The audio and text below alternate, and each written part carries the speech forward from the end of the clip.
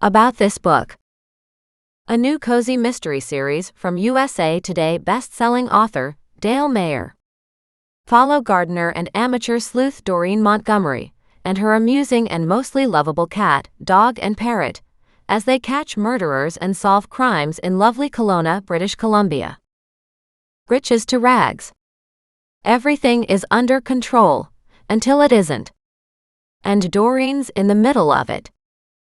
The 4 boxes of files Doreen inherited from journalist Bridgman Solomon have already helped her solve one crime, and Doreen hopes they'll continue to assist her as she sticks her nose into future cases. But when she stumbles over a pair of pink satin handcuffs in her standoffish neighbor Richard DeGennaro's heather patch, it's hard to believe that those reporters' files could have anything useful to offer regarding that. Doreen takes a look though, and soon she's headed down a merry trail of prostitution, embezzlement, and of course, murder. But the minute the files suggest a connection to Doreen's specialty, a cold case, her beau and partner in crime, Corporal Mac Moreau, starts breathing down her neck. With her trusty animals leading the way, Doreen sets out to find the connection between the reputable banker who died in an unsolved hit-and-run and the prostitute who owned the pink satin handcuffs. As Doreen puts it all together, even she is surprised at the outcome of her latest investigation. Sign up to be notified of all Dale's releases here. Chapter 1. Friday, late afternoon. All you need to do now, Mac said, is stay out of trouble. Doreen shrugged. How much trouble can I get in? I've been gardening all day, and I'm coming up to the big hydrangea bush. I can get in no trouble with that. He just looked at her. Hydrangeas? She shrugged. Those big flowering plants. I promise I'll spend tomorrow working in my garden. He stared at her in doubt, also noting how all 3 of her animals sat nearby, watching the exchange like a tennis match. They didn't seem disturbed at the discussion. They knew this was the usual exchange between Mac and Doreen. She chuckled. Of course I can't guarantee what I might find. You don't get to find anything, he said, a warning in his tone. Well, why not? There was a gun in the gardenias. Maybe I'll find. She stopped, pondered for a moment. How about I find handcuffs in the hydrangeas? She announced triumphantly. How about you don't? How about you just stop trying to find anything? And with that, he turned and stormed out. Mutinously, she watched him walk out the front door, her traitorous animals trotting behind him, all wanting goodbye hugs or pats.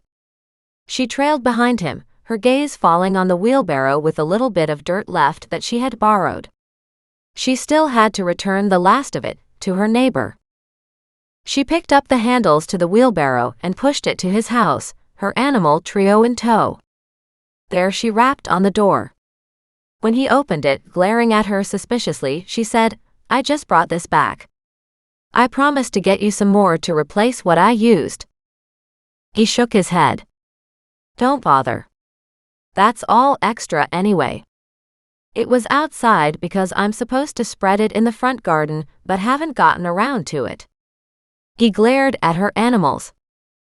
Muggs, Thaddeus, and Goliath knew better than to ask Richard for a hug or a pat to the head, and stayed close to Doreen. Put it right there.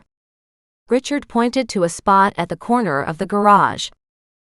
She nodded and said, Well, thank you for the dirt I used. She lifted the wheelbarrow handles and dumped the last bit in a pile as he'd requested. As she turned the wheelbarrow around, she looked at the hydrangeas in his garden and said, This garden is doing really well. And that heather is gorgeous. The hydrangea is looking lovely too. The hydrangea is nice. It's the blue flowering variety. As she studied the bush, she wondered out loud, I'm surprised that bush is so small though. He shrugged. It's been small since forever. I don't know why. Probably no room to grow against the house. She wondered. May I take a look? He stared at her suspiciously. What could you possibly look at? But she eyed something flashing in the sunlight. Only it wasn't in the hydrangeas, but rather in the blooming heather in front of the bigger bush. Who knows? Something could be restricting the bush's root system. At least that gave her an excuse to get in the garden bed. She crouched at the edge of the hydrangeas to where the heather had tangled up in something metallic. Almost immediately, she identified the item. She gasped and then she laughed. Very carefully, she scooped away the leaves and the mulch that had piled up over the years.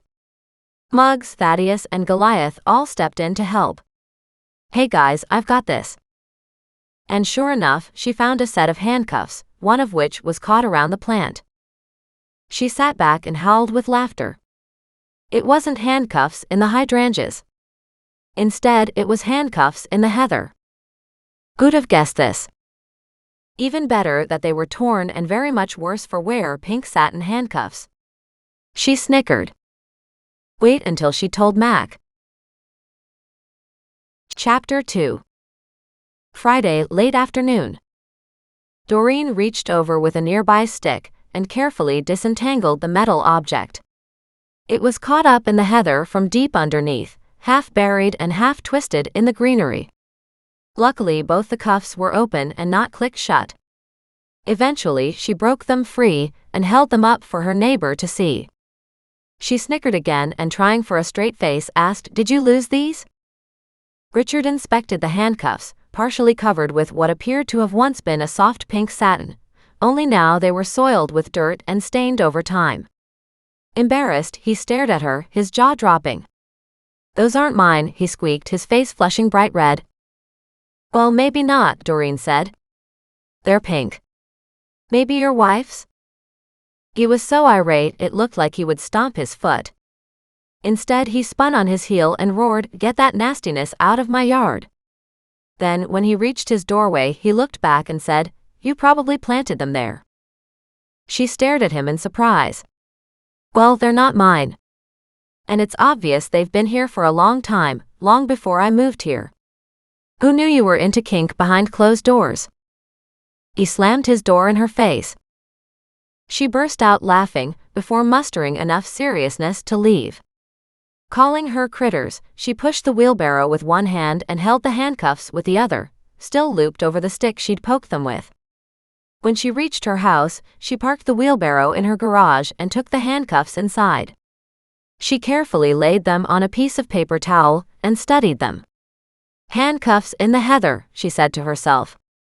"Mac will never believe that." Not that she was ready to tell him. It definitely wasn't a police issue, but a sex story issue. And of course, that raised all kinds of interesting questions. She'd never really been exposed to sex toys, so this offered a whole new level of research. And she also expected all kinds of issues when doing that research with her own laptop. She had decent virus checkers, but she was bound to end up on porn sites. Not exactly what she considered her daily reading. Although, if that was all she had for issues, then whatever. But relieved that her unpaid workday designated to helping the local police was more or less over, with the potential of a fire tamped down here at her house, and with Steve caught and hopefully at the police station, Doreen opted for a hot cup of tea at the creek. It amazed her how the soothing sound of the water perked up her spirits and gave her energy instead of draining her. Right now, she didn't really want too much energy, because she was looking forward to an early bedtime tonight.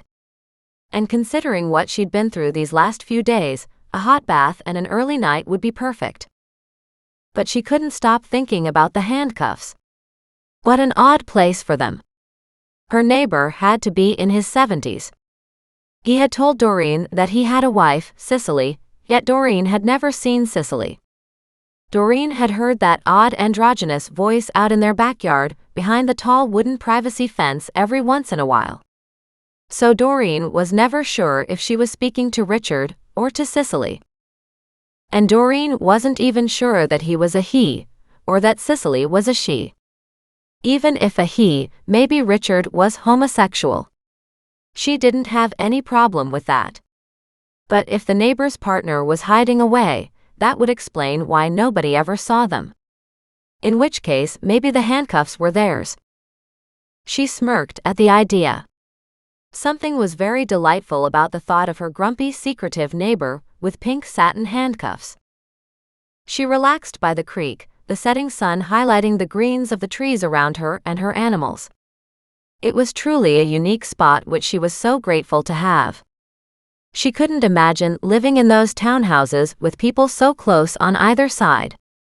She appreciated this creek, with the wide open spaces, a ready path, and a spot for the animals.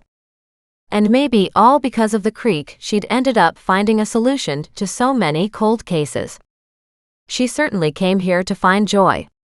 She knew the media would hound her as she helped to solve each case, and that usually meant her front yard would be out of bounds again. Most of the time the media didn't follow her to the backyard, but she couldn't guarantee they wouldn't. She didn't even want to contemplate how many cold cases this last case would close.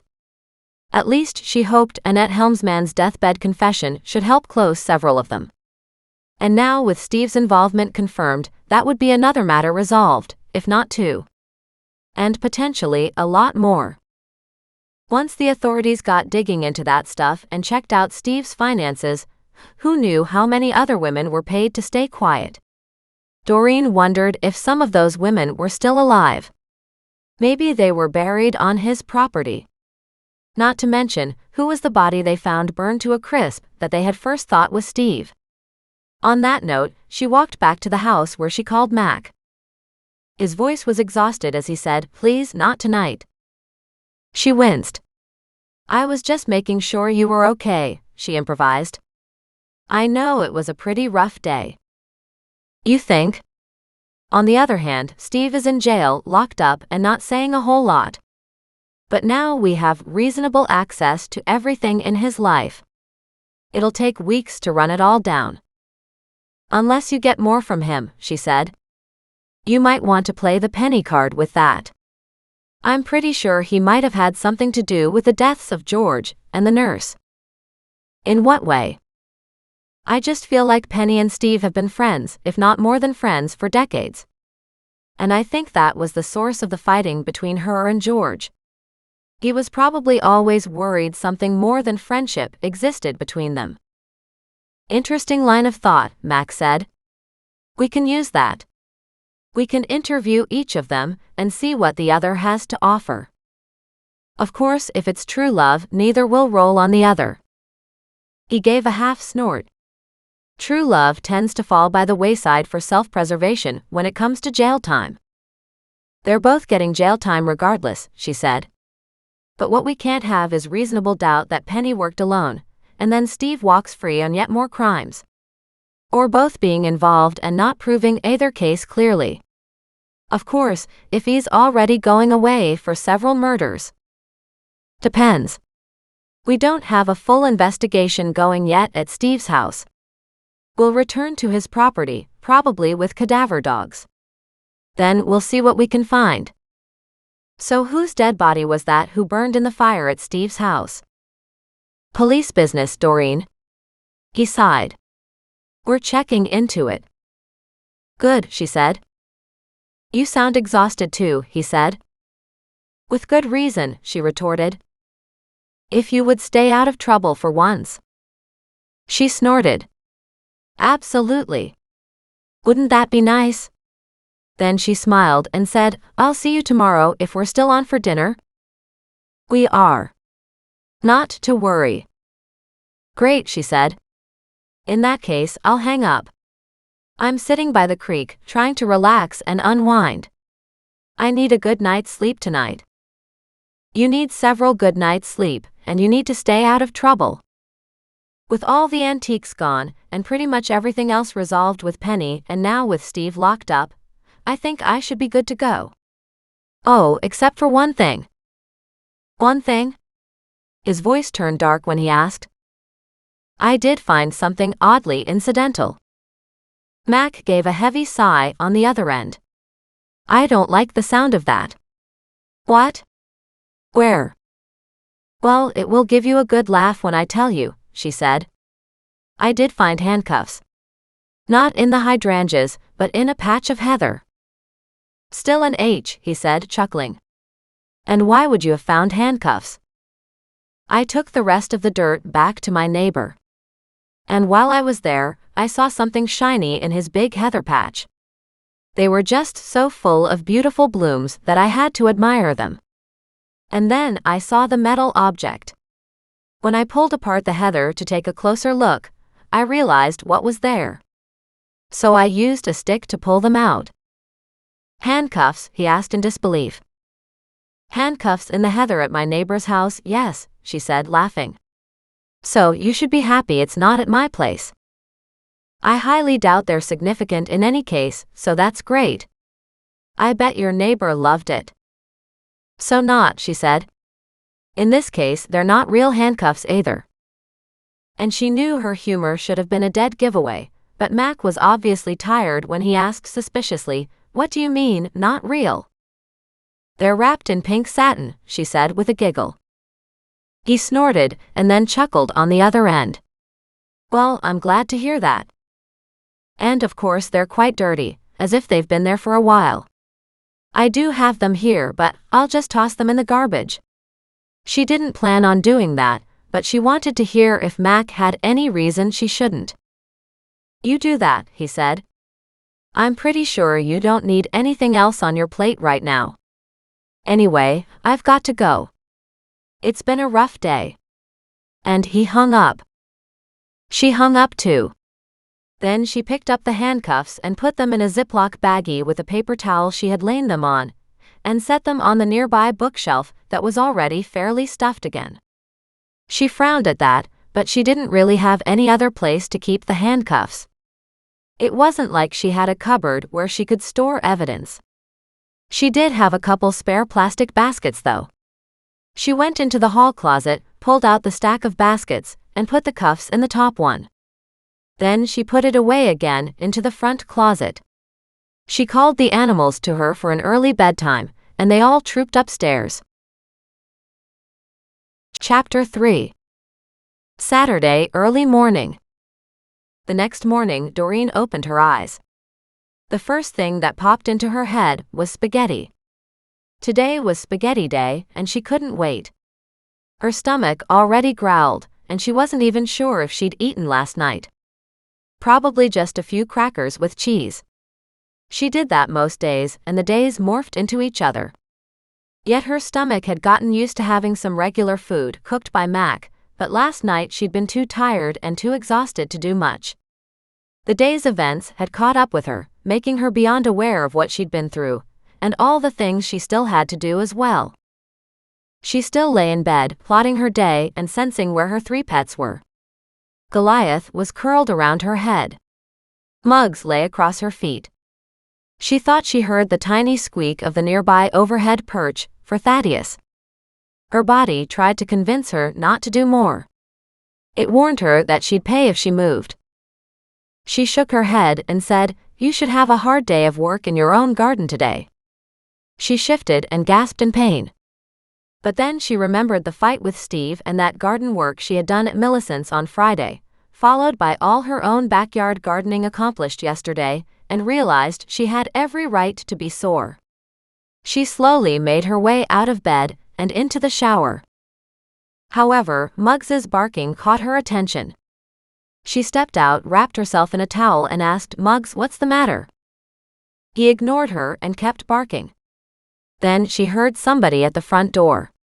Groaning, she wrapped a bathrobe around her and raced down the stairs. She peered through the living room window to see Mac standing there with a glare on his face. She sighed, disarmed the security, and opened the front door. "And what's the bee in your bonnet?" she asked. "Me." He looked at her in surprise. "It's early still, and you already look angry." "My body is sore from yesterday, and I just got out of bed and into the shower." "Good. I'll put on the coffee while you finish up and get dressed." She rolled her eyes at him, then returned upstairs as he headed to the kitchen.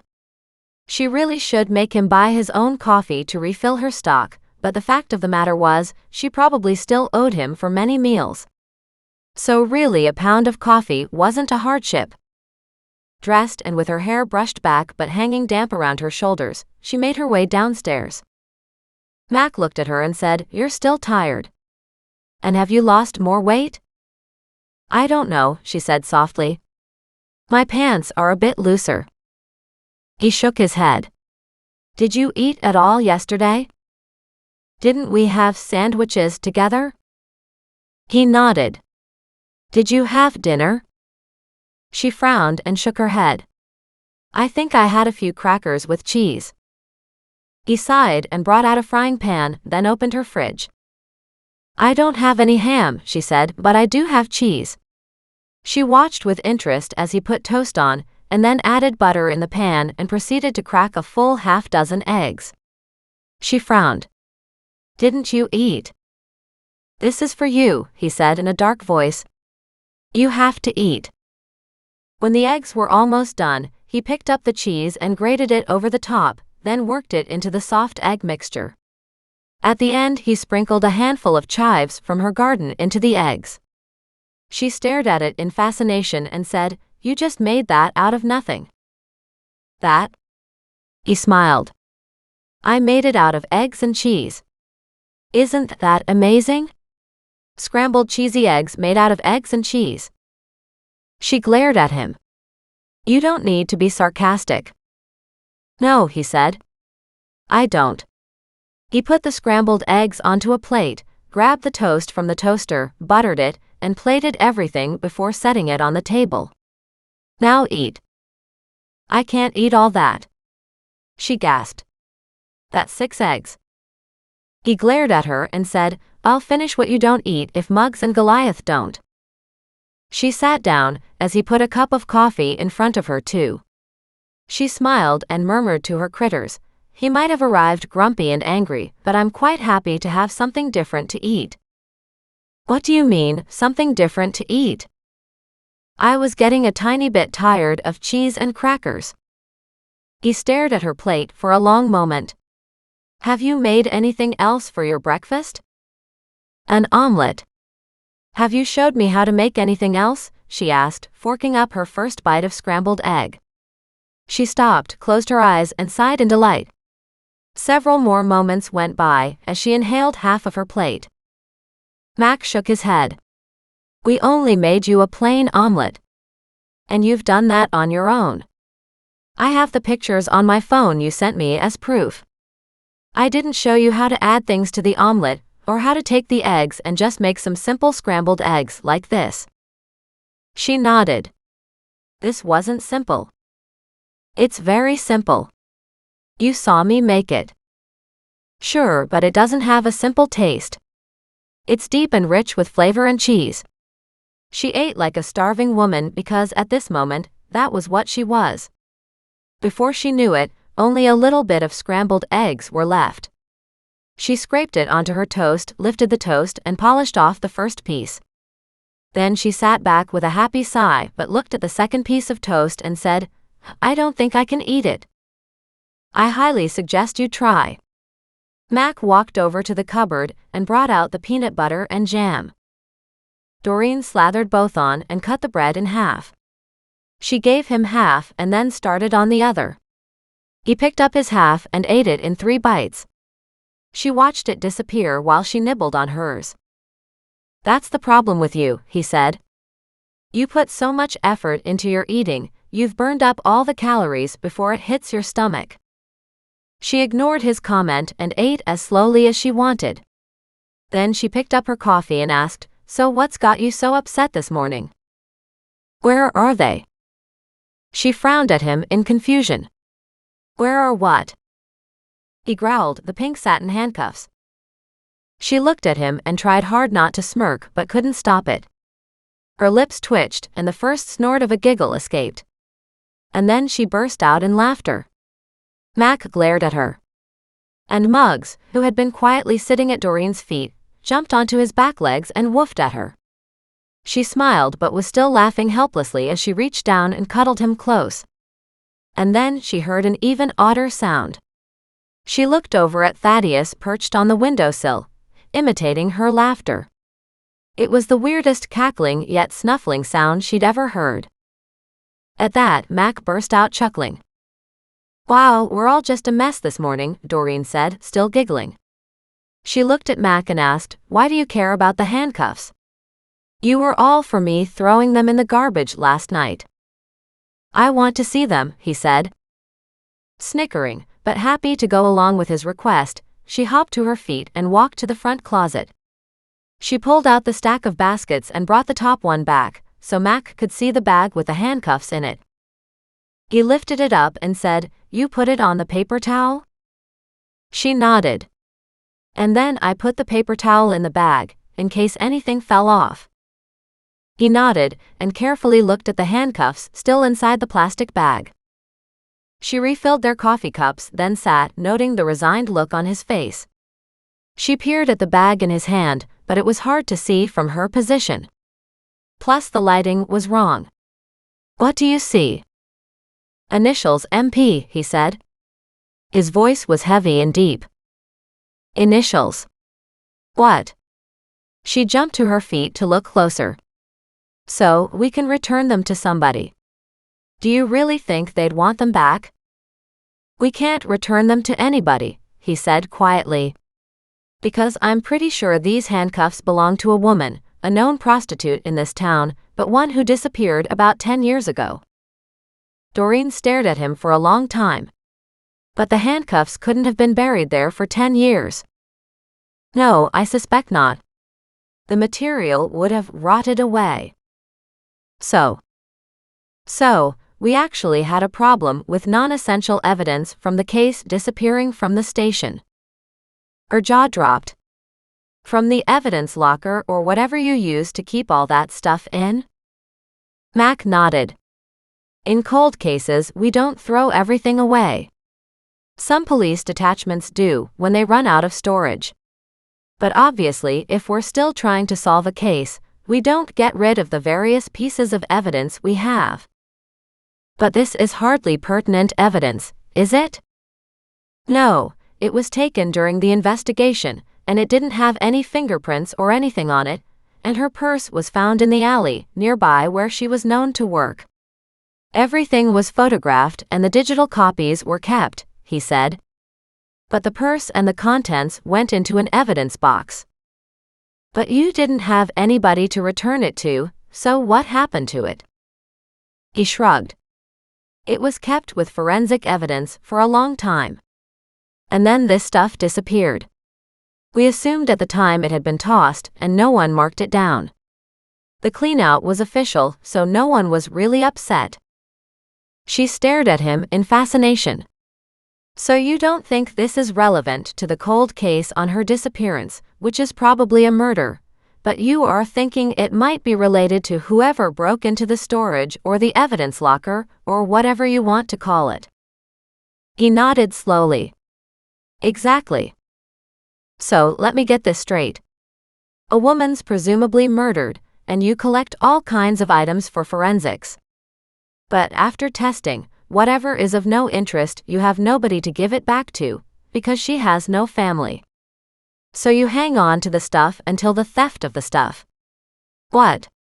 How many years ago?" 7, he said slowly. "In this case. So, years after the original disappearance, but I'm calling it a murder. Somebody dumps the box, which does seem to point the finger at somebody in the police department. At least initially. But maybe then the dumpster was raided, and I'm thinking kids got to it and threw it away here in the neighbor's yard. And yet it wasn't important to the case, so the kids stealing it shouldn't have been important to the case either. More nuisance value. Likely someone pilfered the purse, hoping something worth money was inside, but not finding anything, they just threw everything away." He nodded. "But then where is the purse? Or in this case, the rest of the box?" "That could be anywhere. Particularly if the purse was nice. The rest? Possibly tossed in the bushes as they walked or drove by. That part we're not likely to ever know. And it ends up at my neighbor's front garden," she said. "See? That says prank to me. Was anyone who worked at the force related to Richard? Maybe even hated him.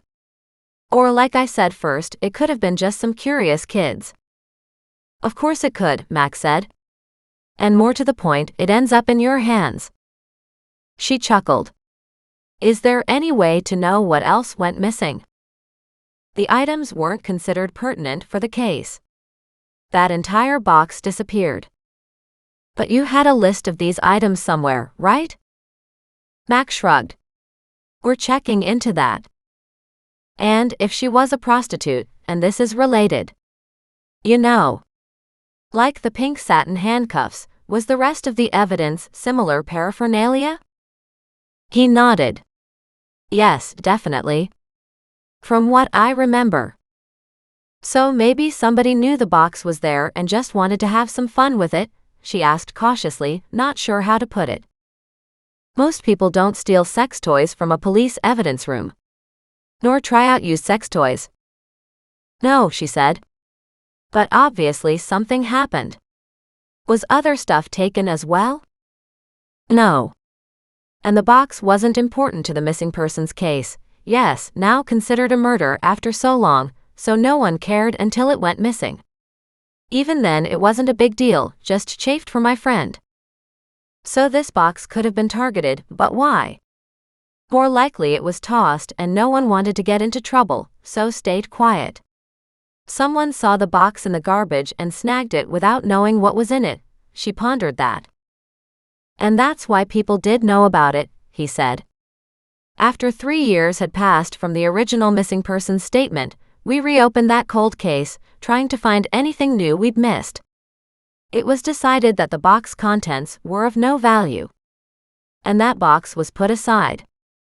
So, if the box was stolen shortly after the department's review of the box, that makes it sound targeted to me. But, she shrugged, it's a theft of unimportant items and that's unpleasant, but that doesn't mean it was necessarily criminal. Well, it's criminal because it's theft, he said in a dry tone. Especially when stolen from a police department. But the originating case file is obviously not at the top of any of our pending files to work on. That's very interesting, she said. Still, it feels like the items were just tossed away. As if someone had this stuff and just threw it out a window as they drove by. Then, considering that in all those years, 7 since the box went missing, wouldn't the satin have deteriorated somewhat more? How close to the house were they? Were the heathers protecting them? Where are the sprinklers? Or were the handcuffs just sitting there under the heather branches, dry and protected? Is there any reason they wouldn't have looked weather-beaten or old by now? I'll take them to forensics and see if they find anything on them. Be my guest, she said. He nodded. So, when we're done with our coffee, you'll show me where you found them. She rolled her eyes. Sure. My neighbor'll love that. The good thing was, Richard didn't even show his face. He was probably too embarrassed. Doreen walked over with Mac and showed him exactly where she'd found them. No pink satin remnants were anywhere around the heather. You should take a bunch of photos, I guess, she said. But I never thought to when I pulled them up. There's where the chain between the two of them was, or whatever you want to call that piece that connects to the handcuffs. You can see it was dug in slightly. Mac nodded and took several photos, then said, Good. I'll take these and the handcuffs into the station and see what the chief wants to do. Sounds good, Doreen said. She stood outside while he drove away, Muggs and Goliath sitting at her side. Both watched Mac, whereas Thaddeus apparently showed a great deal of interest in the heather.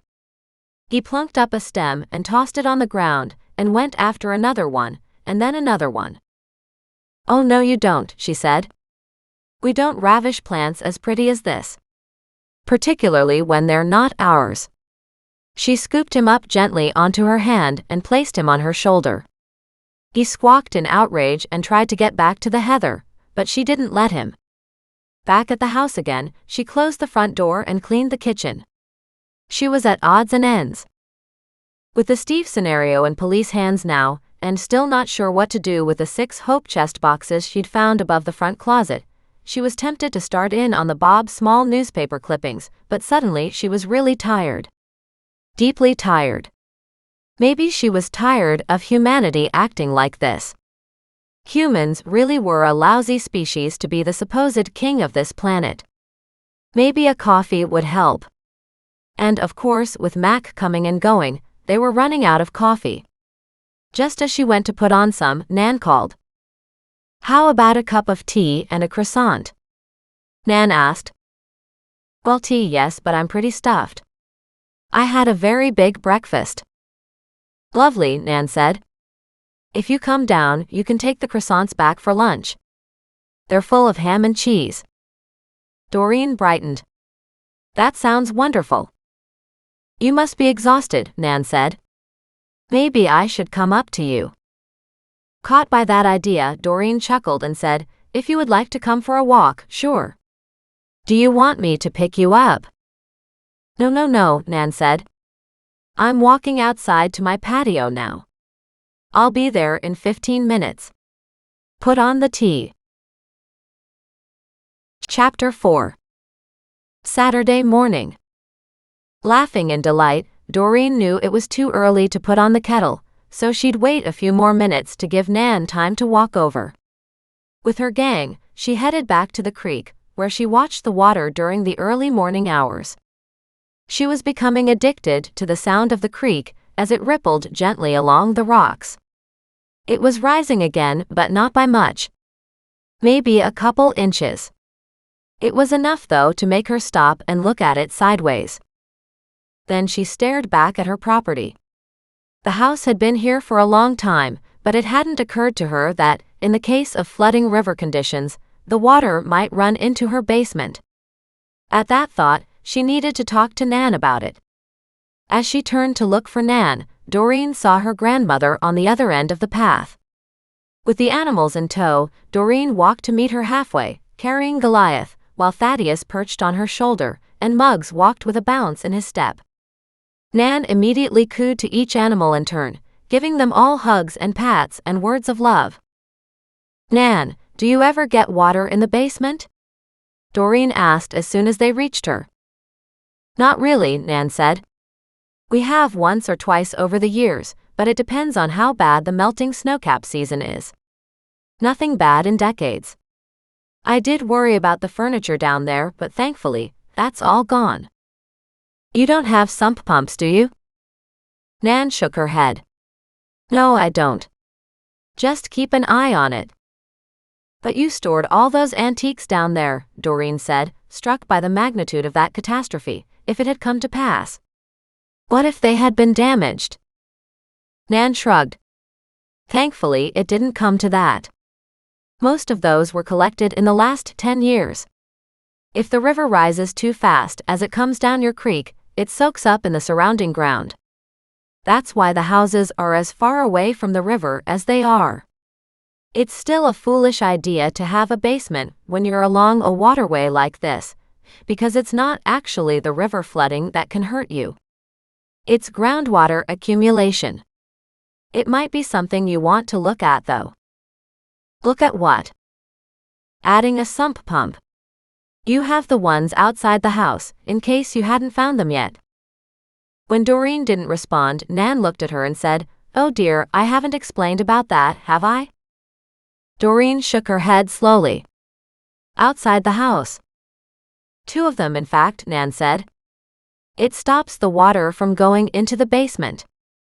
But you said it did flood several times? Only if the sumps aren't working. Back then, I didn't have those. They were added in later. They walked into the backyard, and Nan headed to the corner of the garage, moved some of the bushes back, then pointed at a round wooden lid. "Lift that up," she said. Doreen did, and was shocked to find a metal cylinder and some mechanical device inside. "Now hoses should be around here somewhere," Nan said, turning around. "You hook a hose onto that end and take it all the way down to the creek." "But that's a long distance. What kind of hose do you hook to that?" Nan wandered around the outside of the house. There was a box here. Then Doreen remembered, under the heavy growth at the side of the house, she had found a low-lying box, maybe a wooden version of an irrigation box. She told Nan, and they headed there. Nan opened it, and inside was a black and blue pump hose. She came back out with one end and said, "Take the other end of this and just unroll it down to the creek. They are quite heavy." Even with the warning, Doreen was surprised by the weight of them. "Do we need to do it now?" Doreen asked. "If you look where the pump is," Nan said, "you'll see there's a little water already in the cistern." Doreen backed the hose down the lawn. When she returned, Nan gave her a shorter hose. "Go connect this one to that one," Nan said. "These simple clamp lock things are on the end." Doreen did that, snapping the locks together. Feeling better about that, she rejoined Nan again, who was ready to show Doreen how to attach the elongated hose to the pump. Nan popped it in the tube in the ground so it was connected to the device inside, and then she said, "Get a hose, dear." Doreen looked down at the sump pump hose, and Nan shook her head with a laugh. The garden hose. It was just around the back of the house where the porch was, so Doreen brought the end of it to Nan. "Turn it on," Nan said, "and direct the water into this metal cylinder." Doreen watched and heard the pump making a weird sound while being filled with water. And then it sent water shooting all the way down the much bigger hose to the creek. "Perfect. That's how you keep the water out of the basement," Nan said. "For now, just leave this in place. We can tuck the sump pump hose up against the fence. You have another 15 to 20 feet of that hose in the box. If you connect a longer one along the fence, it will drain over the path into the creek." Nan bustled around to the low, flat box and pulled out another set of hoses. "Back over here where the police dug up my garden," Nan said in a mild outrage, "there was another sump pump." Doreen frowned and hurried over to the far corner. "I don't remember seeing one." But sure enough, where the policeman had turned over the garden and had dumped a pile of dirt, was another circular wooden piece in the ground. "And I just thought that was garbage," Doreen said. With Nan's help, they scraped all the dirt off the top and lifted that circle. And there, beneath, was another metal ring and a pump. They repeated the process of hooking up the sump pump hose to the pump itself. Then Nan said, "Now you can leave these out, and anytime the water starts to rise, these two pumps will keep the water out of the house. Although, if you landscape back here, you should consider burying permanent pipes in the ground, so you never have to worry about these hoses again." Doreen looked down in the hole and realized the pumps were at least 4 feet deep in the soil. That was probably pretty close to where the basement was. But if they were permanent? She nodded and said, "So as long as we keep these pumps running, no water will go into the house, correct?" "Correct," Nan said with a smile. "It's always an adventure living by the water, dear." Doreen sighed. "You know what? It never even occurred to me to ask you about these, since I didn't know they existed. I just noticed the creek was rising, and that's what had me worried today." "I hear you there," Nan said. "Hopefully I would have remembered before you flooded." Doreen shuddered. "But I'm good to go now, right?" "You are," Nan said. Doreen smiled, grateful she thought to ask Nan. "I've been watching the creek rise for the last week," she said. "And I started to wonder, just how high could it go?" "You can expect it to rise almost flush with the hill here," Nan said. "But it doesn't last. We might even only see it for 6 to 8 hours. Yet something you should take a moment and look at. Every once in a while we get these heavy floods, and then you could have trouble with the pumps." "Right," Doreen said, staring down at the pump nearest her in the corner. "Hopefully not this year." "Hopefully not," Nan said comfortably. Then she looked around. "Did you put on the tea kettle?" Doreen chuckled. "No, but I will. Come on inside, Nan." Chapter 5. Saturday morning. Inside she made tea and sat down with Nan. "So bring me up to date," Nan demanded. "You didn't give me all the details about Steve." "I gave you a bunch of the details," Doreen said with a grimace. "And you can't really blame me for not giving you all of that. He did attack me once again." And I had to hear it from Darren, who told Richie, who came to tell me. Doreen sighed. I didn't want you worrying.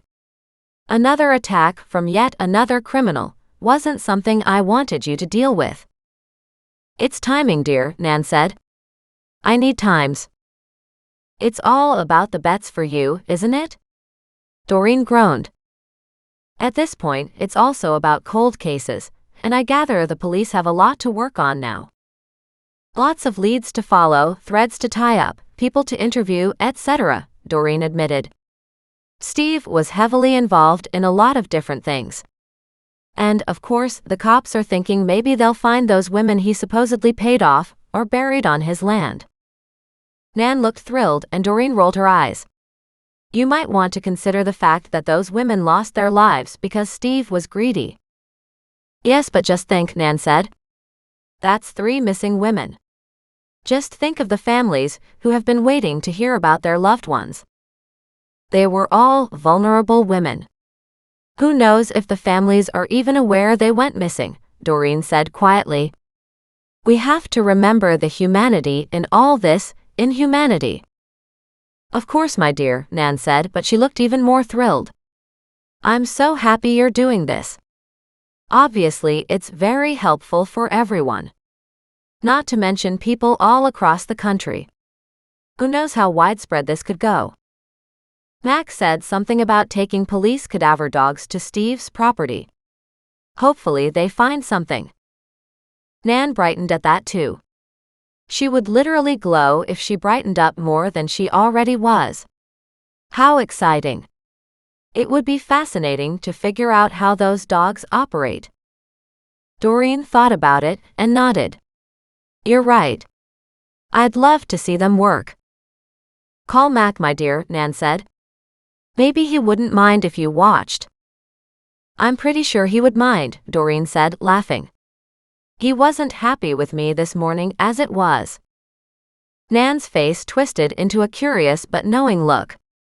This morning? She asked delicately. He stomped over here mad, Doreen explained. Made me breakfast and then wanted to know about the handcuffs I found. Nan clapped her hands together and bounced in her seat. Doreen smiled. You get more excited and act like a teenager every day. It's my right, Nan said with an airy hand wave.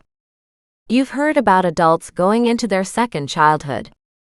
I've just stopped at the teenage years. It's such fun. When I was a teenager, I couldn't do anything. I mean, nothing. But now. Wow. She leaned forward and said in a low voice, Tell me about the handcuffs. Only if you don't share it with the rest of your buddies at Rosemore, Doreen said with a warning. Nan drew a cross over her heart. Doreen wasn't sure if that was good enough, so she reiterated, Promise me, Nan. Nan glared at her, and then her shoulders slumped. Fine. But then, when she heard all the details, she laughed, trying to hold it back behind her hand as she giggled. Oh my, she said. Are you sure they don't belong to our neighbor? He appeared to be quite offended, Doreen said. And he didn't come out when I showed Mac where I found them. I think I remember something about that missing woman, presumed murdered, Nan said. There was a big outrage about getting the women on the streets some help, so they could find another way to make a living. One of those hot topics that come and go. You know how, this year, we'll worry about women who are prostitutes because life and circumstances force them to sell their bodies. Then next year, it's all about the drug dealers and the addicts who keep the drug dealers in business. Then it will be single moms and abusive relationships. She shook her head. I know we need to help them all, but it just seems like they fade in and out of the news and don't get steady attention. And of course that's basically what happened here too, Doreen said, because the case went cold. Another cold case, Nan breezed through the statement as if she expected it. No, not really. I'm not looking into it. The handcuffs were in a box the police were getting rid of because the items didn't contribute to the case. Maybe, Nan said, nodding her head. And yet maybe not because now you've found the handcuffs, so who knows? Doreen nodded. I'm not going there. Let's just put it that way. The two women then relaxed and had their tea. Nan perked up, lifted her pointer finger, then reached into her pocket and said, I forgot about these. And sure enough, she had 2 ham and cheese croissants. Nan, you must have very big pockets, Doreen said in admiration. Nice going.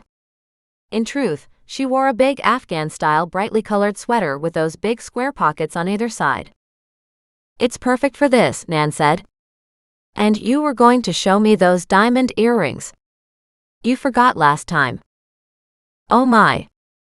Doreen hopped to her feet, went up to her bedroom, then brought down the big bowl holding everything she'd found in Nan's clothing. Take a look at this, she said. I put everything in here. While Nan was a bundle of excited energy and looked through the bowl, Doreen couldn't stop thinking about the police canines. She decided to call Mac. And ignoring his growl, she asked, Is there any chance I can watch how the police dogs work? I don't know, he said, sounding surprised. I'm planning on being there. If I can get away. By the way, forensics didn't find anything usable on the handcuffs. Oh, she said, momentarily distracted. Okay, that's too bad. It's what I expected. Right, back to Steve's property. I guess I'm asking if I can be there too, she said hurriedly. Obviously, I won't get in the way. He snorted at that, so she said, Okay, let me amend that. I'll try not to be in the way. For all I know, it's almost over, he said. I'm late as it is. She sighed. Oh well, let me know then if you find anything. Then she hung up.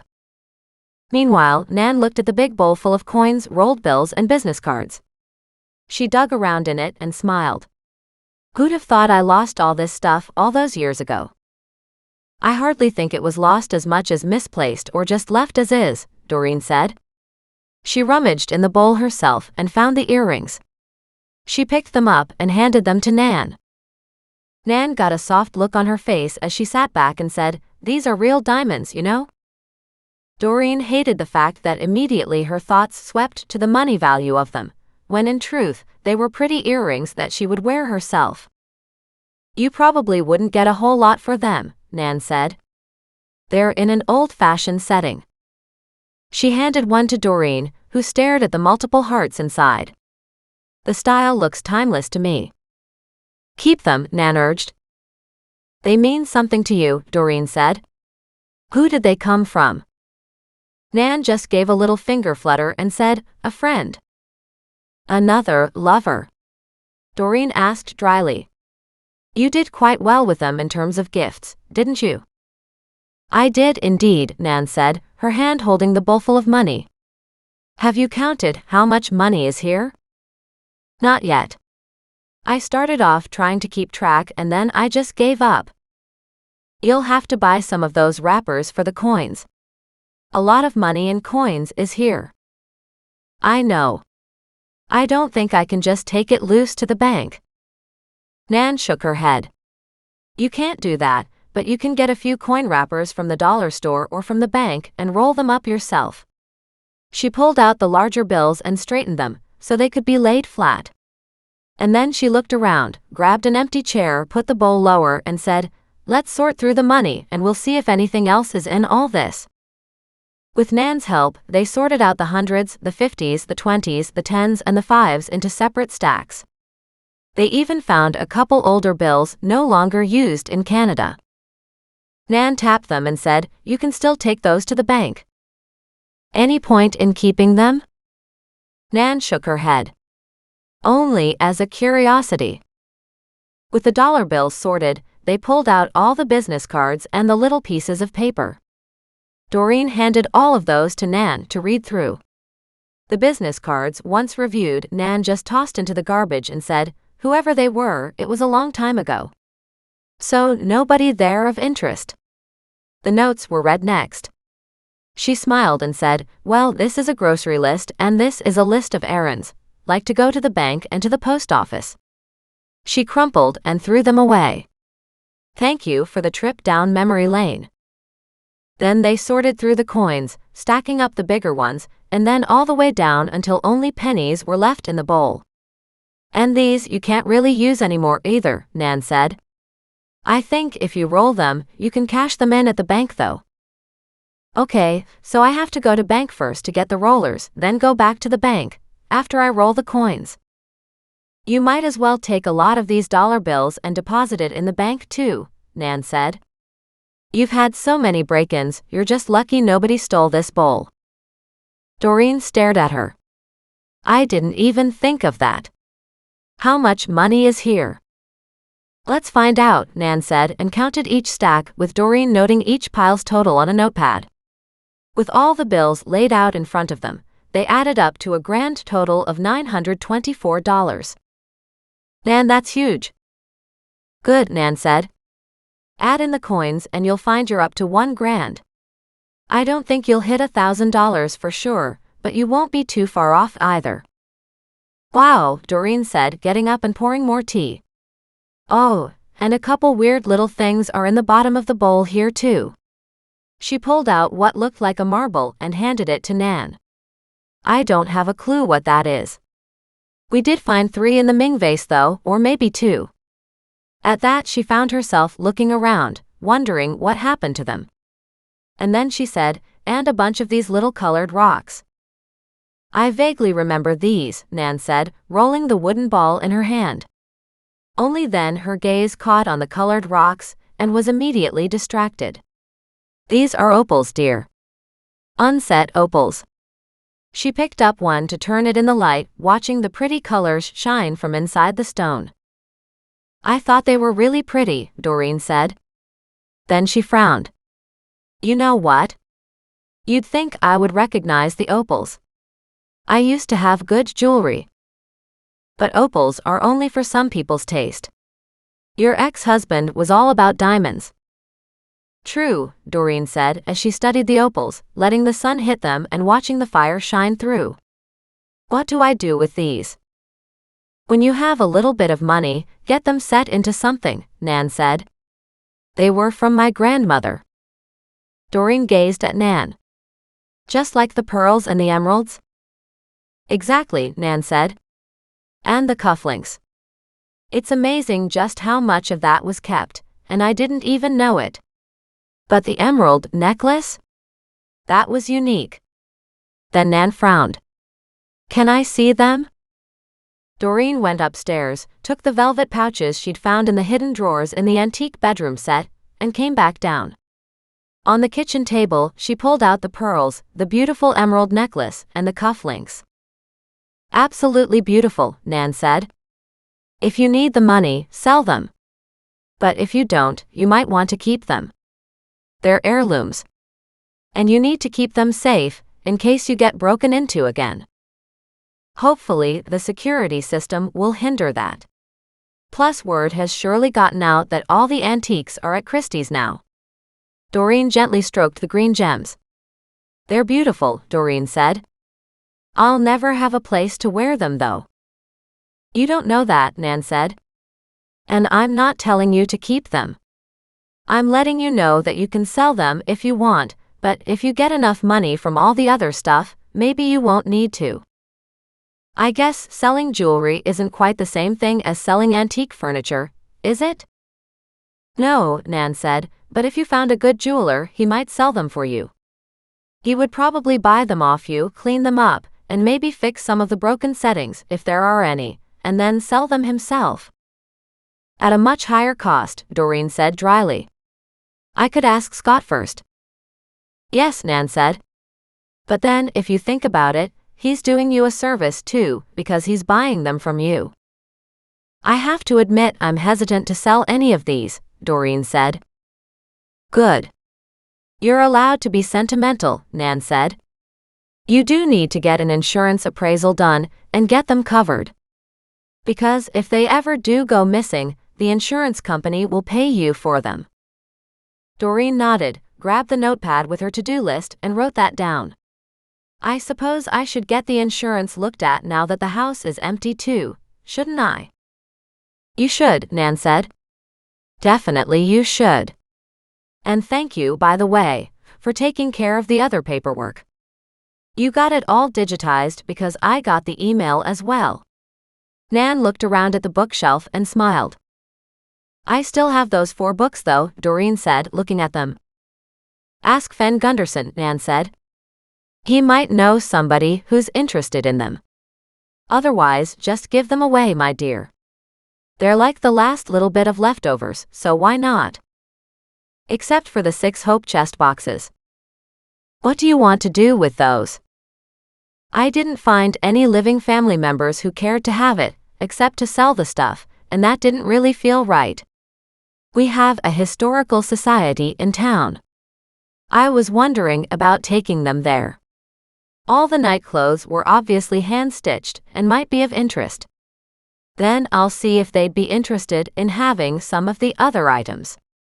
And honestly, I was thinking, and I mentioned it to Mac, that maybe I'd like to keep the sets of dishes. Doreen paused, then continued, I should find out from Scott to confirm they aren't massively priceless items. She said the last phrase in a mocking tone. But if they're not, and if it's not something he wants, I thought maybe I would keep the dishes and put them to use. I only have your broken dishes as it is. Everybody needs a good set of Sunday china, Nan said in delight. And I'm pretty sure the woman who owned the hope chest items stored in those boxes would be happy to hear you were keeping them. It's 3 boxes full of dishes. And I thought maybe the love letters could go on display, along with the night dresses and other clothes. Nan tapped the table as she stared off in the distance. I think I remember hearing about somebody involved in the Memorial Society, but I can't remember who. I need to make some phone calls and maybe stop by with a few items to see if they're interested. Obviously, we have the Pioneer Society here, intent on preserving our history, and maybe this history is important too. Yes, Nan said. I really like that idea. So you also have all of Solomon's files he'd collected throughout his life as a journalist, and that's about it. And the Bob Small newspaper clippings I kept from your friend, Doreen said with a smile. Very true, Nan said. Then she hopped to her feet. I'll let you go now. You might want to casually walk past Steve's house and see if the police dogs are working now. I don't want to get involved in anything official, Doreen said. I've pissed off enough people in the law enforcement community. You've also delighted many people, some in the law enforcement community as well. You shouldn't feel bad if you want to know how the police dogs work. I'm sure there'll be a crowd anyway. Nan paused, then looked at the creek and back at Doreen. Maybe you should go from the creek side. I also wanted to do some gardening. On that note, the women stood and went to the backyard, where Doreen pointed out how far she'd made it with the digging and the weeding. This is starting to look really nice, Nan said. And remember to keep an eye on those pumps. With a wave, Nan headed down the creek.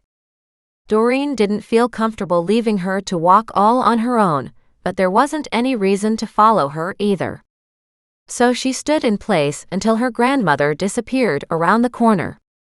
It really was just a couple blocks back to her place. With Muggs and Goliath at her feet, Doreen smiled and said, What about a walk in the other direction? Muggs gave a bark, while Goliath gave a meow. And Thaddeus, not to be outdone, said, Thaddeus is here. Thaddeus is here. I know, big guy, Doreen said. And if you promise not to laugh at me anymore, you can ride on my shoulder. He started to laugh. Not quite as creepily, and not quite as loudly, but it was the same type of snicker. She shook her head at him. You should mind your manners, she said as she led the way toward Steve's property. You should mind your manners, Thaddeus said. You should mind your manners. Doreen groaned. How come you always imitate the wrong things? Thaddeus ignored her at that point, shaking his wings and ruffling up his feathers, as if to get comfortable on her right shoulder. She smiled and walked along the river. She'd had enough to eat from Mac's visit this morning, and she really was good for hours. Besides, she wanted to see what police cadaver dogs could do. As she walked up to the river, though, she found several cops lined all around the property. And there was Arnold. He lifted his finger in her direction and shook it. She glared at him. "I'm allowed to walk here." "You are," he said, "but you're not allowed on the property."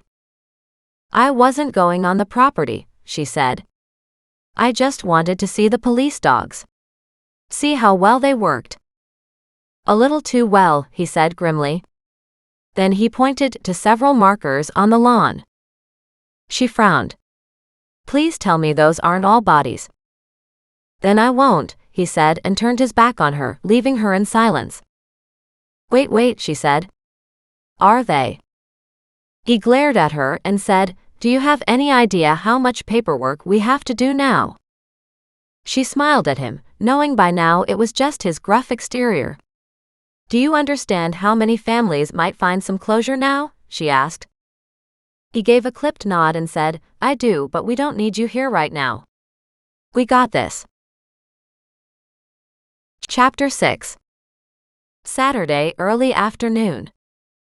Doreen didn't want to go, but with the cops not allowing her to take pictures, to explore, or to do anything but stand mutely nearby, she finally turned away and headed home. The animals were happy to stay or to go. They were just happy to be out again, as if her one day of rest had been more than enough for them, and they were ready to zip ahead and to do things. She wasn't sure how that worked, but considering the somberness of what was happening here at Steve's house, she was glad to know these women, if those were actually bodies, would finally get a chance to be heard and to have their families notified. Still, it was a very sad business. Her steps slowed, stopping to pick up rocks in the creek, which was definitely rising. She studied the other rocks to find almost none were left visible in the middle of the river, and the water now rose onto the bank. As she stopped and studied the water height, she realized that quite possibly within another few days to a week, she wouldn't be able to walk along the banks, meaning she'd lose that path up to Steve's place. She wondered if she had rubber boots anywhere. That would allow her to still walk a little bit here, even if muddy or flooded somewhat. But then, paths went along both sides of the river too, so she could keep tabs on what was going on at Steve's place before the water rose enough to cause her any concern. Worst case scenario was she'd have to walk on the street side of the property. Finally back home again, Doreen walked inside and made coffee and grabbed one of the 2 croissants, then sat outside on a chair by the veranda table. She needed to work on her garden, so as soon as she was done eating, she bounced back to her feet, walked past a small clump of heather, and giggled. She immediately looked at the neighbor's house, considering the pink satin handcuffs, and couldn't think of a less likely pairing. Under what circumstances would a pair of sex toy handcuffs end up in the heather patch of his garden? They could obviously have been thrown there, maybe even before he moved in, depending on when he bought the place.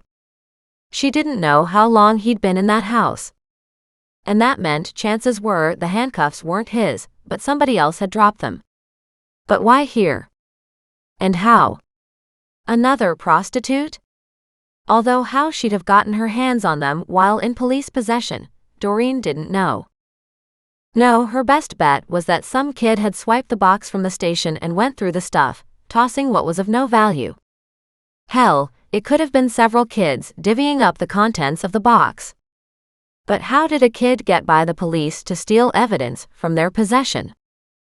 All these thoughts ran through her head, but she didn't have any answers.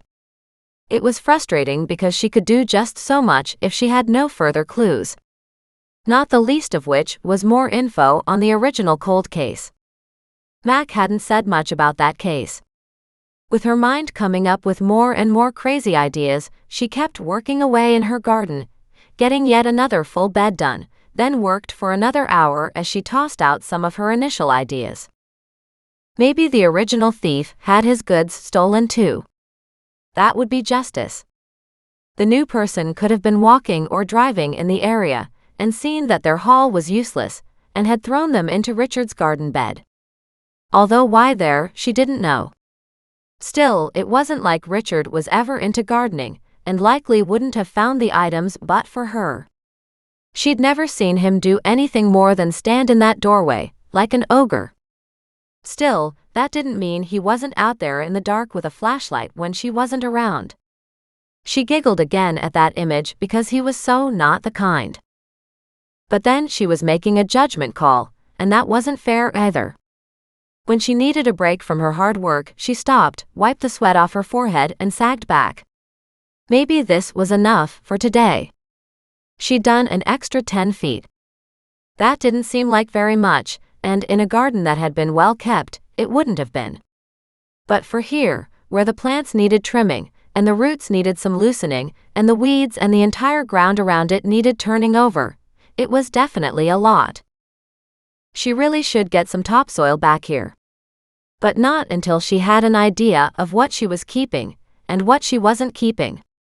She had a little room around the side of her house for that to be delivered, but she didn't think she could get anything like a dump truck this far back to deliver those huge cubic bags of topsoil that far, so she could wheelbarrow the bags farther. But that looked like a ton of work too.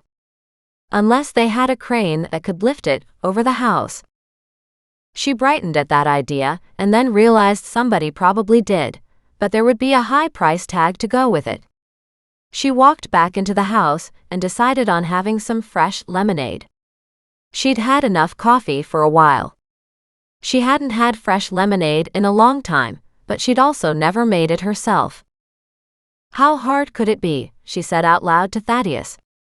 She sliced fresh lemons, dropped them in the pitcher, and filled it with cold water and ice cubes. Then she grabbed the sugar and put in 1/4 cup. She stirred and then tasted it. It was ever so slightly sweet water. Shaking her head, she grabbed more lemons, squeezed them, and gave Thaddeus one of the halves. Thaddeus busied himself, pecking away at it. Changing her mind about the bird's treat, she snagged it out from under his claws when he wasn't looking. Then she gave him a piece of celery instead. "Remember green," she said to him. "Green is healthy for you. I have no clue about yellow." He shot her a look, then pecked on the celery. That was all good. She tried the lemonade again. "Okay," she said. "It's now super sour." She added a bit more sugar, but judiciously.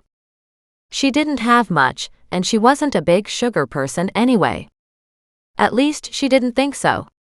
But every time she was down at Nan's, she managed to gobble zucchini bread, or something equally delicious. So maybe her taste buds were changing. She tasted her lemonade again and smacked her lips. "Perfect," she cried out. She poured herself a tall glass, put the pitcher in the fridge, and stepped back outside to her garden. She studied the small patch where her heather was in beautiful bloom, and said, "You know what? Heather is always gorgeous at this time of year. But there's so little of you that it's not enough to make an impact." The shrubbery had spread over time. She really needed to have 10 times more, and wondered if she could potentially ask her neighbor for some, because his garden was seriously overgrown. His would do better if she took out about half of it. But where would she put some? She wandered down to the edge of the garden where the creek was, and considered how the heather would help to retain the soil when the river rose and fell again, depending on the height of the water. Plus, some heather would make a really nice border along that edge, now that the ratty old fencing had been torn down. She went over to her garden, dug some up, and moved the heather toward the creek. Then, not giving herself a chance to think more about it, she grabbed her shovel and walked around to the front to her neighbor's house. She pounded on the door. At least, she pounded the third time when the first couple times didn't do any good. Finally, the door opened, and Richard glared at her. She gave him a beamingly happy smile. "I was wondering if I could have some of your heather. It's really overgrown and could use a bit of thinning out." His eyebrows shot up to his forehead, then he glared at her some more. "Why? So you can find more things in it?" Her jaw dropped. "Oh, I never thought about that," she said, taking a few steps over to look at the massive heather patch. "What else would you have in there?" "Nothing," he said. He looked at the heather and shrugged. I guess you can have a bit. But I don't want it to look like you stole any. I wouldn't be stealing now, would I? She said gently. You said I could have it. Therefore, I'd just be moving some of it. His brows drew together as he upped the wattage of his glare. She smiled and said, I don't know if you have more in the backyard that you want to get rid of, but I was thinking to put some along the creek edge. Nan's backyard has suffered when she wasn't able to look after it quite so well. So, I'm trying to bring in a few more plants to help revitalize it. He looked at his heather, and then pointed to where it had bowed out into a big clump in the front. From the color alone, Doreen could tell it was a different variety entirely. Why not take some of that one? It's a different shade, which doesn't really fit. She nodded. That would give your patch a more uniform look. She walked into the middle of his rocky bed area, bent down to where the odd-colored heather was, and said, If you don't want this one, I can probably pull out most of it, and then these two behind it will grow together. I can probably even shift them over a little. Or move some of your ground cover rocks to hide the hole. He nodded. Just make it look like you've not taken a big lump out of the middle. Doreen nodded. I can do that. Before she even finished her sentence, he was back in his house. She moved the rocks away gently.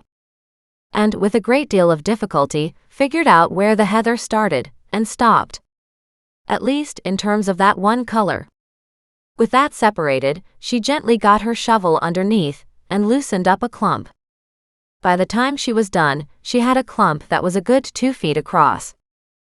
Richard wouldn't particularly like that, because that would leave him with a big hole. She walked back to her house, grabbed a wheelbarrow, came back, and then lifted the loosened heather into the wheelbarrow. Afterward, she gently loosened and shifted the other plants over a few inches at a time. Now, with it all replanted and the flowers nicely arranged, it hid most of the hole. She piled up the rocks again, and grabbed the hose and rinsed off the rocks, just to make it look like nobody had been here. As she curled up the hose afterward, she found Richard nearby, his hands on his hips, studying her work. Sorry, she said. I didn't know if I should have asked to use the hose, but I was just trying to clean up the mess from digging and transplanting everything. It looks good, he said grudgingly. Pleased, she smiled at him. The plants were fairly crowded, so they'll do better now. I thought heather liked being crowded. It does, she said cheerfully, if it has space to go. But it's all up against the rhododendrons here, so they all fight for nutrients. With that overhang from the roof, they aren't getting enough rainwater either. I was looking at doing some underground irrigation, but well. He shrugged. Doreen understood. Whether it was time, money, or energy, everybody had a reason not to do something. Looks fine as it is, she said. The heather won't be in bloom for too much longer, so it's nice to enjoy them while they're showing so much color. He nodded, and she gave him a smile and grabbed her wheelbarrow, then slowly walked back to her yard. She wished she knew what else he had in his backyard. Maybe she could ask for a few more plants. She almost wanted to laugh at her super thrifty ways, but gardeners were gardeners. Although she'd managed to talk to a few when she was married, it was useless talking to most society women about it because they didn't do their own gardening. Whereas here she was hoping to meet with some plant lovers and maybe exchange some plants.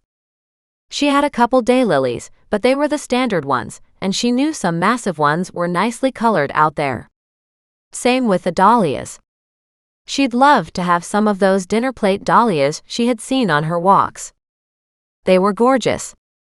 And Penny's dahlias were probably pretty. If Doreen could get a couple of those, that would be lovely too. But then she knew she was persona non grata with Penny in jail right now, so it didn't matter how nicely Doreen asked. She wouldn't get any. She wondered whether she should check in the local paper or online for any plant swap groups. And she had to consider if she had anything to swap. A lot of Nan's garden was overgrown, but some sections were seriously suffering. She headed to the edge of the creek and transplanted the heather along the far left corner of the fence. It would give a really colorful edge to the bank there. With that done, she dumped the rest of the loose dirt around it, packed it in tight, walked to the creek with her shovel, and scooped up some fresh water and poured it all around the newly transplanted heather. She repeated that a few times until the plants were nicely soaked. Finally, she stood here and admired her work.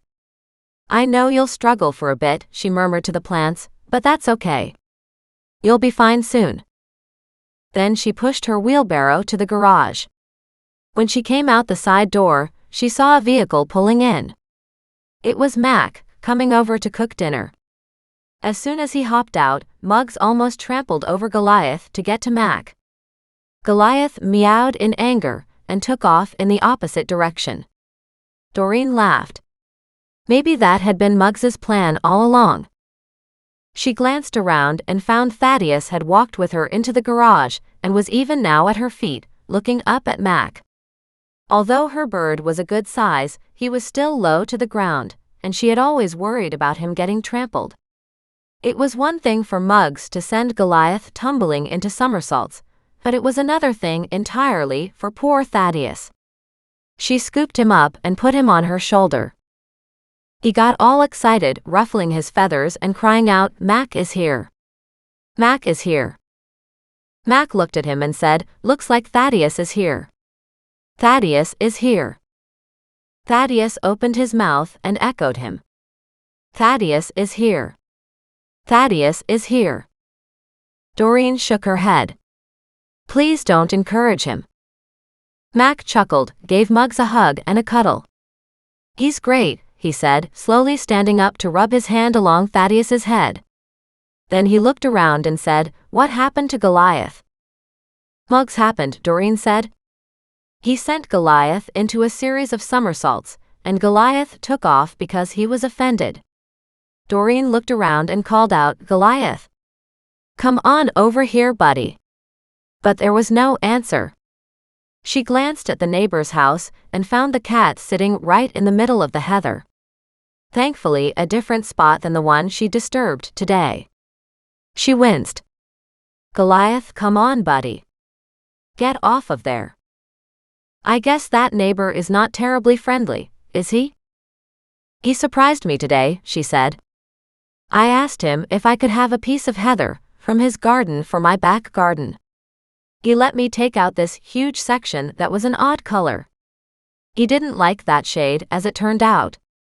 He wanted the heathers in a uniform color, so I was allowed to take that one. But then I had to move and shuffle a bunch of the others in his bed, so it used up the newly created space. It looks pretty good now, but Goliath is sitting just off to the left of where I had been working."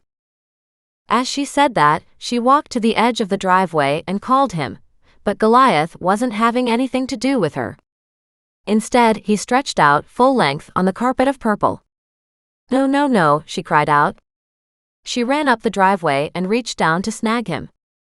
Just before she got to him, he darted toward Mac. But that was enough for her to see what he had disturbed. She frowned. She'd worked in this garden bed earlier for at least a half hour, but not in this section. This big solid clump Goliath had lain on had something else shiny in it. She carefully parted the heather and found a ring. She hooked it with another little twig and lifted it, carrying it to Mac. She held it up and said, "You can blame this one on Goliath, not me." He looked at it with raised eyebrows and said, "That's a pretty fancy ring but doesn't look valuable." She nodded. "And it's just a bit away from where the handcuffs were." He glared at her and she shrugged. Just then, the neighbor's door opened behind them, and the neighbor stepped out. "Now what did you find?" he growled. Doreen gave him the sweetest smile. "A ring," she said. "I figured it must go along with the handcuffs." His face turned beet red, and he stepped inside and slammed the door on her. She chuckled. "He's afraid I think the handcuffs were his. Thinking that he might have invited over an escort." Mac looked at her in all seriousness. "But we don't know that he didn't, do we?" She shook her head. Nope, we sure don't. But any escort wouldn't likely have been carrying these if they came from the police station. So, do you want this, or am I giving it back to my neighbor? Let me get a baggie for it, Max said, the fatigue heavy in his voice. I'm sorry. I guess I've dumped an awful lot of work onto your plate lately, haven't I? You have, he admitted.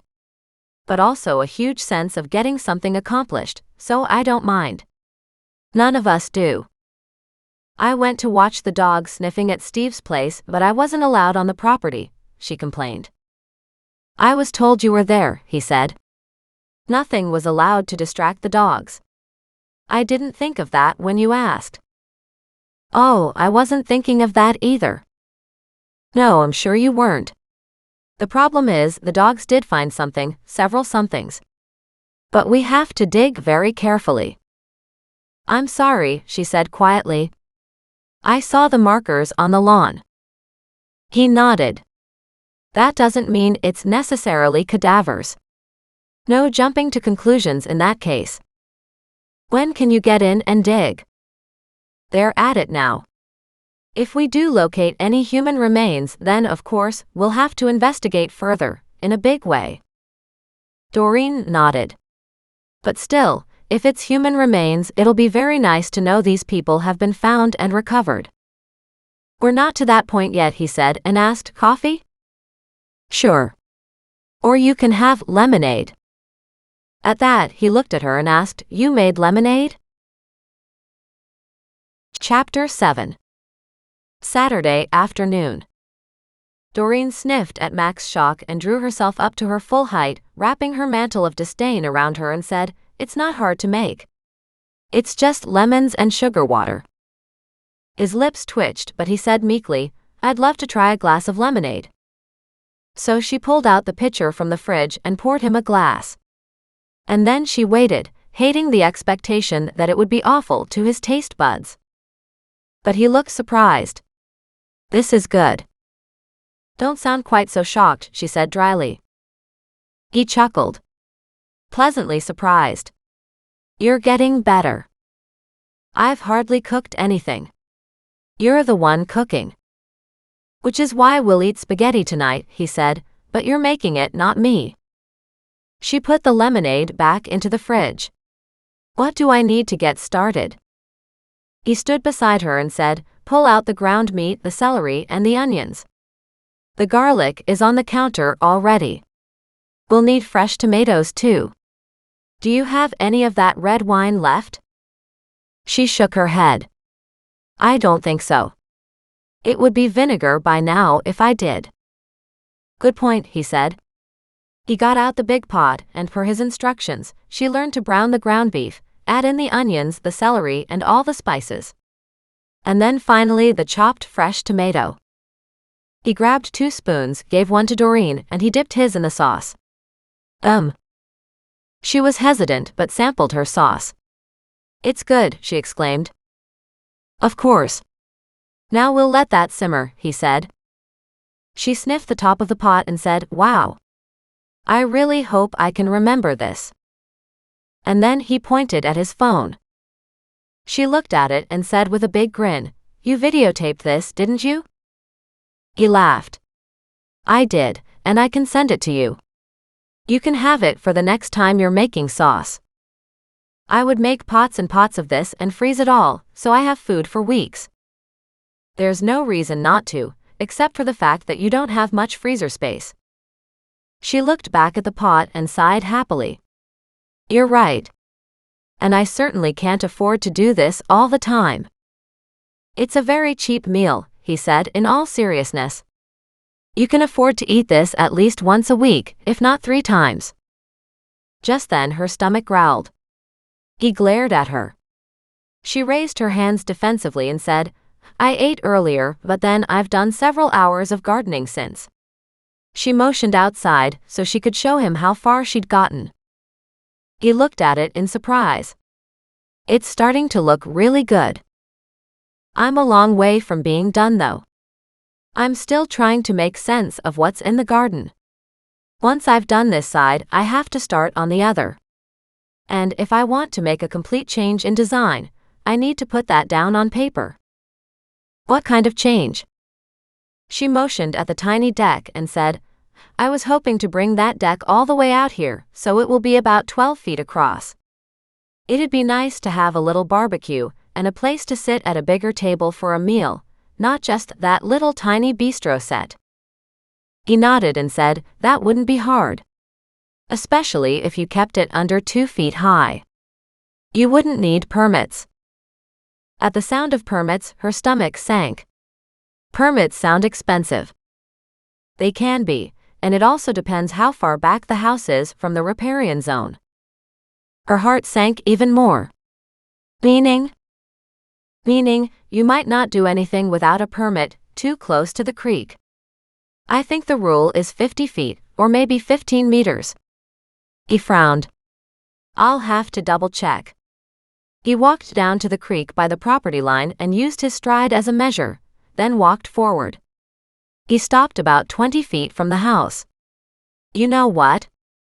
I think you could probably bring a deck addition almost up this far.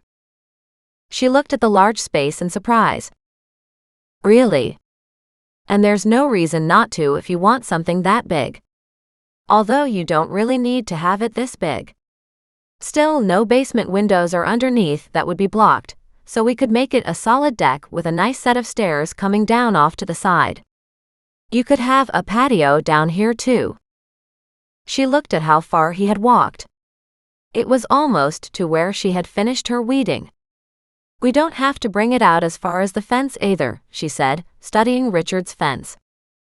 No, you need 6-foot clearance for that without asking for a variance, and there's really no need. We could put stairs down on that side too, so you could get to the flowers if you wanted. As a matter of fact, it would take a nice chunk of the garden out of here that you wouldn't have to worry about. He turned around, looked, and said, by the time you brought some topsoil in here and got this area sorted out, you could have a nice lawn garden on both sides and a big deck. I'd love a big deck, she said warmly. Something with that lovely outdoor furniture, lounges, chairs, and a table. If that's the case, maybe 20 feet isn't too far out. That is big though, and you have to count in the fact that the bigger you make it, the more money it will cost. She winced. It's the labor as much as anything. Then she stopped and said hesitantly, I was wondering if it was something I could do. He looked at her in surprise. It's not that it's hard, he said cautiously, but you have to get things level, and you've got to dig in your patio blocks. You know, those concrete anchors? You've got to put all the beams in, and that's not hard, but it does take a bit of work, as they are heavy. I'd be more concerned you might not be able to lift the wood. Oh. And if I can't do that, I can't lift those big concrete blocks either? The blocks aren't bad. It's the wood, and it depends if we'll put like 4x4s all the way from one end to the other, he said. I think the biggest length we can get away with is 12 feet without paying delivery, but that doesn't mean we can't do doubles. Right, Doreen said, as if she understood. I'll have to look it up. But I really like the idea of a big deck. I can see that. You spend a lot of time out here, so why not? It's not like you'll ever have a pool because of the creek, but you can certainly have a patio and a nice deck. Even an outdoor kitchen, depending on how much money you want to spend. Her jaw dropped at that. An outdoor kitchen? He nodded enthusiastically. Barbecue counter sinks. They're really nice. She nodded slowly. Did you consider the fact I already have one kitchen which I don't know how to use, so a second kitchen I don't know how to use is kind of redundant? He spun on his heels to look at her, then burst out laughing. She glared at him. I'm really not happy you come here to get your daily dose of humor. I mean, I guess the internet's pretty boring for you now. Inside, she was tickled though because she had meant it as a joke. And he had taken it that way. Oh, you're great, he said, as he swung an arm around her shoulders and tucked her up close against his chest, giving her a hug. Besides, you are learning to cook. You're the one who made that spaghetti sauce today. She thought about that, and a pleased smile crept to her lips. You're right there, she said. But a barbecue seems like it's even more dangerous than that electric devil inside. He still chuckled as he shook his head and said, some people would say barbecues are easier. I love barbecuing. Really? Really, he said.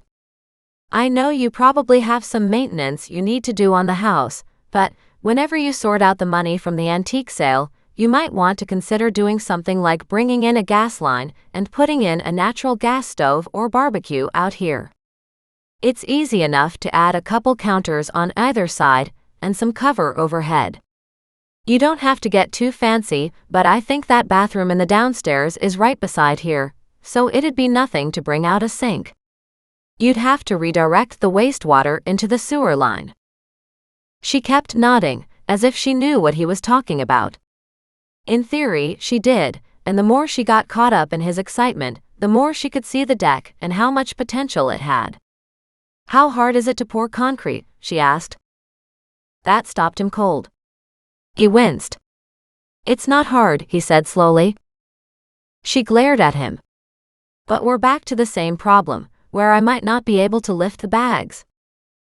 He considered that and said, honestly, you probably could, and you could probably mix it yourself, but you couldn't spread very much at one time, and concrete is kind of fussy that way.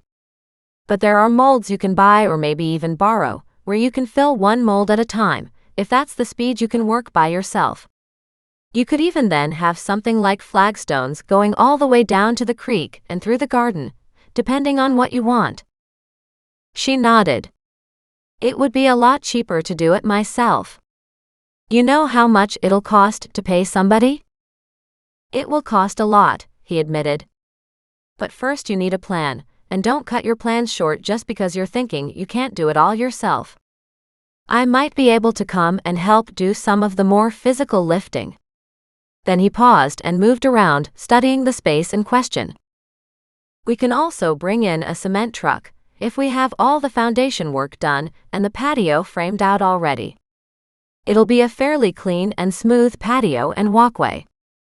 That won't be quite the same look though, and we do have to pay the truck to come. But then they can pour from your driveway here. At that, he motioned with his arms to the side of the garage. You know what? You could pour a sidewalk all the way down to the front of the garage, so you don't have all this nasty mess to deal with in here too. Doreen looked at the nasty mess where half gravel, half weeds existed, where things were growing and taking over. Potentially, Mac continued, we can somewhat pour it down near the creek as well. You can repair the pathway in the water areas. You can't add new ones without permits though. So, because a broken sidewalk is there, we can pour a new one? Mac nodded. Exactly. You can't add something new to a riparian zone, but you can fix what's already there. She walked down a few feet studying the broken pieces and then said, so what I should do is sit down with a piece of paper, draw something up that includes a large deck, the patio, and the pathways, then clean out this old mess because we can't pour on top of all that. I'm not sure how we frame circle pathways. It's not so much circles as much as curves, he corrected absent-mindedly. But you could have a path that meanders, or you could have a path that goes through the gardens and comes back to the center, or you could just have a nice path that goes right from here to the creek. That's where you walk the most anyway, isn't it? She nodded and said, and then just keep the gardens on either side as they are. And have a nice grassy spot on either side of the sidewalk. That would be pretty and elegant. It would be very simple. Adding the patio up here and a deck on top, I think you have a really nice space. What about a patio down at the far end of the riparian zone by the creek? If something's there already, he said, we could pour concrete. Otherwise, you just get some of those concrete patio blocks and put them on top of some of that gravel. That's not a problem. She nodded. Sounds good. I'll have to think about it. She walked back over and studied the deck. Any idea what it would cost to build this deck addition? Well, if you do it yourself. How about I do it myself, she said with emphasis, but maybe with your help? I don't know if we could get anybody else to help for a day or two. It's one thing to pay for a day's labor versus getting somebody in who actually does it from scratch. The thing is, I don't know where to start. I've built a couple simple ones, Mac said. And this is fairly simple because we're already almost at ground level, so we're just coming off the deck that's here. We don't have to worry about anything else but putting a railing on it, unless you want stairs all the way around so you can sit on them. She loved the idea of that. But that'll add more money too, won't it? He nodded. Railings are not cheap, so that cost may counter the other cost. She smiled. You know what? I'm really liking this idea. She hopped up onto the little deck, and already it felt claustrophobic. She walked back inside and he followed. She noticed the ring on the table in a plastic bag. She picked it up. You should put that into your pocket so it doesn't get forgotten, she told Mac. He took it from her, and his facial expression changed as he studied the ring. Are we thinking that's real? Doreen asked. He tried to hold it in the light, but it was seriously dirty. It looked like a solitaire diamond and one of some serious size, but it was almost too perfect. I think it's fake, she announced. I wonder, Mac said. It will need a good cleaning. It's been washed many times, she said. When you think about it, that garden has been watered time and time again.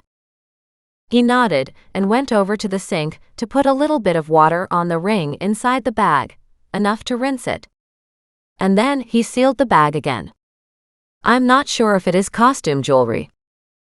Doreen shook her head. I think it is. But a good one. Like one someone wore and kept the real one locked up. So good enough to not have the fake of it be noticed. I'd say that's at least a carat in size. It was a not too contemporary setting, with simple high sides and with a single diamond perched on the top. That's a traditional engagement ring look. But the more I look at it, I can see how fake it is. Mac looked at her and she continued, look for an inscription. They're usually inscribed with something. It took a bit to get the lighting just right, because the band itself was fairly thin. What was the woman's name? She asked as she tried to look with him. That's an M showing. If it's who I think it was, he said, her name was Meredith. Chapter 8. Saturday, late afternoon.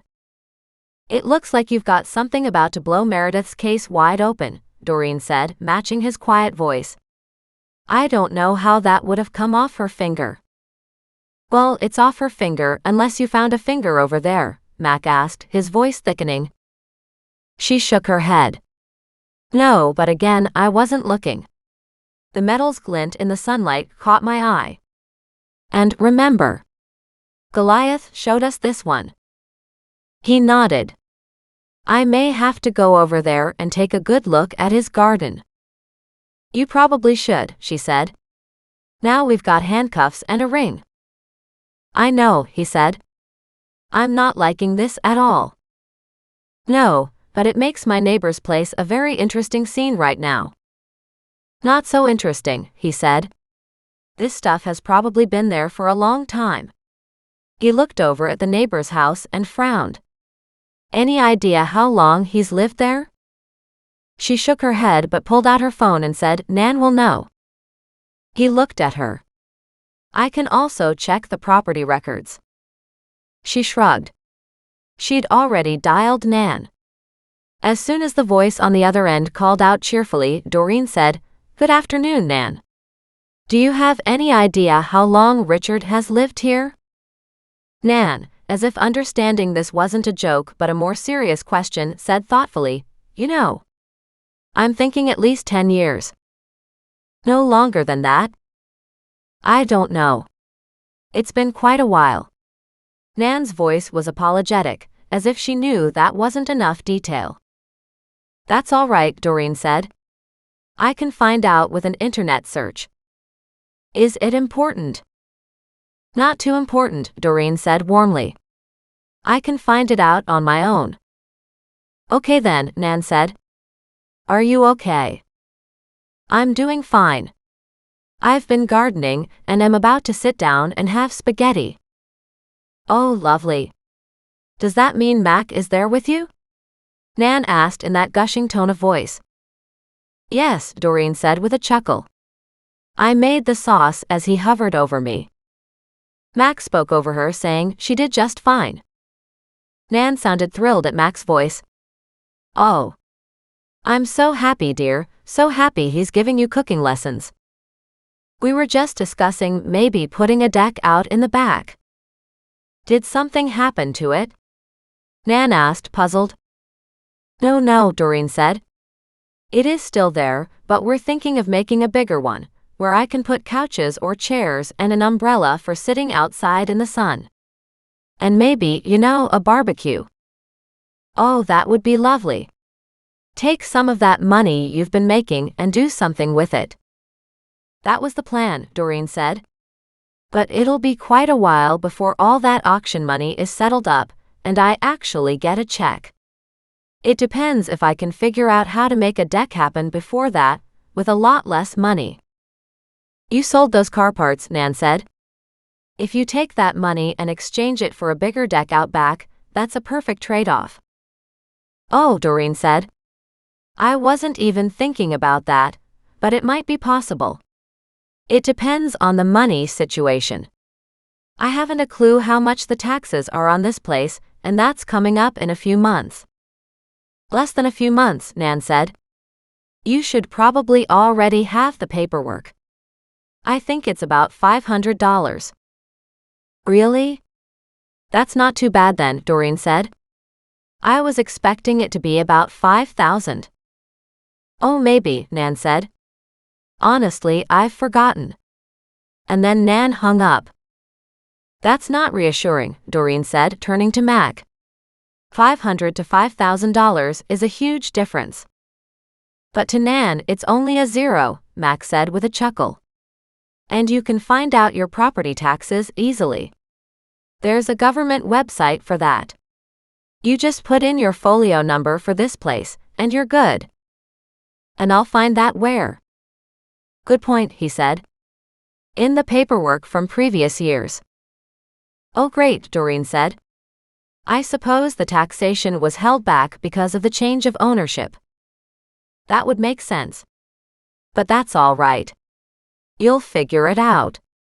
And it shouldn't be that much. My taxes aren't all that much and neither are my mom's. All that much? Maybe $600 to $700, he said. Start by figuring out what you want for a deck. Then we can work out what it would cost to get the materials and to do it ourselves, because it's only a little bit off the ground. I don't think it'll be that much, maybe $2,000. She swallowed hard but nodded bravely. Only $2,000. So, in theory, if I could pay the taxes and the other bills coming in with Nan's cash in the bowl and my gardening jobs, I could still use some of the money from the car parts to put in a bigger deck. At that, she stared outside and realized just how badly she wanted it. Mac nodded. For the existing deck, all you have to redo is the boards. And they're looking pretty old as it is, so you should take off these old boards, and we can slap some new ones down. You need the supports for the little roof over here, but you could take the railing off if you wanted it to match. She loved the idea of that too. Well, I guess the first thing to figure out is how many of those cinder blocks we need with the anchors to put on the big beams. I'll have to do some research. You do that, he said. Then he returned to the stove and said, It's time for you to stir the sauce. She lifted the lid, but he pulled her back and warned her about the steam. When it dissipated, she stirred the spaghetti sauce, and its aroma filled the room. Mac, however, looked at the sauce critically and said, It's a little thick. Is it? She asked with worry. What do we do then? Well, water will distill down some of the flavor. Do you have more tomatoes? Tomato soup, crushed tomatoes, tomato sauce, anything that we can use to boost it? She led him to the cupboard with the food and said, "This is what there is." "Right. I remember this from cleaning it out last week." "You really don't have much, do you?" She shook her head. He nodded, went to the fridge and pulled out 5 fresh tomatoes. He chopped them and added them. "I guess it really doesn't matter, does it?" Doreen asked. "Straight tomatoes can make it very strong," he said. "You can use tomato soup to cut some of that, if you want. You can also use a bit of cream." And at that, he opened the fridge, found her cream and poured in a hefty dollop. She watched in amazement as the cream turned the sauce into an ever so slightly lighter color. "So, now the tomatoes won't be so acidic?" "You can also add sugar," he said, "but I'm not a big fan because it's too easy to ruin a good sauce." "I don't like sugar anyway," she said. "Unless it comes in the form of zucchini bread." She laughed. "Exactly." Chapter 9. Saturday, late afternoon. "I was just thinking that this morning when I made the lemonade," Doreen said.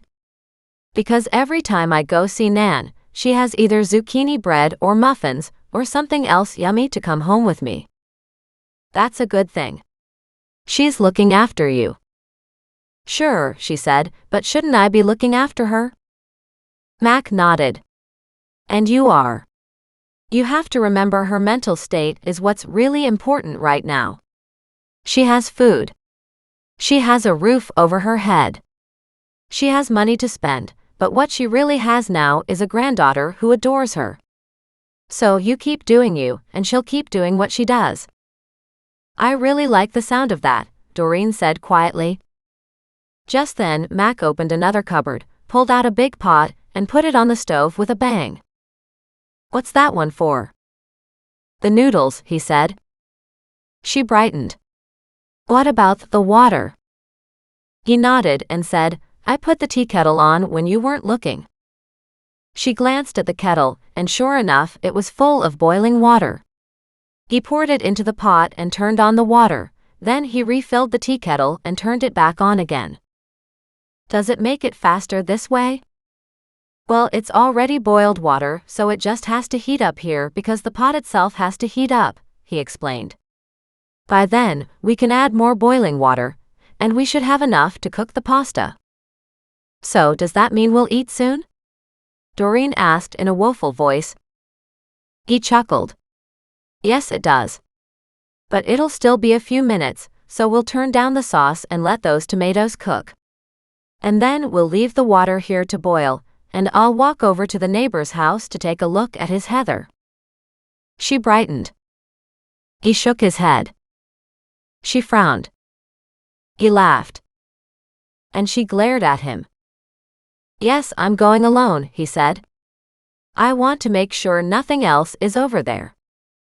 "In that case, you should probably take my gardening gloves," she said, as she walked to the veranda railing and snagged the pair she had been using. He looked at her and shook his head. "Why? What's wrong with my gloves?" Then she looked down at them. "They're perfectly fine for me." Mac took one of the gloves, slapped it up against his hand and said, "This is why." Doreen snickered. "It's not my fault you're oversized." "I'm not oversized," he growled. "And if I'm not allowed to make weight comments about you, then you're not allowed to make weight comments about me." And with that, he spun on his heels and headed to the front door. She wasn't sure if he was joking, or if she'd offended him. She ran behind him and called out, "It's fine, you know." At the door he paused to look at her and asked, "What's fine?" "Your weight." He burst out laughing. "I know it is," he said. "And besides, not everything that's oversized is wrong." As soon as he said that, he winked at her and disappeared. She felt red-hot color wash up her neck and cheeks. And then she laughed because she'd asked for it by using that word. But still, with the animals trying to follow Mac, she was forced to stay inside because as soon as she opened the door, all the animals would run over to the house next door. And she already knew that was a no-go. The neighbor didn't like her to begin with. And he didn't like her animals either. She watched through the living room window as Mac went outside, knocked on the neighbor's door, and had a short conversation with Richard.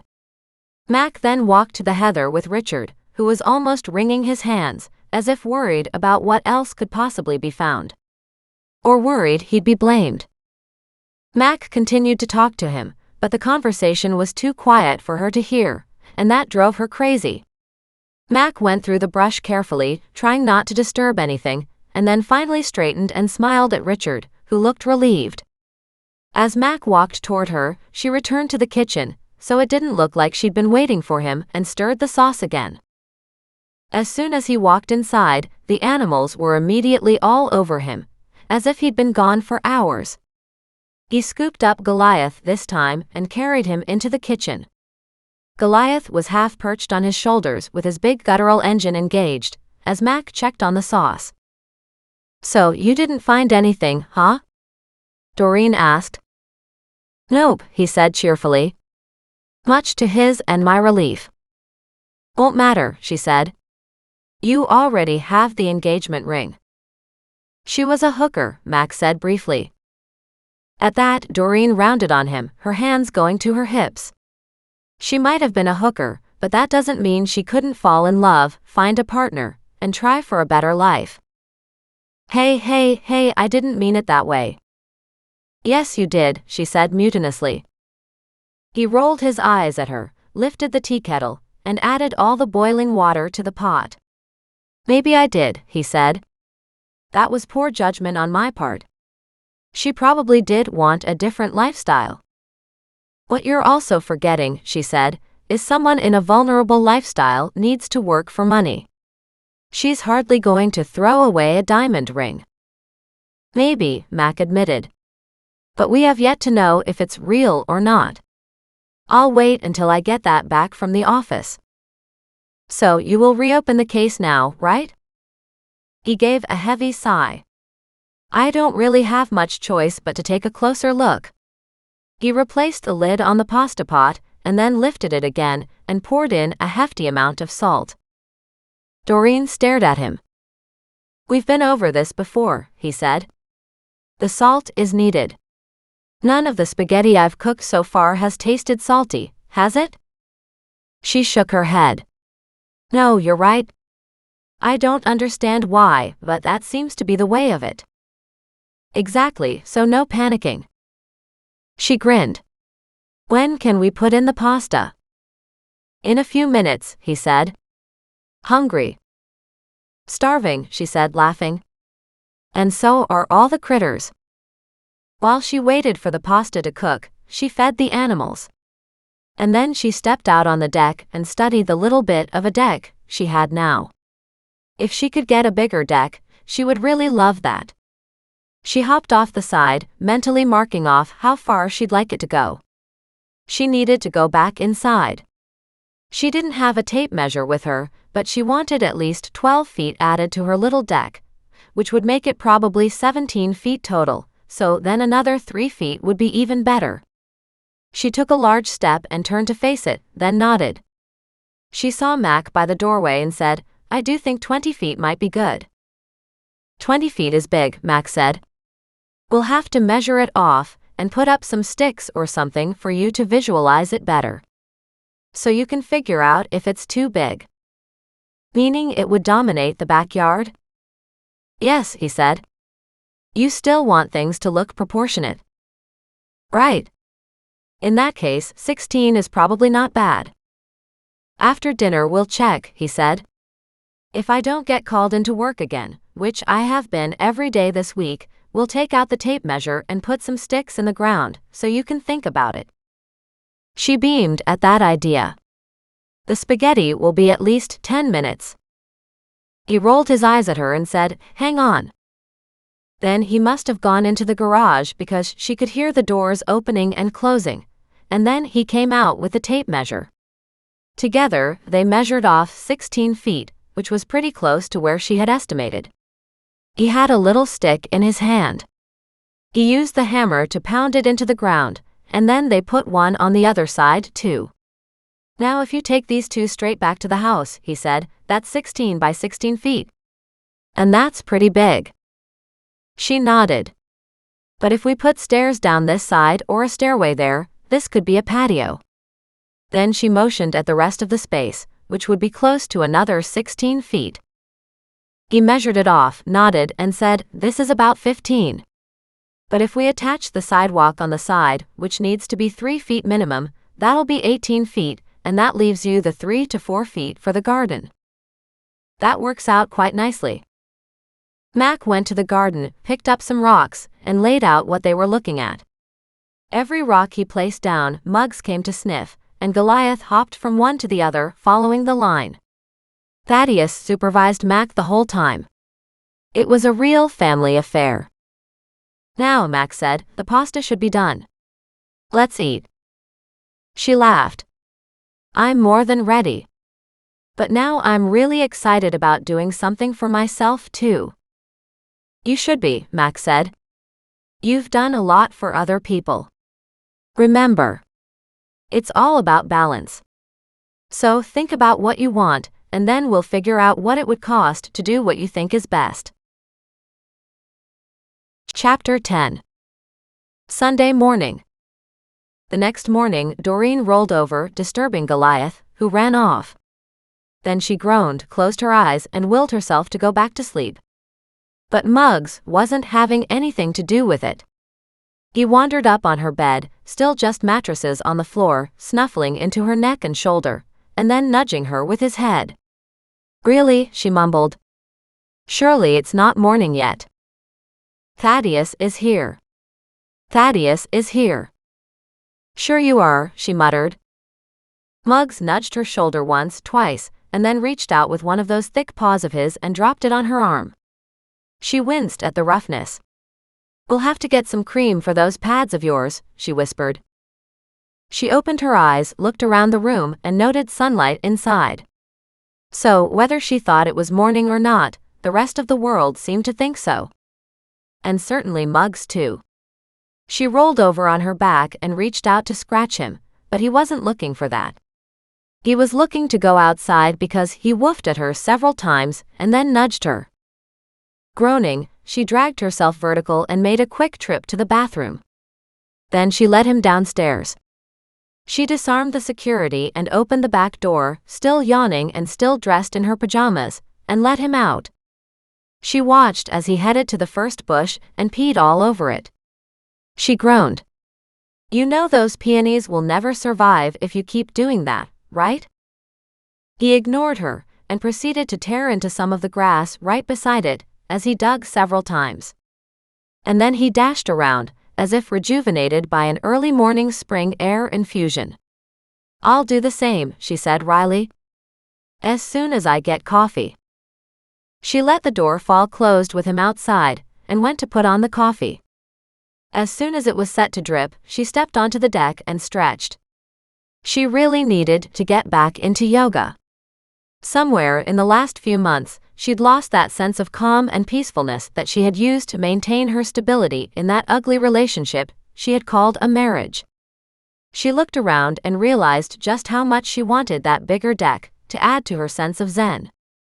She took several steps in the direction of the expansion and thought about how it would open up the yard completely. She could do stairs all the way around, or she could do railings on part of it. Both were just such great options. Thaddeus hopped onto a corner rock and fluttered out his wings. Doreen figured it would make the complexity that much worse if she did anything other than right-angle corners on the edges. She also didn't want to do something like that, because complexity usually meant upping the cost. She went right to the edge, where she could peer around the side of the house, and thought about what her options were for that strip. By the time the coffee was done dripping, she had a notepad, and she sat at the outside table sketching ideas. She'd have to look up some photos online. The problem with that was then she tended to want more and more. Just because everybody else had something grandiose didn't mean she could afford the same thing. And sometimes simple was just the nicest. If she did it all in beautiful wood, she knew she'd have to treat the wood, but she wasn't sure how often. 10 years, maybe? And that depended, she thought, on if she bought pre-treated wood for the decking, which would up the cost again, but would help to protect the wood from the elements. Her first cup of coffee disappeared without her even tasting it, while the second cup went down slower. And finally she walked to the creek with her third cup, the animals at her side, and turned to look back at the house. Mac had brought up an interesting point about proportion, and she understood that. She could have an outdoor couch. Maybe she could find something second-hand or even cheap at an end-of-season clearance too. Or maybe they could build a bench. She frowned at that because really at times, she wanted something soft and not super hard to sit on. She gave a happy sigh, wondering how much of it was really possible. The fact that Mac offered to help was huge because he really did have the strength she didn't have.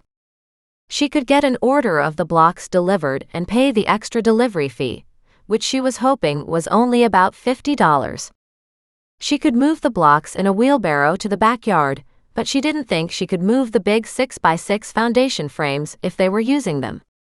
Maybe 4x4s were all that would be required, but she wasn't sure if she could drag those around or not.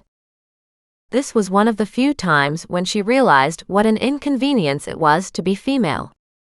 With that deck expansion in her mind, she made a few more notes and adjusted the rocks a little, so she could get a better layout and get more artistic as to what she could have as a garden along the edges. She thought she wanted something that would give her a bit of shade for the deck, but she didn't want to block her view of the creek, so that might not work. Humming to herself, she stepped back inside looking for food. Then she remembered the spaghetti from last night. Chortling, she headed to the fridge and pulled out some leftover cold noodles and the pot with the leftover sauce. She warmed them in the microwave and then scooped some of the sauce from the pot and placed it atop the pasta. With hot spaghetti on her plate, she sat back at her little veranda table and nodded, thinking about how beautiful it would be to have a full-size table out here. Instead of devouring her breakfast, she slowly ate it and enjoyed every bite. She didn't have a copy of the video of how she had made this last night yet, but while she sat there, she jotted down as many notes as she could remember about what she had done. She still had the notes and the video she'd created when he had made it the first time, but this time it had all been different because she had been the one creating the sauce. And it was a sauce she planned on making over and over again.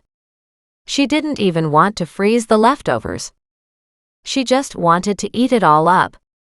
It was so good. After a lifetime or what seemed like not having much pasta, she was thoroughly enjoying having the simple white carbs again. She laughed at that because her soon-to-be ex-husband had watched her waistline for her all the time. He would probably approve of the fact she was bordering on scrawny now. In fact, Mac was constantly trying to feed her, and maybe that was a good thing too. But then she was gaining muscles. She looked at her arms and grinned, because just that bit of gardening she had done since moving here had given her some muscle definition. Instead of the smooth and skinny arms she used to have, she now had some nice hills and valleys. Gentle ones, of course, but still more definition than she'd ever seen in her life. While she ate, she studied her neighbor's house and wondered about the ring and the handcuffs. Although she knew Mac had gone into Richard's garden and had looked for whatever else might be there, she wondered if he'd missed something. Hell, she wondered if she'd missed something too. She'd been the one who was in there, moving things around. It was definitely disturbing to think 2 items had been there. More so that one was so much more sentimental, while one was so little. And yet, maybe both were indicative of this Meredith's split life. Maybe she was engaged. Maybe she had found her way out, and the handcuffs were a reminder of what she still was in her mind. Doreen sighed with a slow shake of her head. She couldn't imagine a lifestyle like that. And once again, she was forever grateful to Nan for giving Doreen a roof over her head and a massive amount of very expensive antiques inside, underneath that roof. As she relaxed back and looked around her backyard, she realized she didn't have any plans for the day. So maybe she should start off with some research.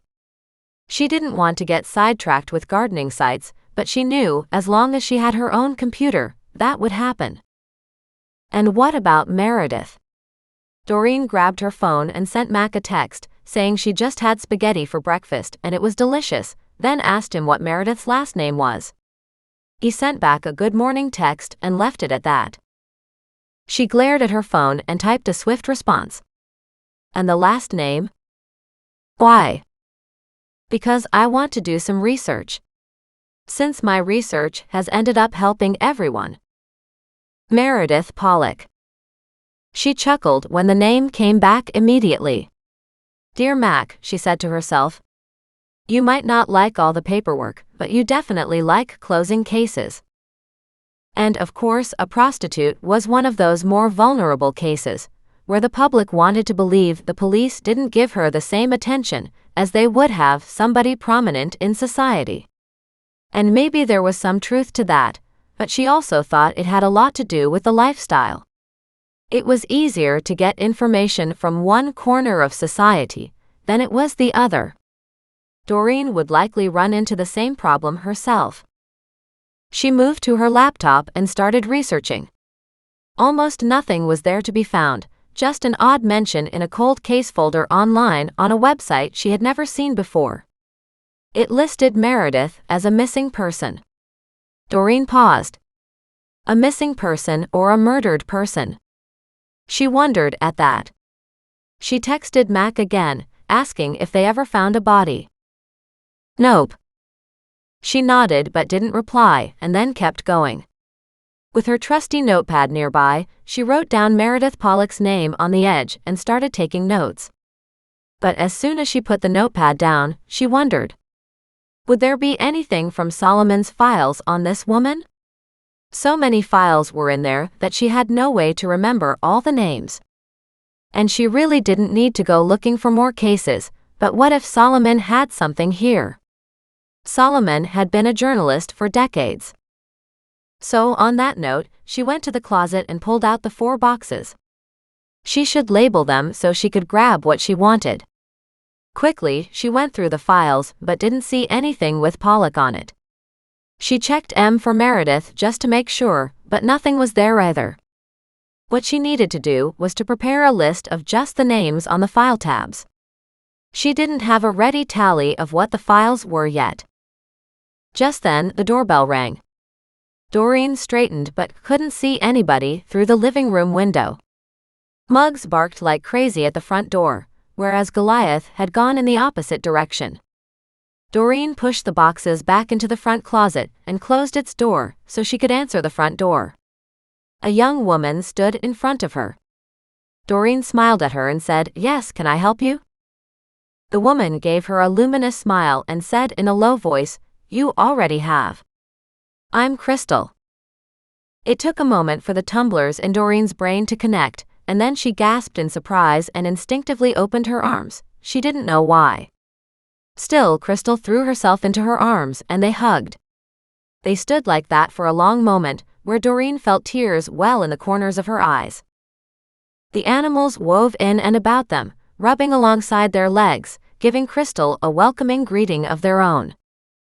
When the two women finally separated, Doreen smiled at her and said, "I am so delighted to see you." "I got back in town a couple days ago," Crystal said. "I was trying to sneak out of my place and to yours, without the media. I heard they haunt your place a lot too." "They certainly have done so in the past," Doreen said, still smiling. "But thankfully they're not here right now. Come on in." With a pot of tea between the two of them, they sat outside on the little deck, the animals nearby. Crystal explained so much of what had happened to her in her other life. "The only person I regretted leaving a little bit," she said, "was my mom. But at that point, I was really worried about her boyfriend. I was just old enough to understand he was big trouble, so when he would come into my room and stand in the open doorway and stare at me when he thought I was sleeping." She shuddered. "Did you tell your mom?" Doreen asked. Crystal nodded. But she didn't want to believe anything bad about him. "And of course, when you went missing, he fell under suspicion pretty fast. Good, Crystal said. But he's still probably on the loose. Maybe, Doreen said. I'd have to look up his name to see if we can get an update on what happened to him. Last I heard, he just dropped off the radar. As soon as Doreen said that though, she winced. Dropping off the radar in her world these days meant that the person was dead. I'd be happy if he did disappear, Crystal said. He was really creepy. I couldn't understand how my mom loved him so much. I think it wasn't a case of your mom loving him, Doreen said quietly, but more how she was grateful somebody loved her. Crystal looked at her for a long moment and then nodded. I guess the divorce from my dad really hurt her, didn't it?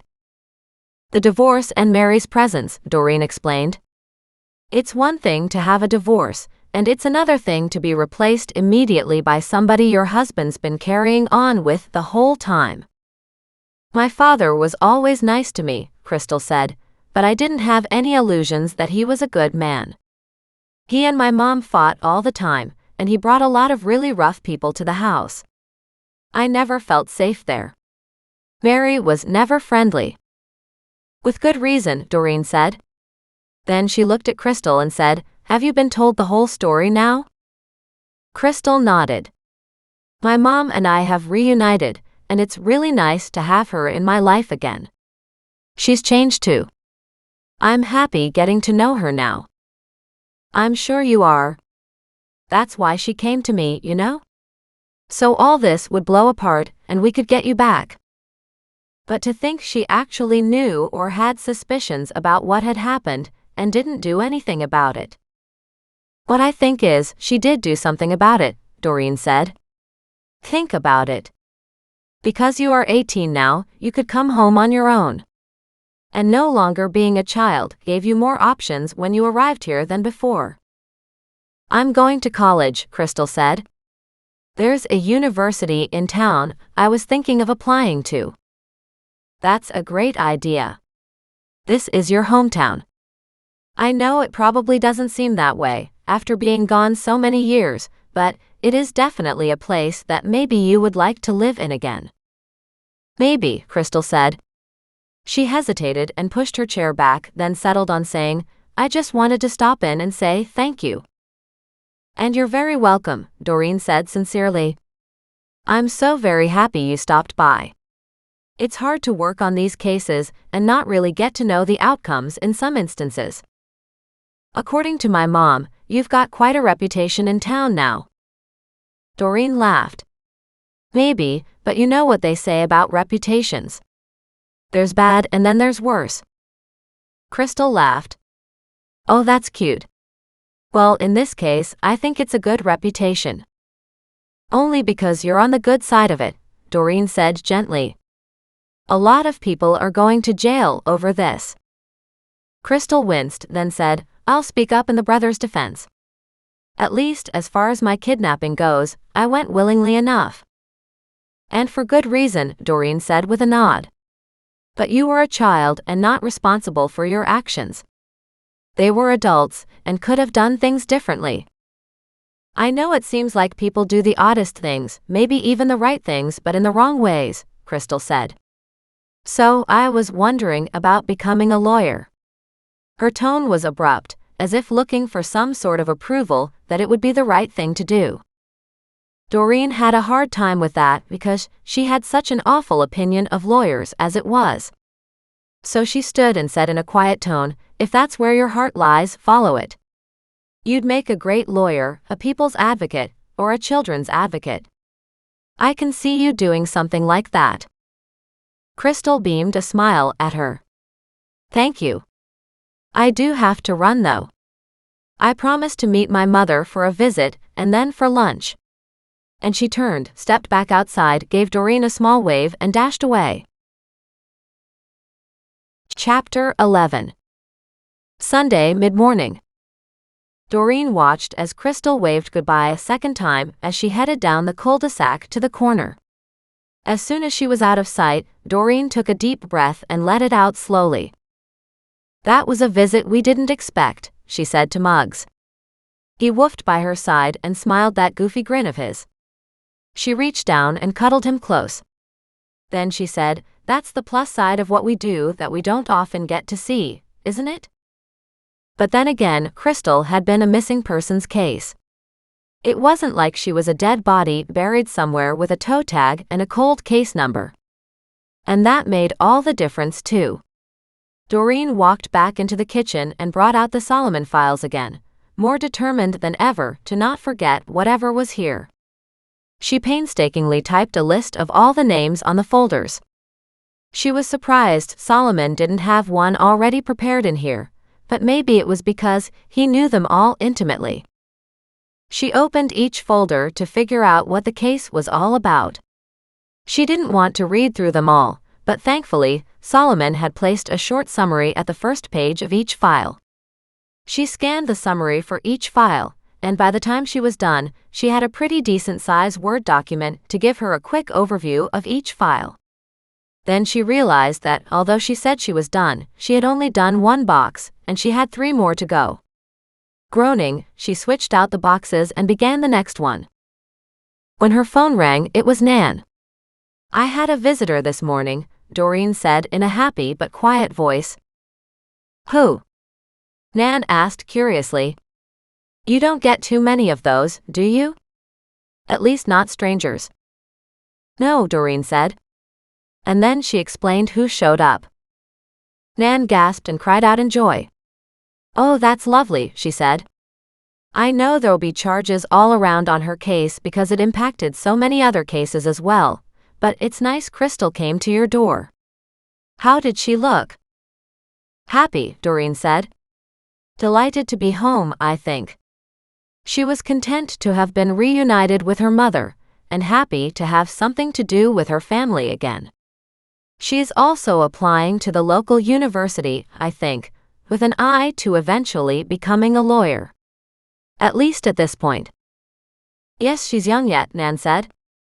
"Give her 10 years, and she could be doing something completely different." "At least now she has a new start to her adult life," Doreen said.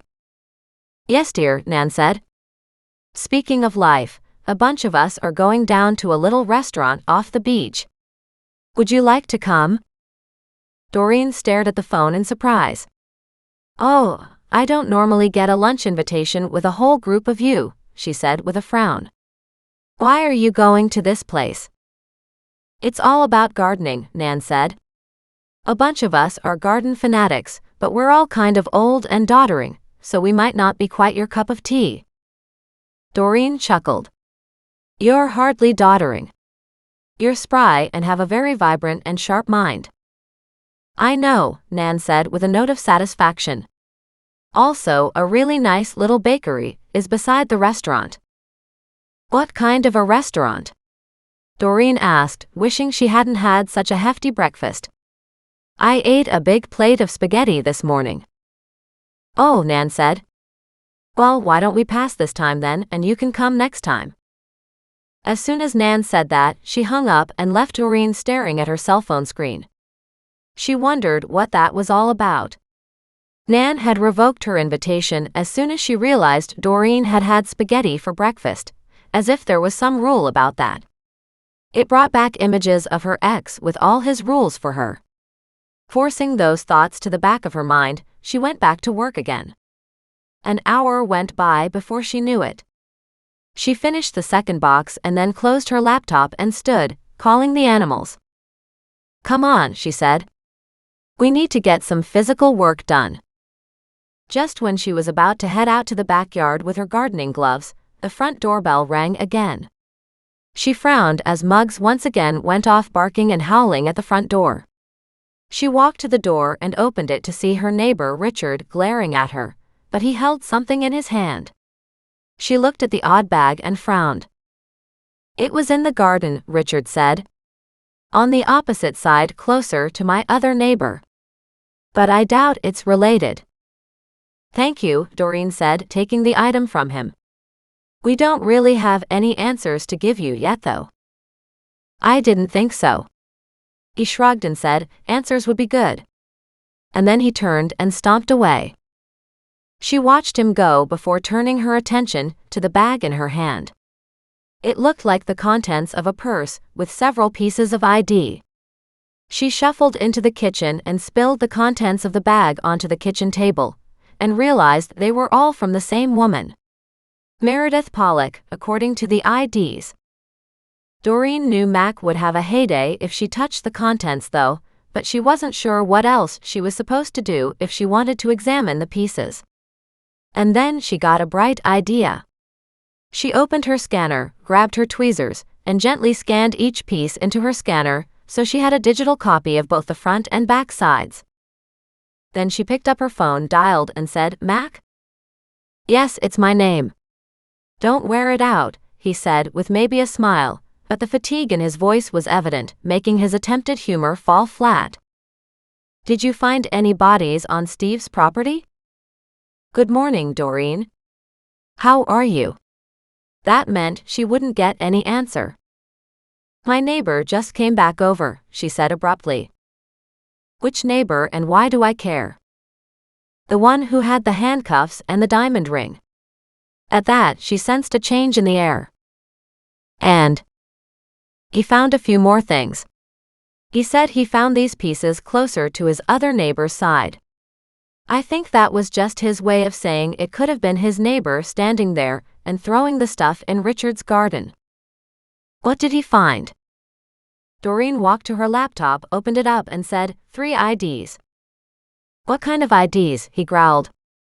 She typed in Mac's name on a new email, attached the scans, and sent it to him. "I just sent you scans of them," she said. "You touched them all, of course?" "With tweezers.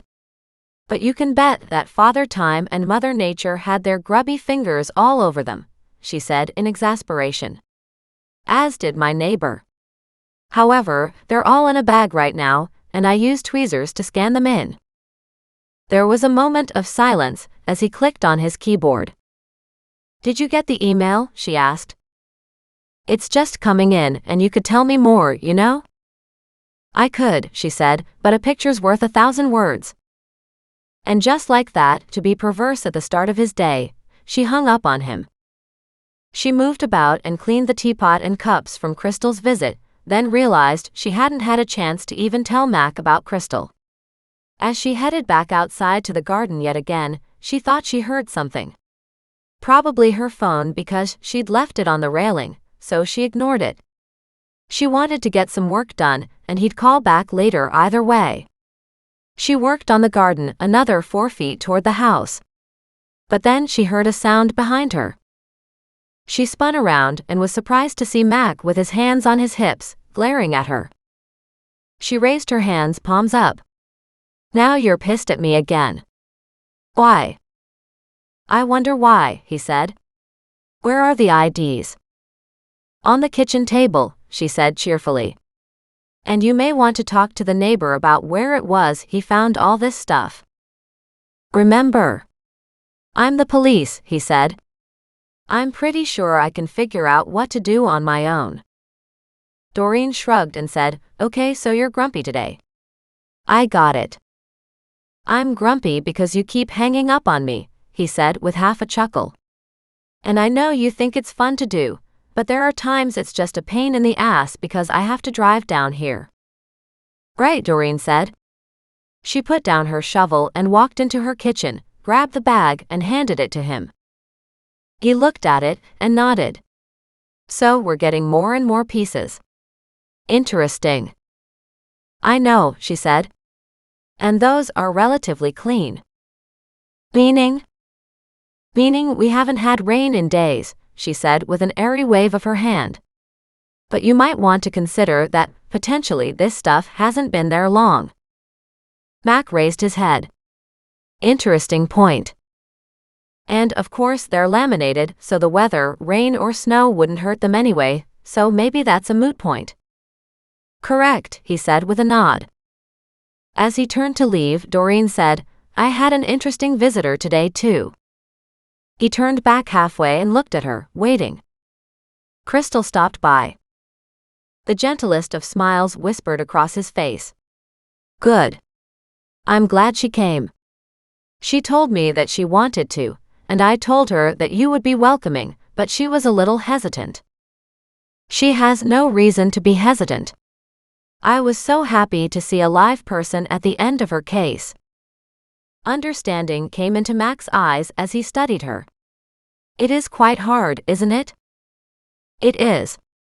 She nodded. So many dead. From accidents, from suicide, from murder. She shook her head. In this case, I'm absolutely thrilled Crystal was alive and well. We sat outside on my minuscule deck and had tea. Your deck's fine for now until you decide what you want, Mac said cheerfully. Then he turned and left. Doreen waited a moment or two, and then walked around to the side of the garage to see if Mac had gone to Richard's. Sure enough, he was talking to him, and they were out in the front. She walked up to her front steps so she'd get a better look and yet stayed out of view, just enough to see where they had found the IDs. It did look like it was close to the other neighbor's side. That was an interesting possibility. She contemplated who lived there, but she couldn't remember. That was one of the sad facts about being here. She had met the woman on the left corner, but that woman had attacked her, and of course she had her grumpy neighbor, Richard. But who else resided in her cul-de-sac? She didn't remember or never knew their names. She walked back inside, her mind full of details. Surely there was some way to get more answers here. Chapter 12. Sunday afternoon. There might be a way to get more details, but Doreen spent the rest of the day frustrated and upset that she couldn't find anything relevant. Not on Meredith. Not on where the items had been disposed of, because surely somebody had a security camera pointed in that direction. But as far as she could see from walking around the neighborhood, nobody did, including herself. She had asked Mac too, just in case, but he'd responded with a no. So who knew how long that stuff had been lying there? She also looked for a news update on any bodies found at Steve's place, but she had no luck. So she decided to go on a walk to the property, only to be ceremoniously told she wasn't allowed on the land. She glared at the policemen, most of whom knew who she was, and said, "The least you could do is tell me if you found anything." They simply grinned at her and told her to ask Mac. She sighed as she turned around and studied the gardens as she walked past, trying to remain positive. She worked on Millicent's garden again on Friday. Thankfully, the weeds were under control, but they were looking at doing some transplanting. That brought Penny's garden to mind. Doreen could walk past it to see if Penny had her house for sale, and whether Penny was even still there. Was she out on bail? How did the gardens look now? With the animals at her heels, Doreen made her way toward Penny's and crossed over the creek, barely avoiding getting wet. The water had risen so much that she'd ended up getting soaked on Penny's side. Good thing she'd carried both Goliath and Thaddeus. Stopping on Penny's side, she said, "This is likely the last time, guys." Muggs barked, completely soaked and swimming like mad to get out on the steep bank. Worried, Doreen watched him until he landed on solid ground, shaking water like crazy. She screeched slightly and stepped out of the way, and then started to run around so Muggs would run too. They came up to Penny's place, but all the lights were out, the garage door was closed, and there was no sign of a vehicle. The front garden that Doreen had created looked great. The solar garden lamp was perfect too, and the plants had settled in and apparently were getting enough water from the irrigation. She gave a happy nod and carried on. She decided not to risk returning over the creek again. Especially not when Muggs obviously had a problem getting out. So she had to walk the long way. She came up at the small bridge that crossed to her place and walked over it. As she stopped and looked at it, she frowned. So who put this bridge here in the past? Who maintains it? Surely it's not the original one, considering there was such high water in the past that it took out the road bridges? Back over on her side, she was determined to do some gardening, so she could get this side of the yard done, and they could move forward with decking plans. She worked hard, and then finally crashed on her small veranda with a big glass of lemonade. She hadn't had anything else to eat since the spaghetti, yet even now she was doing okay, and it was 2 o'clock. She checked her phone, but there were no messages. That always made her suspicious. She grabbed her laptop and found a shady spot along the wall to work on more research. She had missed a couple emails on her phone that she hadn't been notified about. One was from Mac, confirming receipt of the IDs, while another one was from the Pioneer Society, saying they'd be delighted to take a look at what she had, and asking when she could show them the items from the Hope Chest boxes.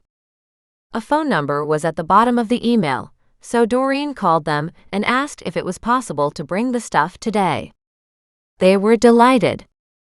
Not wanting to push it off till later, she walked back into the house and brought out the boxes. She then unpacked the ones with all the lingerie, and decided that everything there could go in the display, alongside the love letters. She kept scans of the love letters, and then, just because she couldn't resist, she snapped photos of the clothing too and scanned in all the pictures as well. With that repacked and those 2 boxes ready to go, she still had 3 boxes full of dishes and 1 full of personal items, which she went through and decided they should go on display as well, depending on what the society wanted. And then she looked at the dishes again, laid them out, stacked them up, and took pictures of them to send to Scott. She wouldn't give them to the society until she figured out if she wanted them herself, or if Scott determined them to be a big-ticket item. And she really liked the simple pattern. With Muggs at her heels, she loaded up the car with the 3 boxes and headed downtown. It took her a little bit to find the society, off the Richter Street area. When she finally found the little museum, she parked in the back, walked in, introduced herself, and then said she had the boxes in her car. She brought in the first box and showed it to them. It was all nightclothes and other clothing articles. Several of the volunteer board members were present, just concluding a meeting, and came down, delighted to see the handiwork and the personal items. Marjorie, the spokesperson, showed Doreen 1 empty glass display case. "Why don't you bring in the rest of the stuff so they could see what would fit here?" Doreen went back to the car. Muggs, on a leash, walked by her side. She made 2 trips and brought in both boxes. They had the first box already unpacked and had hung them up in the glass case. The nightgowns were upstaging the other clothes, all homemade with lovely details which had turned out beautifully. As for the love letters, some of them were opened and taped to the glass so people could read it. The society staff made sure they didn't block the view of anything else. Doreen felt a sense of rightness as she watched what the women were doing. "This is perfect," Doreen said in delight. A few personal items Marjorie had put on the shelves too. And still stuff remained in the boxes, but the women gave Doreen receipts for everything, as she gave them the history, as far as she knew it. And then, with a happy sigh, and their promise they'd have it all properly on display the next time she came back, Doreen headed home. With that one job done, she sent the photos of the dishes off to Scott, and then collapsed back down again outside. She still hadn't found out anything about this Meredith person. Nor had she eaten. Just then, Nan called her. "You should have come for lunch," she said. "It was delicious." "I still haven't eaten since breakfast," Doreen said. "I ate so much then." "1 meal a day is one way to go through life," Nan said. "Some people even think it's the healthiest thing." "Do you know Meredith Pollux?" Doreen asked. Nan's voice lowered as she said, "Meredith. Meredith. Meredith." She paused. "Pollux, yes, but I don't think I know a Meredith." "She was a prostitute in town," Doreen said. "Well, it's not like I'd know her personally then, would I?" Nan said in exasperation. "You would if she happened to have been a child you knew or a teenager you knew or if you knew the family," Doreen said. "Just because she was a prostitute doesn't make her any less of a person." "Sure," Nan said. "As I said, I know the Pollux but not a Meredith." And then she gasped. "Do you mean Meredith, Jenny's daughter? Who then became Manny?" "I think so, yes." Doreen said. "I don't know who Jenny is either." "Who is she?" A friend, Nan said.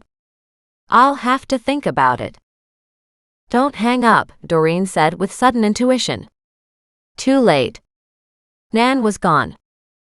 With the sun beating down on the back deck, Doreen took her laptop inside and started to research Manny Pollock. Apparently, the Pollocks had been around Kelowna for a good 50-plus years. Which meant Nan would know them. Or of them. That didn't mean she knew anyone in the family anymore, though. The family had a hardware store that had passed down to every generation. Doreen laughed at that. In the older days, everybody used to look down on those working in a trade. Yet they were the ones with steady businesses and steady money. And of course, that was why a lot of the wealthier people looked down on them. But Kelowna was built on pioneers and farmers and orchardists, working people. It was just that kind of area here. Doreen continued to do as much research as she could, but there wasn't any mention of a Manny Pollock either. Of the current Pollocks, at least 15 were listed in the phone book. She could hardly just sit here and dig down, wondering who and what.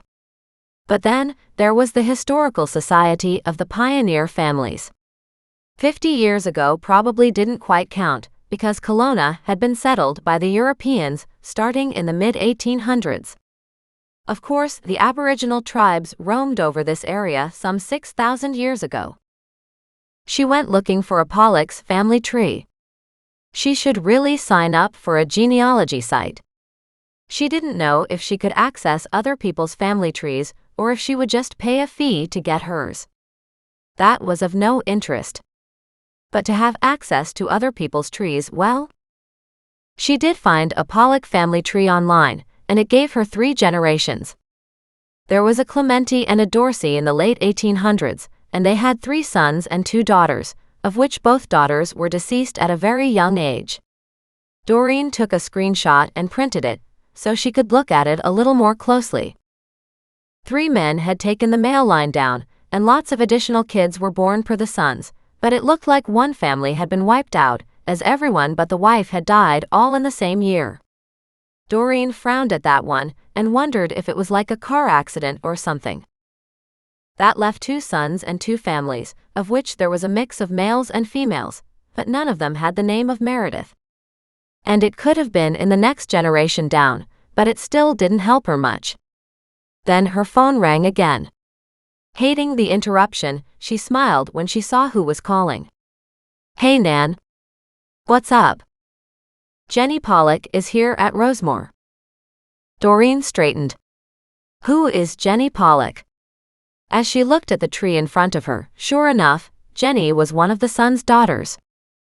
Manny's mother, Nan announced. I spoke to her this morning. Immediately, Doreen wrote that down. Interesting. And is Manny also Meredith? She was born Meredith and chose Manny later. Oh, Doreen said. Why? You would probably call her transgender, or whatever the newfangled term is. She switched from a Meredith to a Manny. Doreen sat back and wondered how that would have impacted her profession. Or was it because of her choices that she ended up on the streets? That placed her in an even more vulnerable sector of society. Did Jenny say anything about her daughter or son, now? Jenny says she hasn't had any contact with her in over 10 years.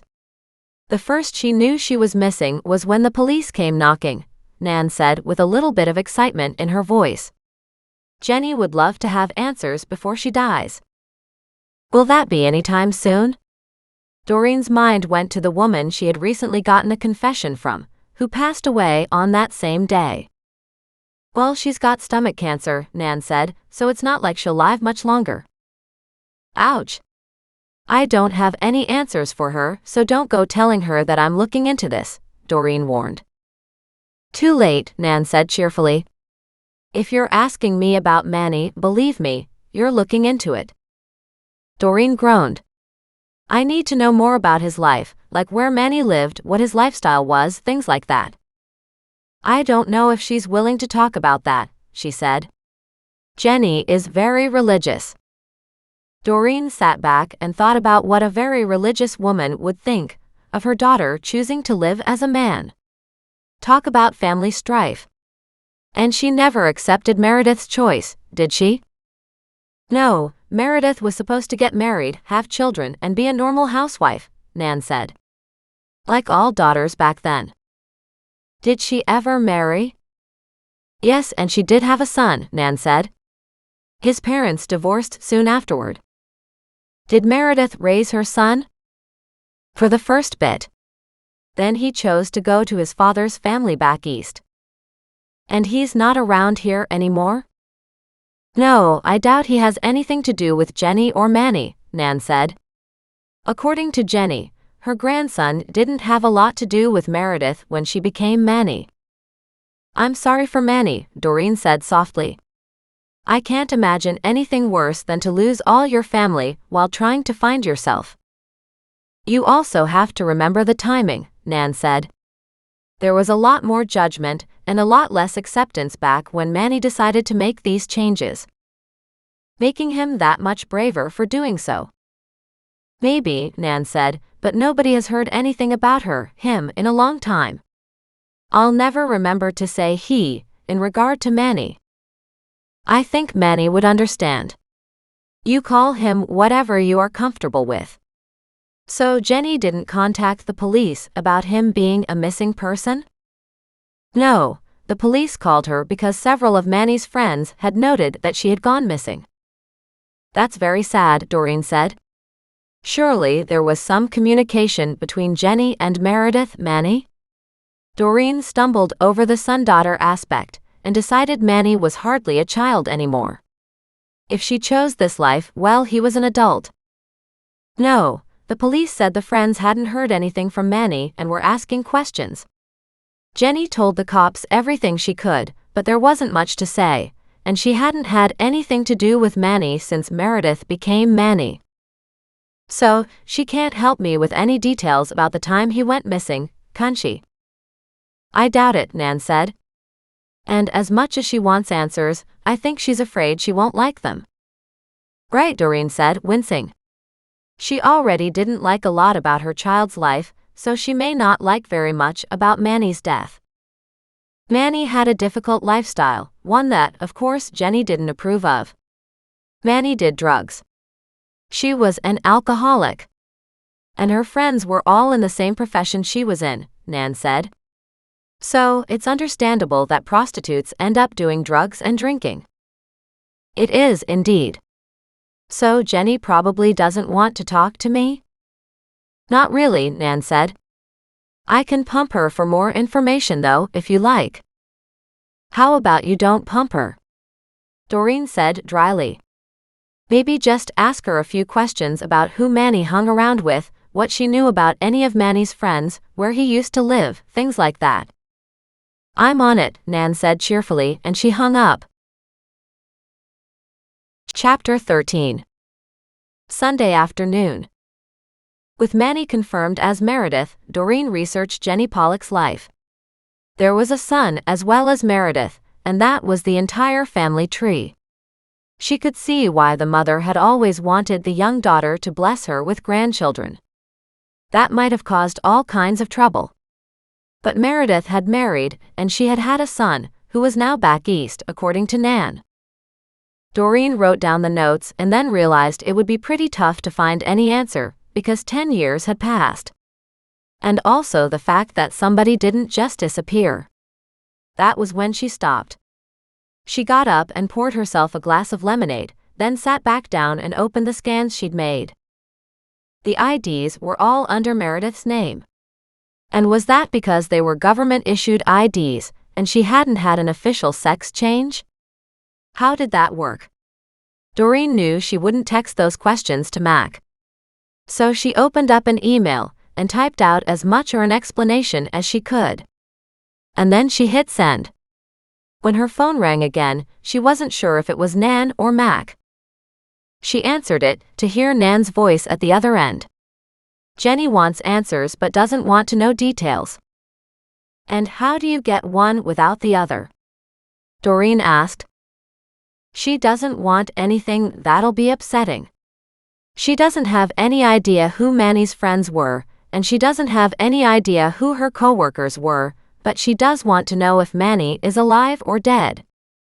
She hasn't had anything to do with him since he took this path. Why would she care now? Doreen asked curiously. Because Jenny is the keeper of the family Bible with the family tree, Nan said pointedly. And I think she wants to make sure she has the correct entries in the Bible. Doreen sat back with a thunk. Nan, that's so cold. It is, Nan said. But Jenny is not exactly a warm and welcoming woman. So you can see how maybe Meredith, feeling like she had no support and no love anyway, might have decided to make the choices she needed to make for her own happiness. We can't judge her for that, Doreen said. We all need to do what's right for ourselves. Exactly, Nan said cheerfully. Which is why you let Mac teach you how to cook. And on that note, she hung up, but her laughter still rang through Doreen's phone long after she was gone. Doreen placed her phone down and shrugged. Was that why she was letting Mac teach her how to cook? She really enjoyed spending time with him. He was also a great source of information, and he'd been a huge help in all areas of her life. Just his assistance in dealing with the antiques was massive alone. Was it wrong of her to build a friendship with him? She hadn't had friends, real friends, ever that she could remember. She'd always been guided to having the right friends. The ones who could take her places. Whereas right now, she liked somebody who treated her normally and was comfortable being themselves around her. Talk about synchronicity, an email came in. She read it out loud. The file mentions that he led an interesting life and was sexually attracted to both sexes. No medical records indicate a sex change had been started or completed, but since we have no body and we just have a missing person report, it's hard to say. So once again, not helpful. She slapped down the lid to her laptop, stood and said, "One thing I do know is I've spent all day without food since breakfast and now I'm starving." And in truth, she'd spent all day pushing the idea of spaghetti out of her mind, so she didn't have a second plate too early. But she was giving up on that idea now. She planned on having a second plate as soon as she could warm it up. Only before she could get to it, the doorbell rang. She groaned. "Okay, this is just way too much company," she announced. But still, she rushed to the front door and opened it. Her neighbor Richard, complete with his grumpy face, stared at her with a glare worse than ever. She raised an eyebrow. "Did you find more stuff?" He shook his head and said, "No, but did you see those people?" She looked over her yard where he pointed, and all kinds of people stood there taking pictures. "No," she said. "I don't understand." She looked around and saw no media vehicles. Nothing to show they were journalists. Then she saw the huge bus parked in the cul-de-sac. "Who are they?" "That's a Japanese tour bus," he said. "Now you've hit the big time.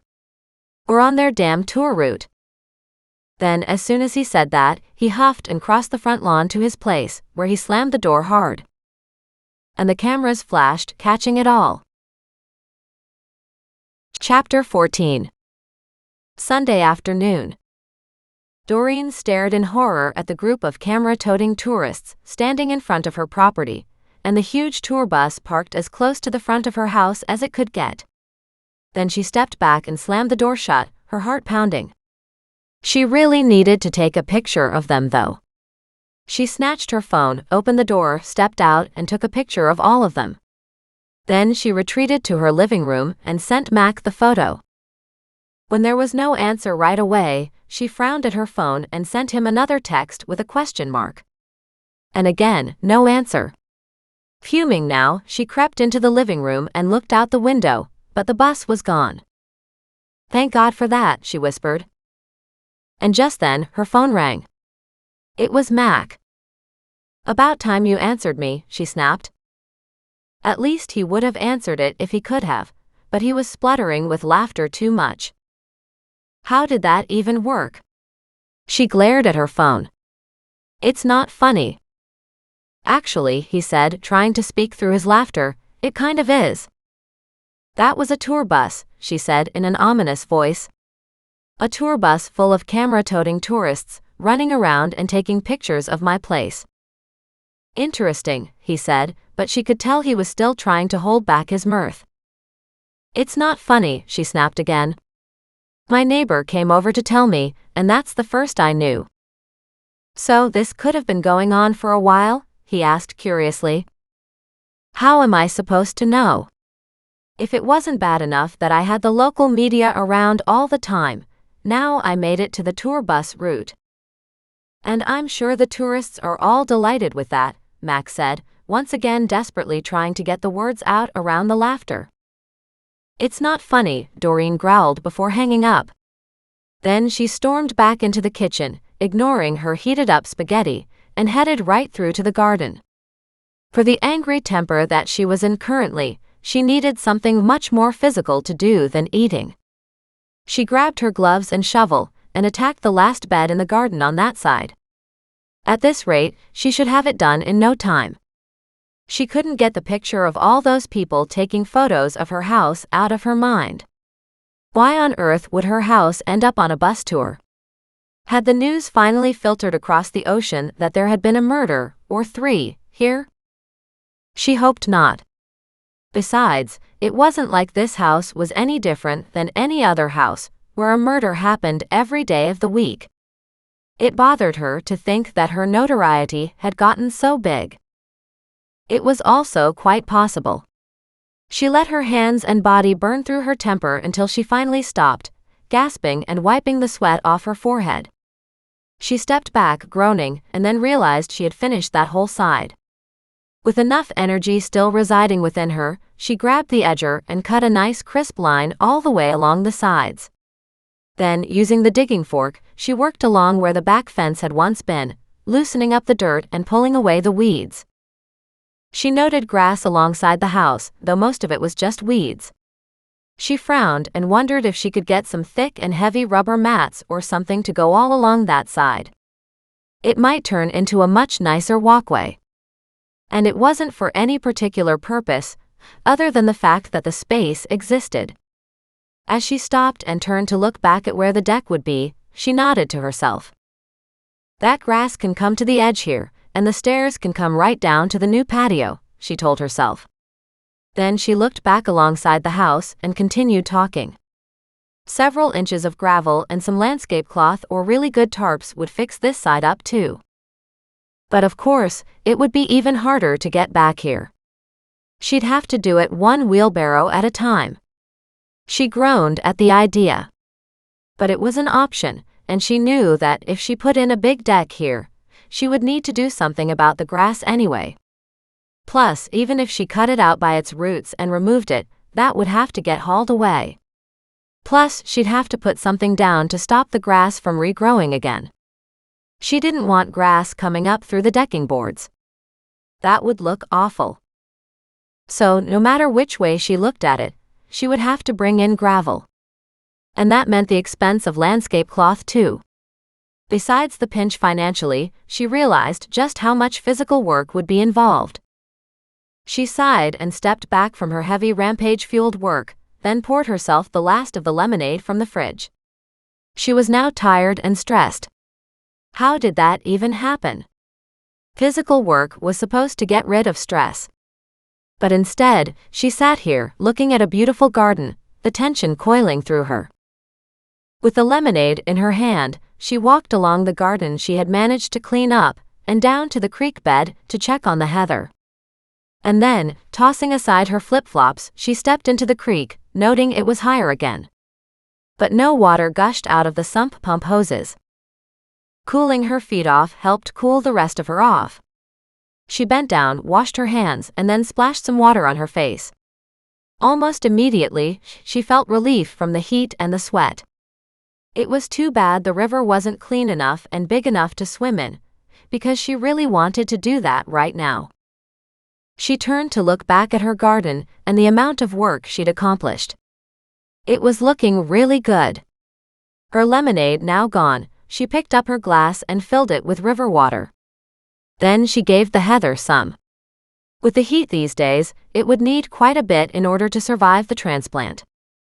As she stood here, looking at the backyard, she wondered just how much was doable.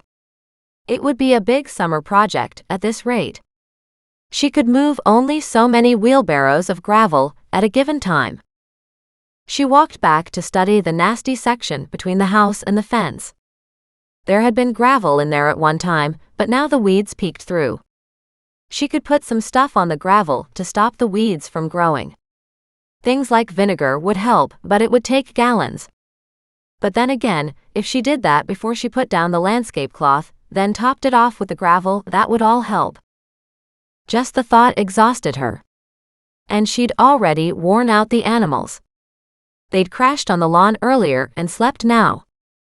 She stepped from the backyard into the front yard, peering first to make sure nobody was there to take pictures of her. A short gate separated the ugly section from the pretty lawn in the front yard. And now, of course, it needed to be mowed, which was something she hadn't ever tried to do. But as she looked at the height of the grass in the front yard, she knew it wasn't something she could ignore any longer. She headed to the little shed where Nan had kept all the gardening tools and found a lawnmower. The good news was it was electric. The bad news was, despite that, it was still large and awkward. She pushed it around the side of the house, through the little gate, plugged in the cord and pushed the button. A horrific noise filled the air, but it sounded like the same horrific noise she'd heard before. She moved cautiously around, and after a couple moments, found it was actually an easy thing to do. She smiled in delight as she moved it back and forth, the handle easily flipping from side to side. The only thing she had to watch out for was that darn electric cord. Life would be a lot easier if she wasn't always in peril of running over it. It took her a bit to get the hang of it, and to keep it always on one side, but it only took 10 minutes to mow that little piece in the front. And with that done, she stood back and admired her grass. It was actually lovely. What she hadn't thought to do, though, was put the grass catcher on the side, and now the little pieces would have to be raked. Still, it was cut, and that was something. She carefully wound the lawnmower cord and took it back to the shed. Then she saw the grass catcher. Groaning at her stupidity, she took it off the wall hook and laid it on top of the mower for next time. She glanced around the backyard and knew she needed to mow it soon. But first, she snatched a rake and grabbed her compost bin and moved it closer to the front yard. Then she raked up the bits of grass she'd cut. There was a surprising amount, because the grass had grown pretty high. Using the rake and a shovel, she loaded it into the compost bin.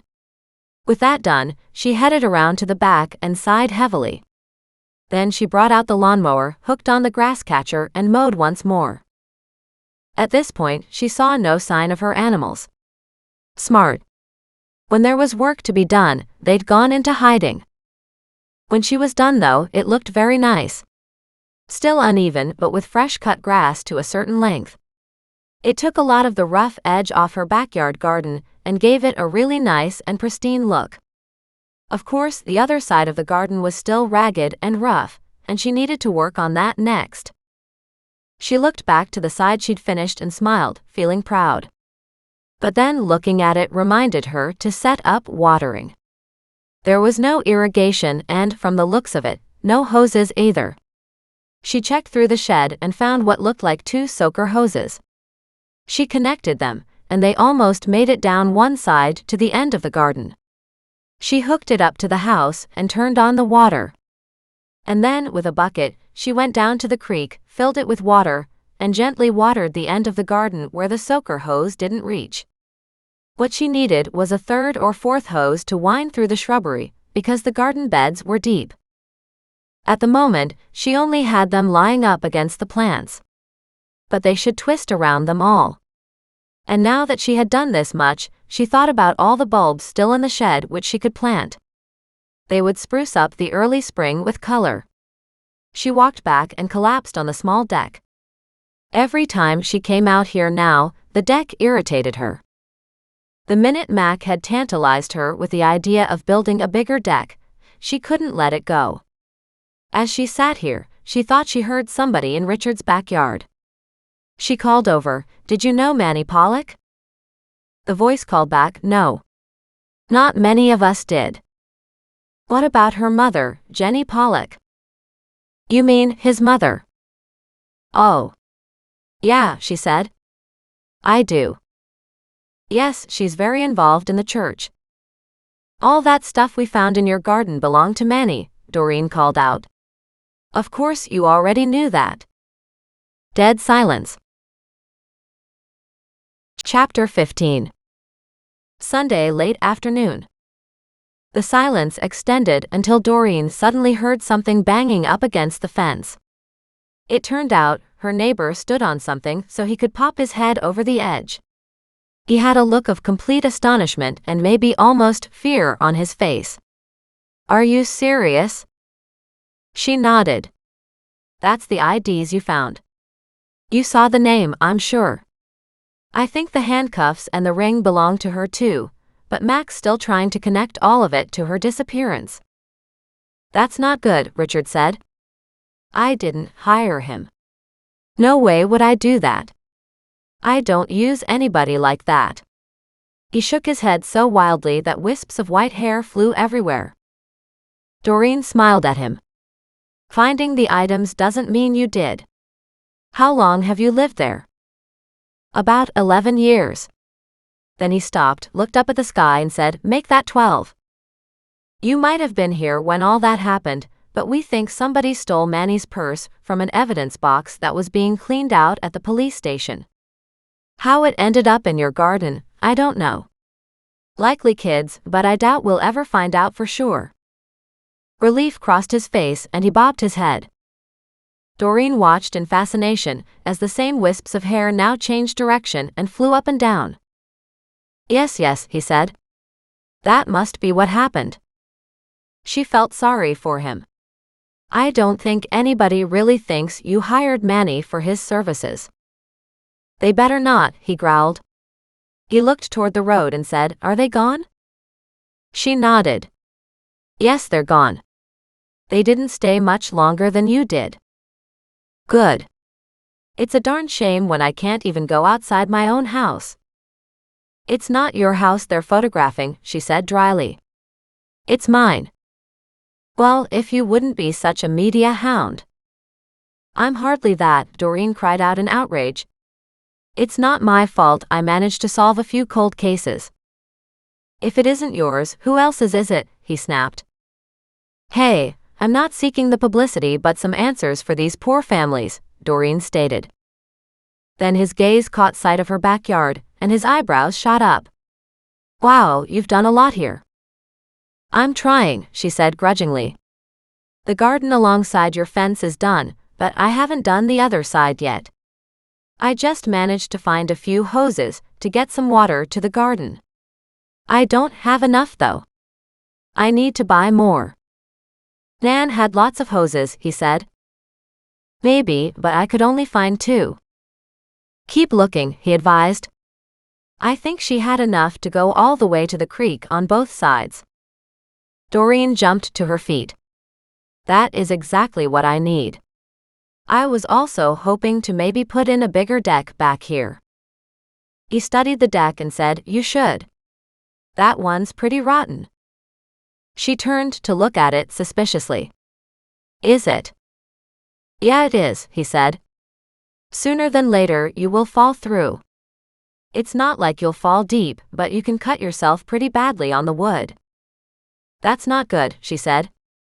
"I just don't have any money to hire somebody." "You don't need to hire anybody. It's not hard." And with that, he disappeared. She raised both hands in frustration. "Well, thanks for that," she snapped. "But it's not very helpful. I don't know how to fix this." "You didn't know how to solve cases either," came the answer.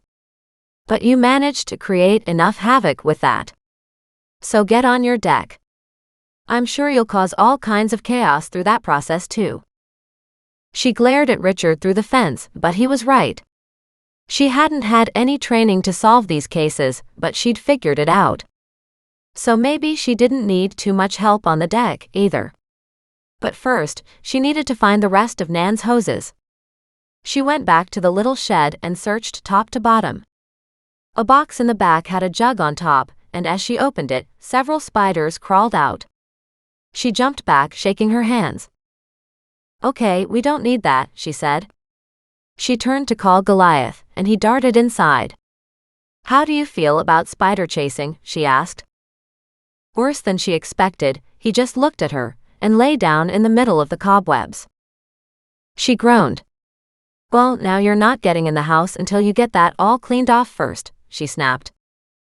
Thaddeus, who'd been on the veranda railing asleep, hopped to the ground, came over, and then hopped up onto the box. His head bobbed into the box, and he came back up with a squirming black 8-legged thing in his mouth. Then he hopped down and Goliath chased him. Thaddeus dropped the spider with a squawk and took off. This had Goliath looking gleeful and arrogant at the same time. Arrogant, in the way a cat would play with its prey. He swiped at the spider left and right, then made more swipes. When the game then looked dull and boring, he stepped on the spider. A soft crunch made chills go up and down Doreen's back. But maybe it was safe to check out the box now. She dragged the box outside and carefully, with gloved hands, appended it. It was full of hoses. There was one hose with a hand watering wand. Also, several soaker hoses were coiled up. She quickly washed off all the coiled hoses. She'd found 6 soaker hoses in all, so she spread out 3 to use on the right side and added 1 to the other 2 along the left side. With that done and water now thoroughly soaking the garden right to the creek, she came back, looking at the other 2. "Might be enough to do the front yard," she said with a frown. Dragging the 2 hoses to the front, she set one to wrap around the garden. However, she soon realized it wouldn't do anything for the front lawn. But if she set up a sprinkler somewhere in the middle, she could probably get almost everything watered. She headed back to the shed, took a look, and sure enough found sprinklers. With one of them attached, she set up a sprinkler in the front lawn too. Now, she had to remember when to shut everything off. She set a timer on her cell phone and let everything get a good soak. That took care of all the hoses she'd found. Good thing Nan was a gardener. She loved her plants too and wouldn't have let them die of thirst. With that all done, Doreen put everything else back in the shed, leaving the empty cardboard box outside for the spiders to do their thing and to hopefully disappear.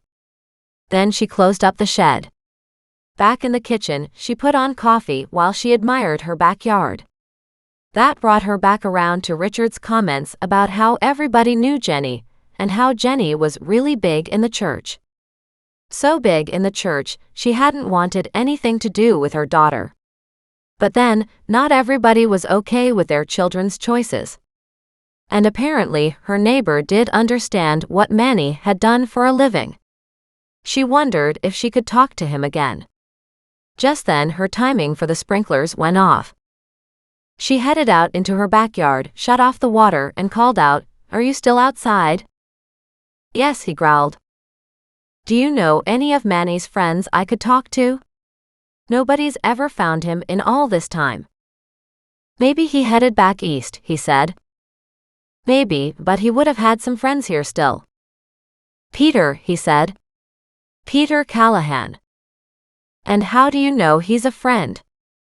"Because his father, Jeremiah Callahan, is a friend of mine. Peter was also a heavy drug addict, ended up working the streets, and never could get out of it." "Is Peter alive?" "Sure," he said, "but he's probably still doing the same old thing. He's got to be close to 40 by now. Probably somewhere around there. Maybe closer to 50. Maybe he's moved on to be a pimp, or maybe he's just homeless and sitting on a street corner looking for his next fix." "Okay. I'll see if I can find him." There was a shocked silence on the other side of the fence, and then, all of a sudden, her neighbor's head popped over the top of the privacy fence again. "You don't mean that, do you?" he asked. She nodded. "How else will I find out what happened to Manny?" she said reasonably. He thought about it for a moment and said, I'm sure Peter can tell you about a bunch of other friends. I want to know who she might have been with that night. The cops should know about it. Maybe, she said, but we have to consider the fact she wasn't reported missing for a couple days. Nobody seemed to notice she wasn't around right away. True enough, he said. He continued to look thoughtful as he studied her lawn. You do good work, he said grudgingly. Maybe you can find Manny after all. I hope so, she said gently. Everybody deserves justice, even somebody who had a troubled life like Manny did. And with that, her neighbor disappeared on the other side once more. But she felt better knowing Richard understood where she was coming from.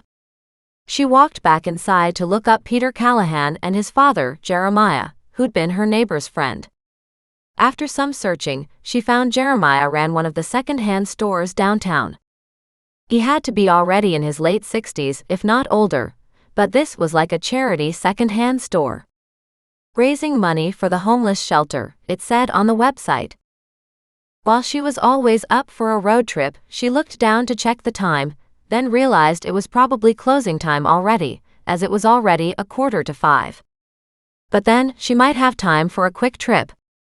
With Muggs not too happy with her lack of attention, she put a leash on him and took him out to the car. As she opened the door, Goliath ran in. Thaddeus stood on the step and squawked, "Thaddeus is here. Thaddeus is here. Really, do you all have to come?" But the answer was evident, as Thaddeus flew into her front seat. She lifted him up and placed him on her shoulder, then got in behind the wheel. "Goliath, you're wearing a harness." Not giving him a chance to argue, she slipped the harness she'd been keeping in her purse over his head. She didn't clip on the leash, figuring she might get him to wear the one first. But she'd keep the leash close, in case she needed to get control of him. Just the thought made her chuckle. In typical Goliath fashion, he lay here and stared at her. The only response she got was a flick of his tail. She opened the garage door, loving the simple opener, then headed downtown. At the second-hand store, she walked inside, holding the door open for Goliath and Muggs. Most of the time Goliath stayed close anyway. But this was a store. And one that could potentially hold a lot of breakable items. She quickly scooped him up before he ran from her. The man by the counter looked up and said, "We're closing in a few minutes." "Thank you." She gave him a winsome smile and said, "You're not Jeremiah Callahan, are you?" He frowned and nodded. "That I am." "Who are you?" Doreen identified herself. "I know you. Should have recognized you by the animals."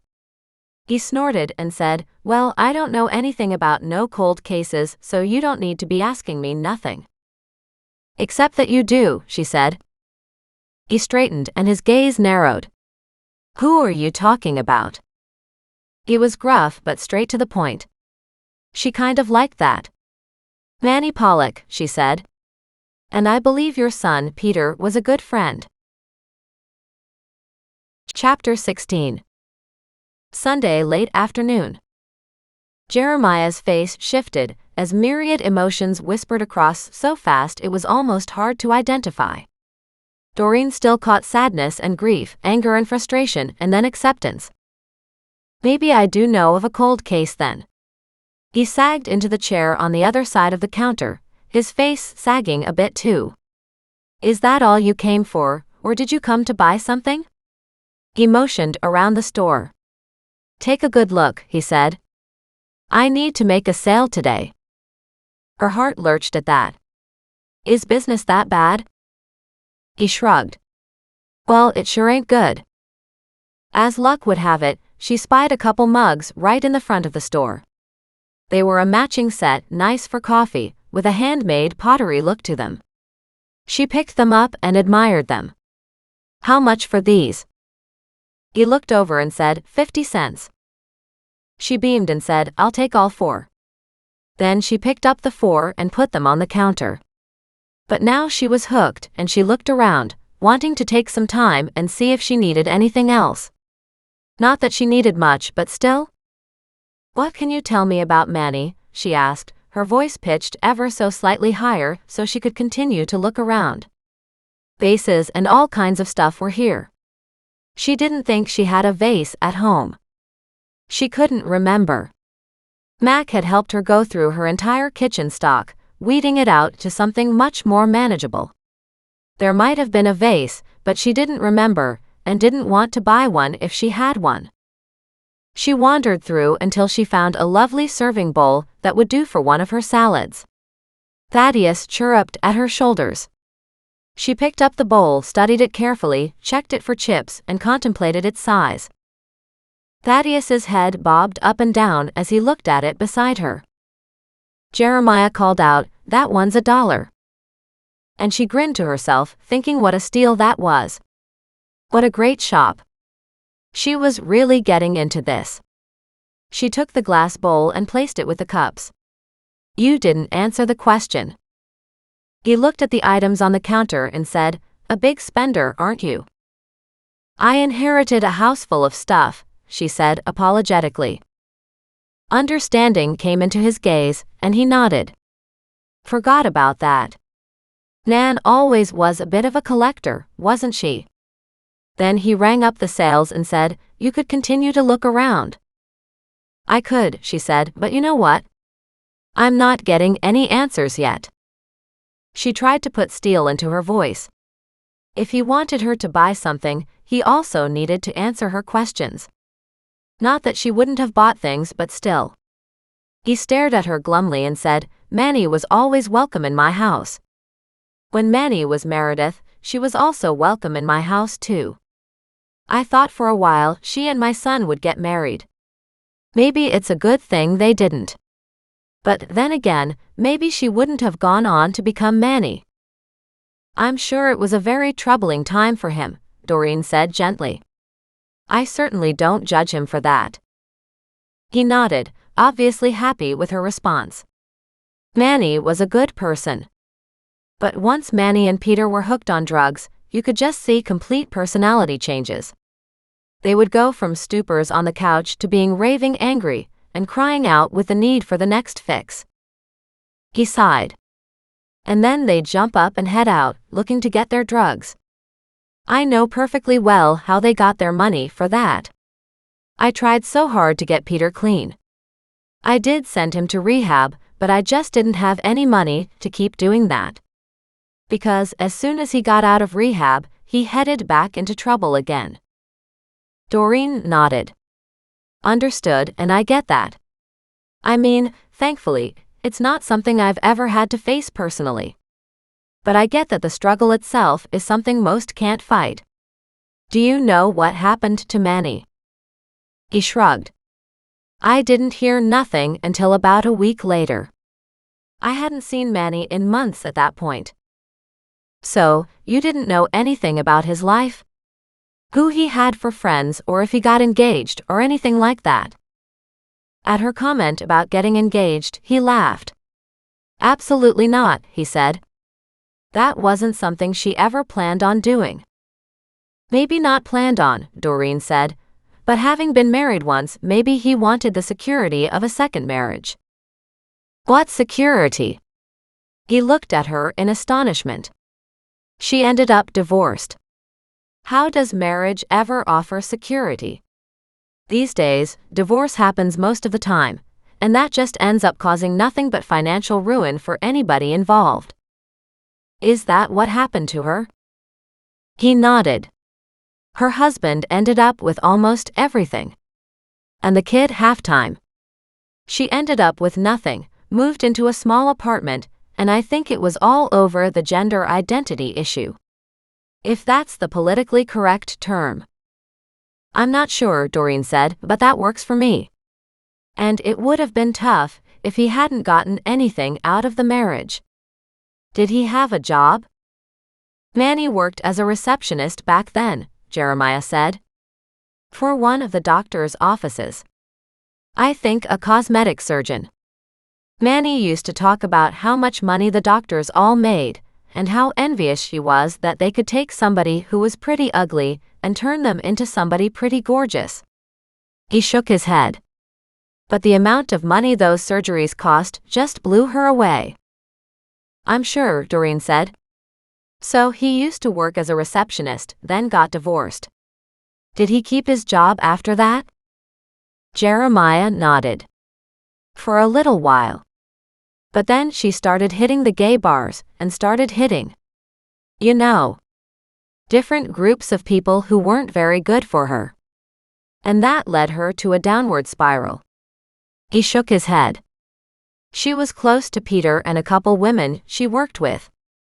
They were pretty intense, the four of them. He shrugged. They were all in the same industry. Is your son still in it? He shook his head. Not really.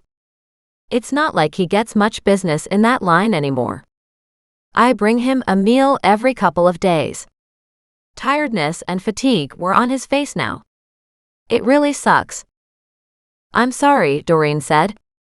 It's got to be hard when you can't help those you love. It's such a sad scenario. Where would I find him to talk to him? He hesitated. It might set him off, he warned. Goliath took that moment to stretch toward the counter with his paws clicking the top piece. Jeremiah leaned over and stared at him in astonishment. In what way? Doreen asked hurriedly. Dragging his gaze back to her, he answered, he gets very sad about her death. Does he know for sure he's dead? I don't think there's any way to know for sure. If Peter knew something, he'd tell the cops. Right, she said. That's good to know. It is, he said. He's never deliberately broken the law, until it came to the drugs. And the drugs are just that. There's not a whole lot we can do about it. She nodded and smiled. So then the question really is, do you mind if I go talk to him? Is there any reason not to talk to him, and to see what he might know that he hasn't shared with the police, because he might not have considered it important? That's possible. He does hold a certain amount of distrust for the police. Everybody in the business does. Of course, she said. They're getting busted on every street corner. Jeremiah laughed at that. True enough. Then he thought about it for a long moment before speaking. He's usually sleeping it off at the Pandozzi corner, somewhere close to the old hotel there. When I go down, I try to hook him up with a bed for a few nights at the shelter. Get him showered and cleaned up, then have him eat some food. I guess there isn't enough housing for the vulnerable people in our society, is there? There are shelters. But they tend to fill up fast. Peter's been pretty good about going to one shelter, and they often give him a night's sleep, or a bed and a shower for helping out around the place. He sweeps the place out, taking out the garbage, things like that. Doreen brightened at that. Good, she said. Maybe they let him eat some leftovers too. He laughed. They can only help so much with the homeless because once the word gets out, they have everybody wanting the same thing. Then he said in all seriousness, there is a soup kitchen, so I know he gets a meal a day. But sometimes he gets there too late, when the soup is all gone. There's only so much I can do. Of course, she said. Thank you. She looked at the cups and said, do you have anything to carry these in? He picked up the 4 mugs, wrapped them in old newsprint, and gently put them inside the glass bowl. Then he lifted the bowl and handed it to her and said, there. Now you have something to carry them in. Chapter 17. Sunday late afternoon. Doreen laughed. Sure. Why not? That works. With Muggs at her side, Goliath now walking in front of them, and Thaddeus still on her shoulder, she returned to her car. She really did want to take another look around the second-hand shop, but Jeremiah had followed her and locked up behind her. Setting her precious possessions into the back of the car, she loaded Muggs up in the front and said, what do you think? Should we take a trip downtown and see if Peter happens to be there? Muggs woofed at her. Thaddeus cackled and Goliath stared at her, bored. She nodded. Right, we should. The location wasn't too far away. Likely a 10-minute drive. Not as far as Glenmore. Finally, she was getting to know the Kelowna area. As soon as she found the right set of corners, she pulled into an adjacent street, parked, hopped out, and checked to see if she needed to pay. But being a weekend, it was free. Delighted, she turned to her animals and said, "Let's go for a walk." But rather than hitting the front street, she hit the alleyways. She came across a group of 3 men huddled together, snoozing on the sidewalk. She studied their faces carefully, but she didn't see any resemblance to Jeremiah. She kept on until she accidentally tripped across the shelter. Studying it, she walked around to the side, and there was a single man sitting on a bench with a cup of coffee. He looked like a possible candidate. She walked up to him and asked, "Are you Peter?" He raised his eyebrows in surprise but appeared friendly enough. "I was just speaking to your father," she said, taking a seat on the bench beside him. This time he seemed more shocked than anything. Yet he still appeared approachable. "I'm Doreen," she said as she reached out a hand to shake his. And then she knew she'd surprised him yet again when he shuffled his coffee to his other hand and shook hers. It was a rusty move, as if not many people wanted to do that with him anymore. His hand was dirty and dry, but she made herself shake it, as if it were the best gentleman's hand in a boardroom. Then she smiled at him and said, "I don't know if you've heard anything about all the cold cases that have been closing in this town." He nodded his head slowly. "It's about time somebody looked into them." His voice was raspy, as if he had inhaled too many cigarettes in a short time. "Indeed," she said. "Well, I'm one of the people who has been involved." He looked down at Muggs and looked back at her, then said with a gasp, "You're the crazy lady with the animals." She winced at that. She lifted her hair back to show him Thaddeus, who was tucked up against her neck. The man's eyes grew rounder. And then he reached up a hand halfway but dropped it. "Does he stay like that?" he asked. "Yes," she said, "most of the time. He's happy to walk around on my shoulder too." Thaddeus lifted his head, squawked at the man, and said, "Thaddeus is here. Thaddeus is here." Peter chuckled. "Wow, he talks." "He does talk," she said, realizing how much of an icebreaker the animals were in this situation. "His name is Thaddeus and this is Muggs." And then she pointed to the cat, wandering around a fire hydrant not too far away. Muggs wanted to go too, but she had him on a leash. And that's Goliath. Peter looked at the 3 and then smiled. "You're the bone lady," he said with satisfaction. "The one who's been helping out with all these cold cases." She nodded. "Yes, that's exactly who I am." He looked at the animals curiously and asked, "What do you want with me?" "Manny," she said gently. "I thought maybe somebody should look into Manny's disappearance." Instead of the reaction she expected to get, his eyes filled with tears. "I'd be so grateful," he whispered, "if you could." "I can look, but I can't guarantee I'll find any answers," she warned him. "Of course not," he said, "but anything is something." "What can you tell me about his last few days before he went missing?" Doreen asked as she put her phone on record, so she'd have it for later. "It was business as usual," Peter said. "I've racked my brain, trying to find any clue that would make a difference, but I just never do." "So tell me, what did you tell the police?" He shrugged. "For a couple days, we were just sitting around, doing our usual drugs and tricks and more drugs and more tricks." His voice was neutral and without inflection, as if he'd said it many times before. "And then he took a John, and I never saw him again." "And who was the John?" "No clue," Peter said. "I've never seen him around here. At least, I don't think so." "So was that common?" He nodded. "Yeah. Sometimes they travel here for the tricks. Sometimes their friends would direct them to other locations. Or if they're not used to hiring prostitutes, they don't want to be seen returning to the same location too often." Kelowna is a big tourist town, so you know. Anybody who's used to hiring prostitutes doesn't think anything of hiring one in a new location. What about the vehicle? Can you tell me about that? He looked at her. His gaze was a little fuzzy as he said, "It was a truck. A black truck. Double cab, full-size bed. Did it have lots of flashy shiny chrome on it?" "I don't remember," he said, perplexed. "The cops didn't ask me about the truck at all." "I'm sure they asked you what vehicle it was." "Depending on when they asked," he said, "I may or may not have told them the truth. Because I was often under the influence of drugs myself."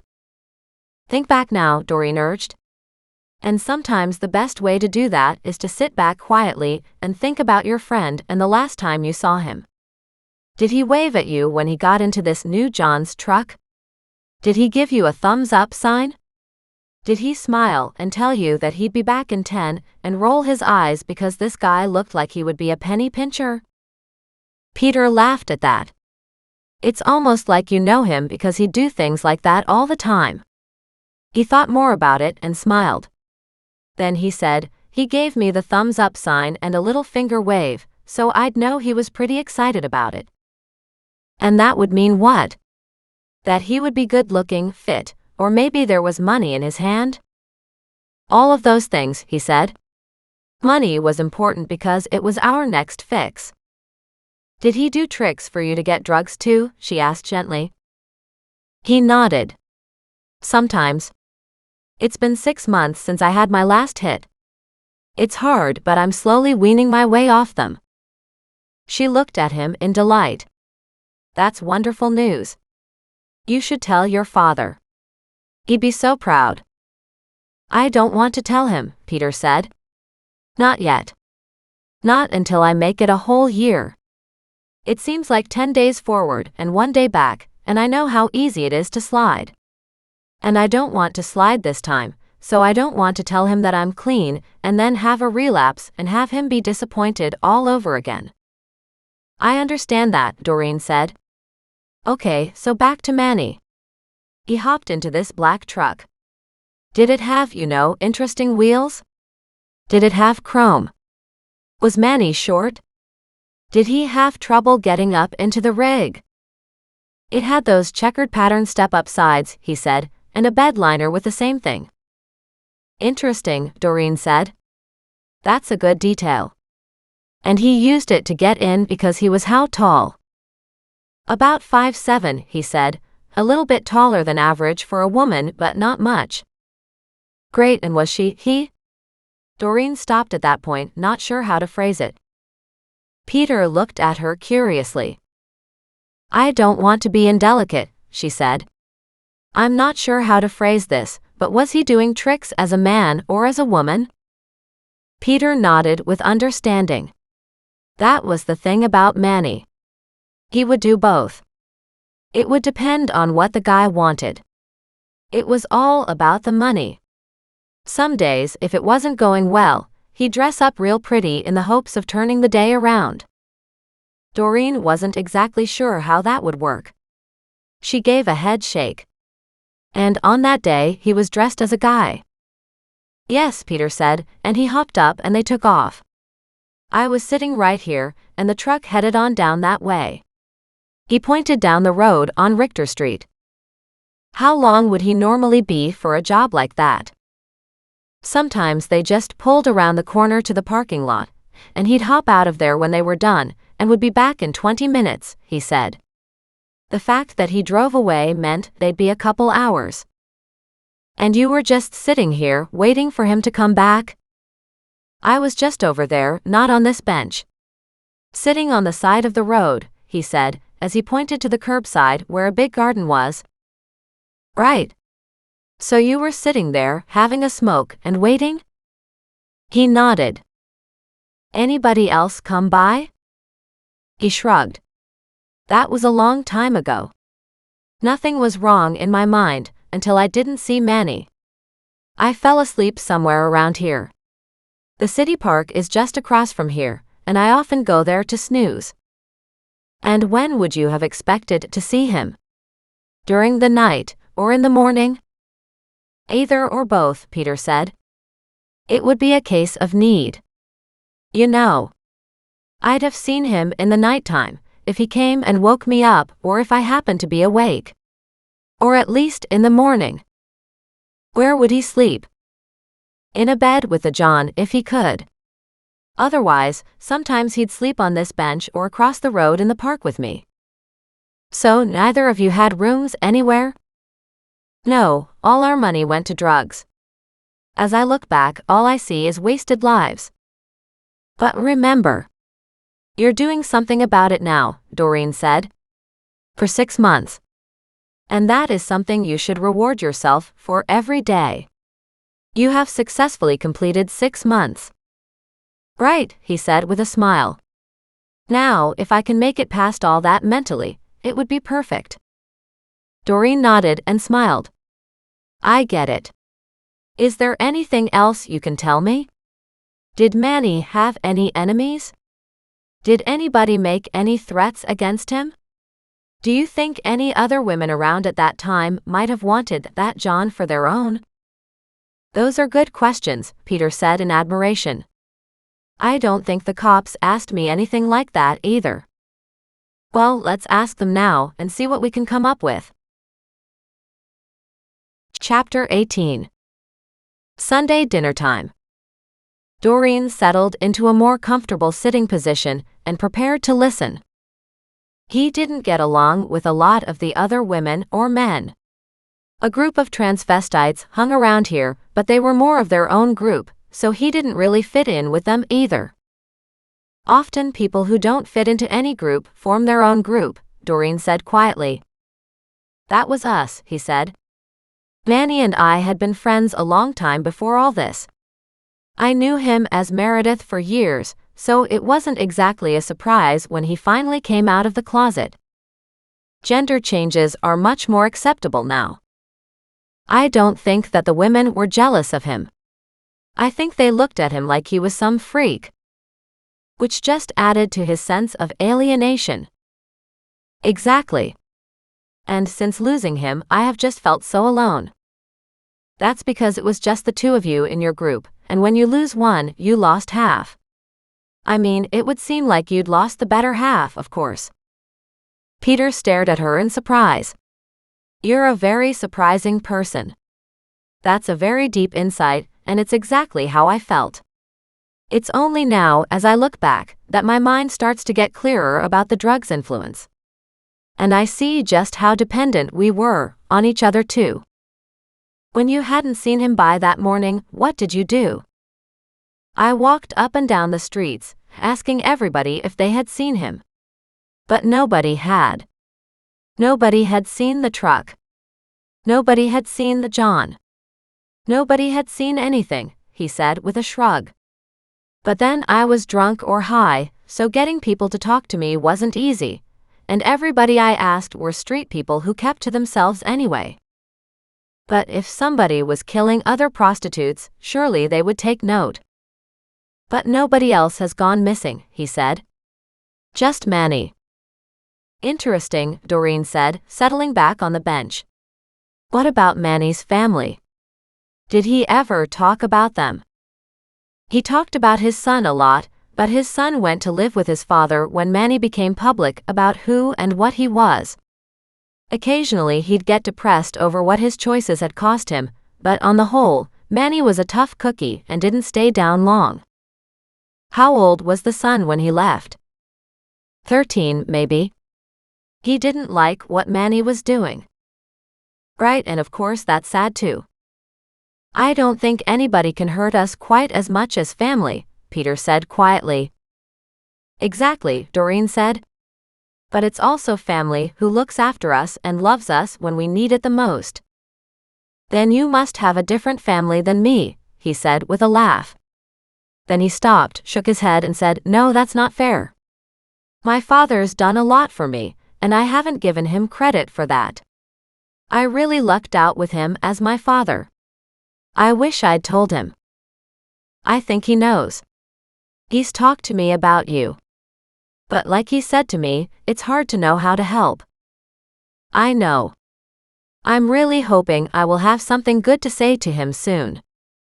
The sooner, the better, because I think he needs to know you've at least turned a corner. He doesn't have much of a life, does he?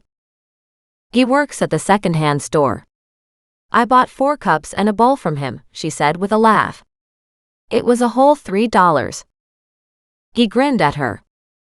I got this free coffee from somebody today. That probably cost them $3. I used to be wealthy, Doreen said.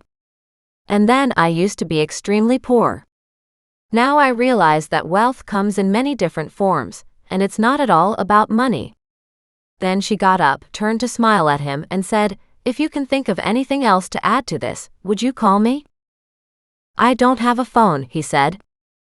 Okay, can you use the phone at the shelter? Maybe, he said. Do you have your number? I might come up with something. She nodded, wrote it down on her notepad, and handed it to him.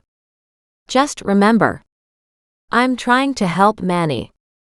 Let's at least find out what happened to him. Right, he said. Manny was a good person. Doreen stopped at that and looked at him. Did he help anybody? Was he friends with somebody who he might have helped, or somebody who might know anything about what happened to him? I don't know. He used to go to the women's shelter a lot and give them some money. Usually when he was high as a kite, so the centers sent him away all the time when he was like that. So he knew somebody there, maybe? Doreen asked. He ended up there after she separated from her husband, until she could get back on her feet again. But that didn't last long. She had come out at this time. So he went to the shelter and then in an apartment and then started on drugs, lost his job, lost his apartment, lost his son, and ended up on the streets. That's such a sad ending, Doreen said. It is for Manny. For me, well, maybe I can change my ending. Which was harder to get off of, the drugs or the booze? Drugs, he said. I kicked the booze as soon as Manny went missing. But the drugs were much harder. I would go in deep to forget, then wake up. It's been a slow process. Every day, I would just take a little bit less instead of shooting up. I'd make sure I spread it out over 3 days and then 4 days and then 5 days. She looked at him in admiration. That's actually quite smart. I never thought about that. Still, it's taken me 10 years, he growled. And what would you have done with those 10 years otherwise? Doreen asked gently. Look at where you are. You're 6 months clean. Keep sight of that as something very positive you've done, and let it be something you use to keep improving your life. Peter stared at her. You're good for me. I can't remember the last time somebody sat and talked to me as if I were a person and not a piece of garbage on the street. You're not garbage, she said sadly. The world's just very messed up. With the animals in tow, Doreen waved at him and then stopped and asked, Have you eaten today? He nodded. I had a big meal at the soup kitchen. Don't you worry. I'm okay. She smiled and said, Remember to call me. After that, she walked back around the corner to her car, her pets in tow. She got into the car and drove home. Inside, she felt so sad. What a life for father and son. She pulled up to the front of her garage, used the remote to open the garage door, and drove inside. As soon as she was in, she closed the door and let out the animals. Okay guys, she said, we're home. They raced out. As she opened the door to the house, the animals tore inside. She headed for the fridge. It'll be spaghetti again, she called out to the empty house. Is that a problem? She shrieked and turned to see Mac, leaning against the kitchen doorway. Were you in my house when I came in? She demanded. He shook his head. No, I've been out here on the deck waiting for you to get home. Oh, she said, her hand going to her chest. I didn't even think of that. And then she realized he wasn't standing in the open doorway. He was talking to her through the window. The open window. She groaned.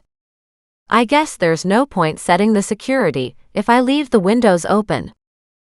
She undid the security on the door, opened it up, and let him in. You can make coffee, he said. And you could cook more pasta, she said, because if you want spaghetti too, that'll cut into my supply of leftover noodles. He chuckled. Is that all you've been eating since we had it? She nodded. Pretty much. He groaned. You need to learn to cook a few more things. I do, but I really love this pasta. He shook his head, put on the tea kettle, and picked up the pasta pot. Then he put it on the burner and said, How much sauce is left? Have you been rationing yourself? She gave a tiny shrug and then nodded. You know that I could eat that every day for a week. She walked over to the cupboard and pulled out a large package of noodles. He looked at it and said, How much do you want me to cook? She rubbed her hands together in glee, gave him a fat grin, and said, All of it. Chapter 19. Sunday dinner time. Mac laughed, then proceeded to cook the rest of the noodles. As meals go, he said, that's pretty cheap. Exactly. The initial cost of the sauce really bothered me because I was worried what seemed like an exorbitant amount of money would be gone forever, but it's so good and stretches a long way. It does, he said, but you need to learn to cook a few more dishes too. So what are we cooking next? What about those pork chops I made you? Yeah, you see? You made them and I didn't. So I haven't tried to cook them myself. Right, he said. We should work on that too then. Sure. I'm happy with that, but I don't have any pork. Spaghetti tonight again, he said. For our next lesson, how about stir-fry? Do you like stir-fry? Love it, she said. And it would help to get some veggies back into my diet. He frowned at that. Are you only eating salads for veggies? She nodded. And sandwiches. He rolled his eyes at her. So what's the extent of vegetables in that? Lettuce, cucumbers, tomatoes, and onions? And slices of bell pepper, she said, yes. Okay, stir-fried celery, cauliflower, broccoli, and maybe some Chinese vegetables in there too. I'll pick up the ingredients and that's what we'll cook. When? He looked at her in surprise and said, Friday? She nodded. Do we have anything to cook it in? Don't you need a wok? He looked at her in consternation. Do you have a wok? You're the one who sorted Nan's kitchen, she said dryly. So let me ask you, do I have a wok? He shook his head. No, you don't. I should go back to that second-hand store I was at today, she said. Then she pointed at the bowl and the 4 mugs. Those cost me $3, she said proudly. He picked up the mugs and said, Hey, these are really nice. She nodded, and they're not chipped. He laughed. I don't think anybody else is bothered by chips except for you. Now I have cups I can give to company, she said. And they were only 50 cents each. Chapter 20. Monday morning. Last night, Doreen hadn't gotten a chance to pump Mac for any new information. She was upset at herself for not doing that. But she didn't want to interrupt such a lovely and friendly dinner. When he'd been called to work right afterward, though, he'd taken the message and, with a cryptic look in her direction, had disappeared. He left her hoping for a tidbit of something to enlighten her, but he just shook his head and took off. He did apologize for not helping with the dishes, but she was almost used to it. She wondered idly if he had it set up with dispatch to give him a call, so he could run out on her at dishwashing time. Not that she'd done much in the way of cooking either, because it was all pre-cooked, and he'd done the noodles. But now it was morning again, and she faced so many more issues and tantalizing tidbits on various cases that she felt frustrated and curious. Finally, she sat down, opened up an email, and asked Mac what case he'd gone running out of the house for the previous night. Then she huffed when she didn't get an immediate response, deciding maybe she had just enough time with the rising river water to sneak one more walk out to Steve's to see if the police dogs and policemen were all done with the crime scene. After breakfast, she called the animals and led them outside to the back end of the creek. She stopped when she realized just how high the creek was. She gulped, but guessed that she still had enough walkway to go this way, and headed out along the water, trying to stay as dry as she could. Thaddeus was obviously disturbed at the change in the water depth too, as he walked back and forth on her shoulder, making an odd chuckling sound. Meanwhile, Goliath walked along higher ground as much as he could. She knew that if the water got any higher, she'd have to pick him up and carry him. Muggs wasn't too bothered, but she was more concerned about him falling into the main part of the creek, which was now moving very quickly. She walked as far up as she could, and made it just to the corner of Steve's property, where the river went out around a bend, and she could hop up onto his retaining wall. Technically, she was on private property at this point. She crept around the corner and took a look, but no cops appeared to be here, just the remains of the burned-down house. Freed up to walk the property, she headed toward the visible markers. She pondered at that because a crew wasn't here. And then she checked her watch and realized it was probably still early for them. Now closer to one of the markers, she noted grave-looking disturbances in the ground, but that had been refilled. When she finished counting them, her heart sank. 6, she whispered to her animals.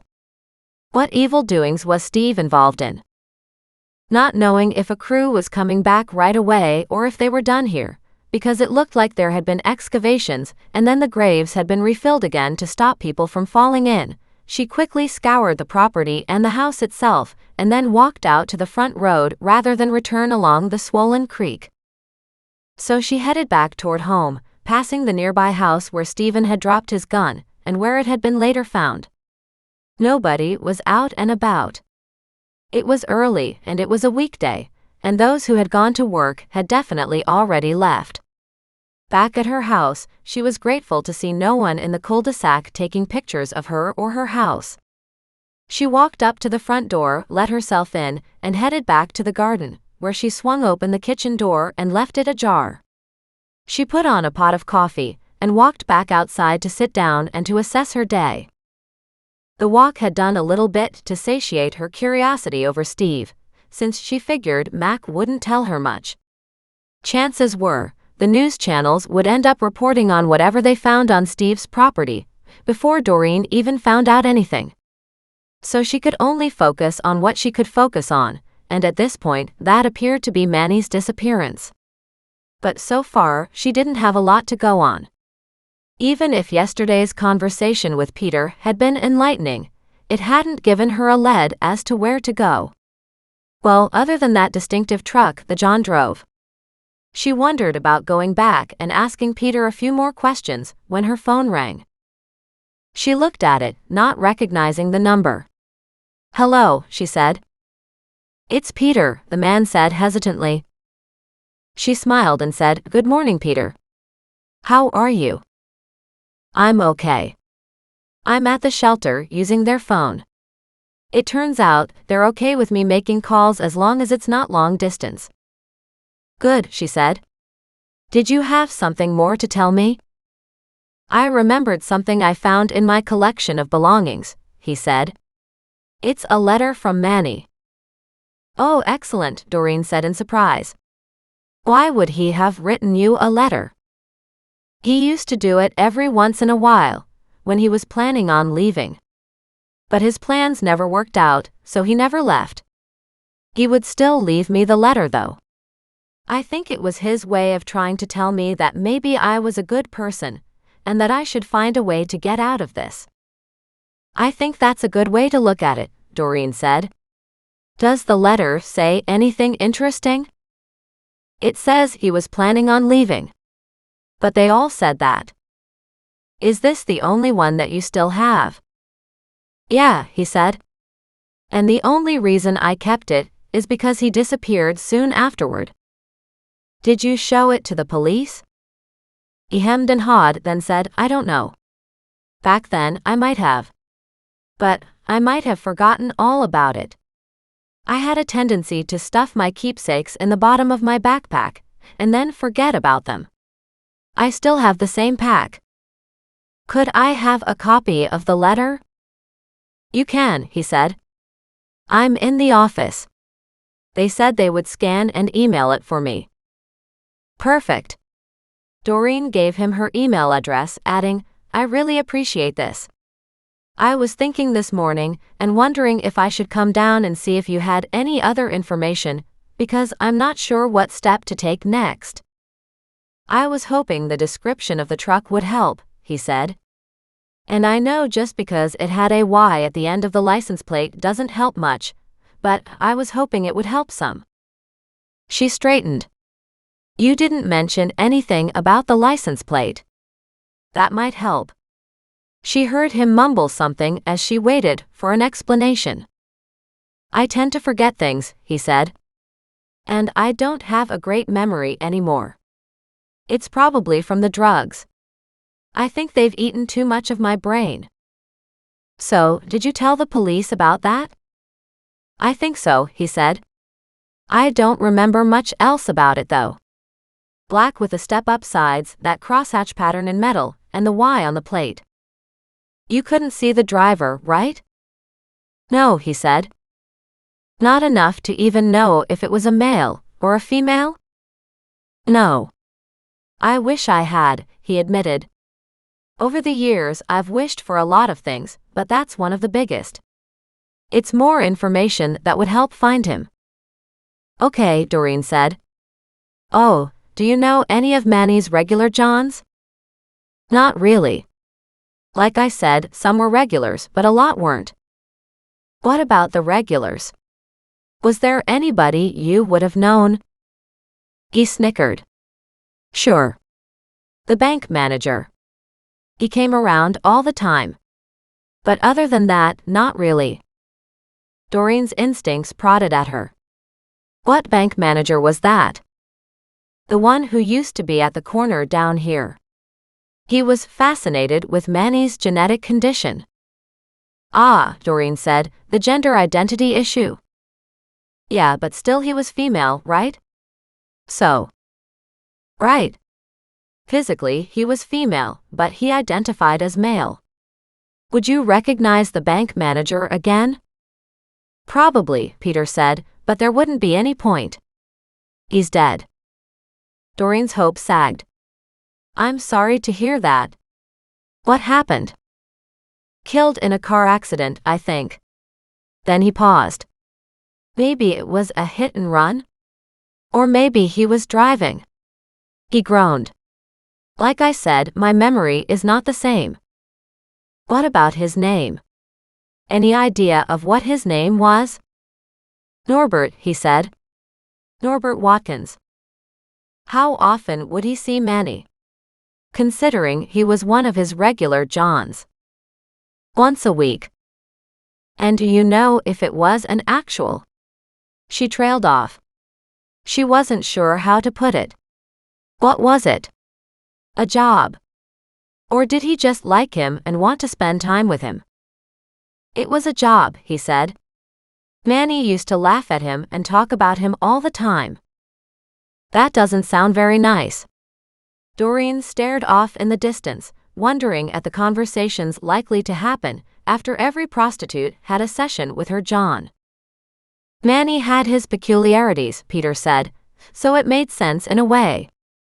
But he always used an affectionate tone when he talked about him. I think he cared. It's also the lifestyle, she admitted. Exactly, Peter said, sounding relieved. What about a purse? Did Manny carry one? Not really. Meredith loved them, and Manny never quite got used to not having one. He kept one stashed in the back alleyway. Not money or nothing worth much. Just old IDs and stuff. And a ring that mattered to him. Only it was a fake one, so no one stole it. The cops took the purse after he disappeared. He had a few personal items in the purse, and I gave that to the cops at the time, but honestly I was so high back then, I think the bag had been already cleaned out by other people. Ah. Relieved to hear that explanation, which helped tie the purse into the police station, but not the contents, which most likely were tossed randomly ending up in Richard's yard, Doreen added, I'll try to look into that bank manager's name a little more. Anybody else? No. Well, there were more Johns before, but he slowly lost them. Why is that? I think it was the drugs, Peter said. We spent all our money to buy more drugs, didn't have anything left for food or a place to stay. Manny used to have a nice room where he could take the Johns to, and then his tricks ended up being just in the Johns' vehicles or in back alleys. Sometimes the Johns had a place. Right, Doreen said with a wince. And that's the stage he was at when he hopped into the black truck, right? Yes, he said. Okay, well, if you think of anything else. Check your email, Peter said. Doreen walked over to her laptop, opened it, waited for it to load, and then checked her email. The scan here's perfect, she said. Thank you. You'll still try, right? He asked in an anxious tone, as if worried Doreen wouldn't continue to look for Manny. I really want to know what happened. I'll do my best, she promised, but I'm not a miracle worker. I've had some success, but I don't want you thinking it's a guarantee. No, that's okay. It just makes me feel not quite so alone to think somebody's still looking for him. And I'm sure he's watching you from wherever he is, Doreen said. There was an awkward silence, and then Peter asked, Do you really think he's dead? Chapter 21. Monday morning. Doreen sat back and pondered that. I guess it's possible he did run away successfully, she said. But you know the stats as well as I do that men and women in vulnerable parts of society don't have the greatest chance at longevity. And with a suspicious disappearance like this, of course? Unless he's cleaned up somewhere in the last 10 years, which would be great, but there's a high chance he hasn't. His body has yet to be found though, Peter argued. I mean, I know in my heart of hearts that he's probably gone because he would have contacted me during these last 10 years, but there's always hope. And that's something you might have to come to terms with, she said. If I do find out what happened and we do find him, it could be that he's dead, and then that hope is gone. Peter sighed. I know, but not knowing is worse. I keep expecting him to show up around the corner every time I look somewhere. And even though it's been a decade, and I know the chances of him coming back and showing up like that are pretty non-existent, I still hope. Part of me knows if he did get out, he'd never come back.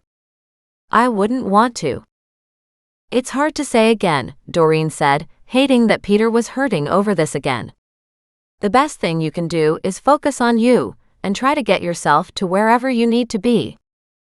I know, he said. But at the same time, it's one of those things you never quite let go of. Exactly, she said. And that's why I'm looking into it. He rang off just then. Doreen sat at the kitchen table and read the letter attachment he'd sent her. Dear Peter, she read. I know I've said this time and time again, but this time it's for real. I've got a way to get out. I want to leave all this behind. He's a good man. He's honest and true. He's somebody I trust. I know this is for the best. I promise when I get clean and healthy, I'll come back. Always with love, Manny. It even had his signature at the end. The letter was heartbreaking. Doreen downloaded it and then wrote an email to Mac and sent it to him. As she sat here, studying her garden, she wondered what it would be like to lose somebody you were so close to like that.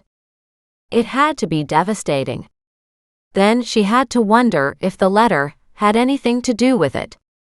Had the police considered one of her Johns as one of their suspects? When Mac phoned a few minutes later, he said, I've never seen that before. She hesitantly told him about her meeting with Peter and him finding the letter in his backpack and sending it to her.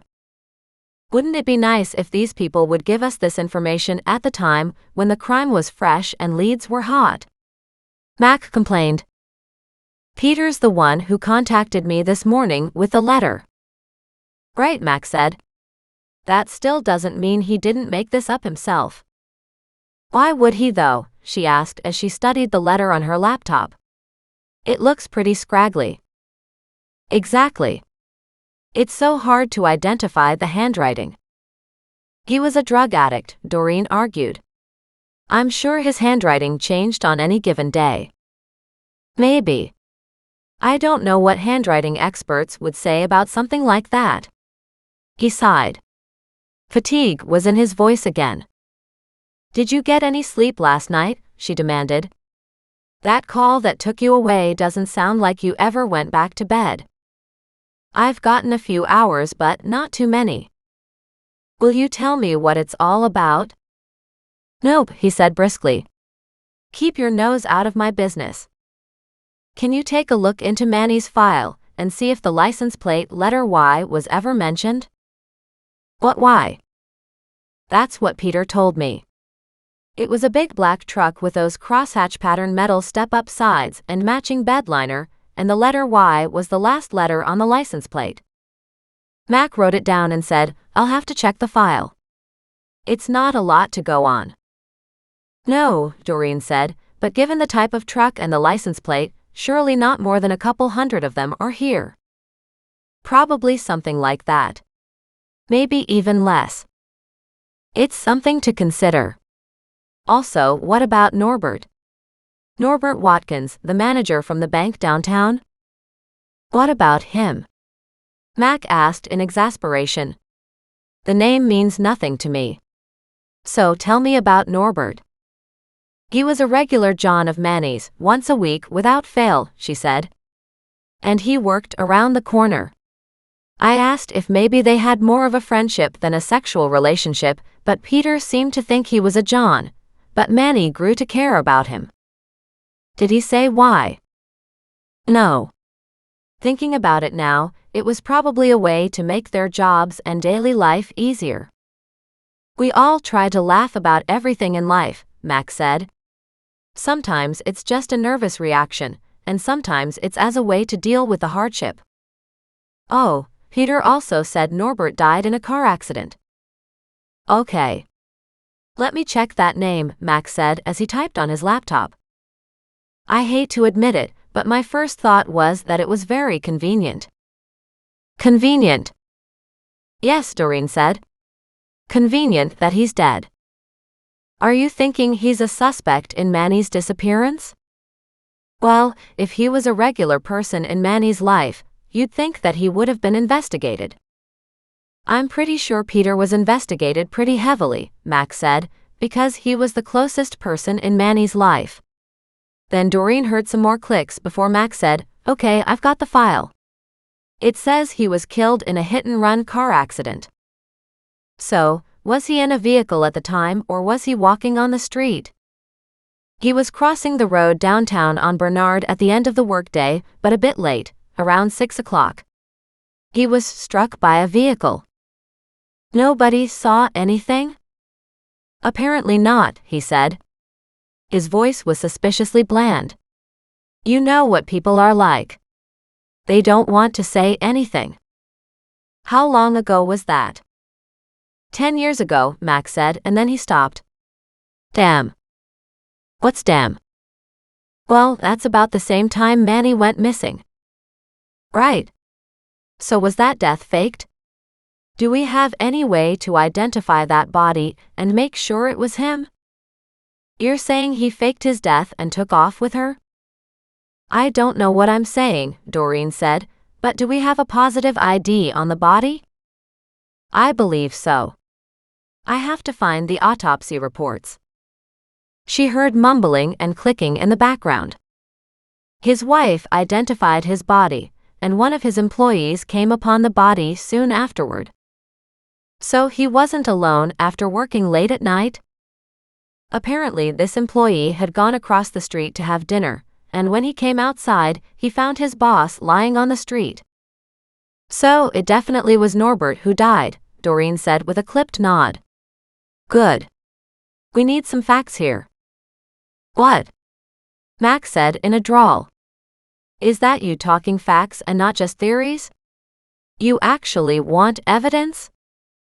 Not so much evidence, she said. Facts.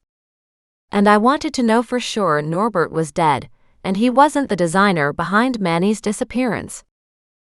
You can't know that though, can you? Because Norbert might have had something to do with Manny's death and then was killed. Or something to do with Manny's disappearance if you're thinking he's still alive, he said, but even his tone said it was doubtful. I'm not really expecting him to be alive because of his line of work. We all know what a dangerous lifestyle that is. Unfortunately, yes. But anyway, this Norbert guy is dead. Can you give me a copy of that file, so I don't have to write down all my notes? No, he said, you can do a search for it, and you'll probably get a newspaper article on it because he was a bank manager. Fine, she said. Can you check on Manny's case file to see if anything there mentions Norbert and that Y in the license plate? I will, Max said, but I've got a meeting in 10 minutes. I've got to go. And he hung up on her. Doreen groaned, but figured he'd get back to her when he could. Hopefully he will, she said. She sat at her laptop and looked for articles on Norbert's death. And sure enough, found a couple. Mostly hit-and-run news where nobody was ever caught. Looks like it's right up my alley, Doreen said. This is another cold case indeed. Chapter 22. Monday noon. Doreen checked the date that Manny disappeared and realized she didn't have an exact date. She'd have to go back and ask Peter because she couldn't just call him. She settled on looking at the date on Manny's letter and realized it was 1 week before Norbert the banker's death. With that noted down in her own case file, she realized she hadn't checked to see if anything in Solomon's files were about Norbert. And she hadn't gotten as far as the W's in those boxes either. Shaking her head hard, she had to get something done on the rest of Solomon's files, at least preparing that index of the file names, completing her scans of each summary sheet just to quickly know which case files Solomon had information on. As it was, she got up and headed to the closet, pulled out the third and fourth boxes, then found one with Norbert's name on it in the final box. Excited, she pulled it out and wondered why she hadn't thought about checking the complete digital copy she had made of all the files in these 4 boxes when she first had received them.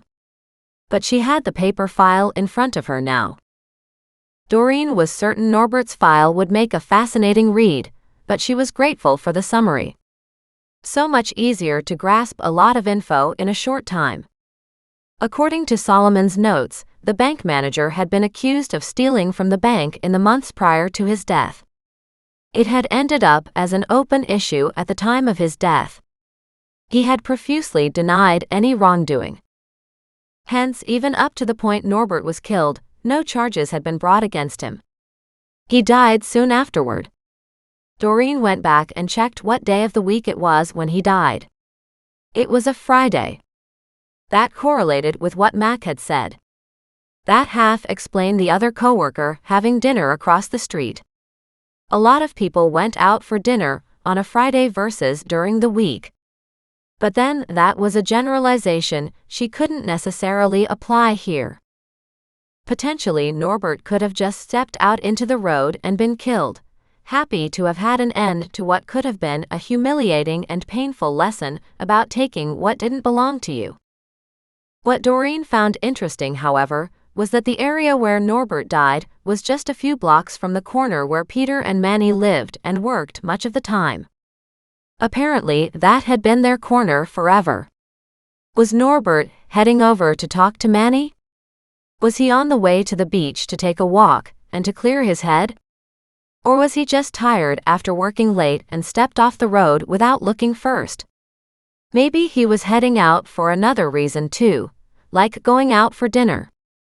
His vehicle had been still parked around the back of the bank. That was odd.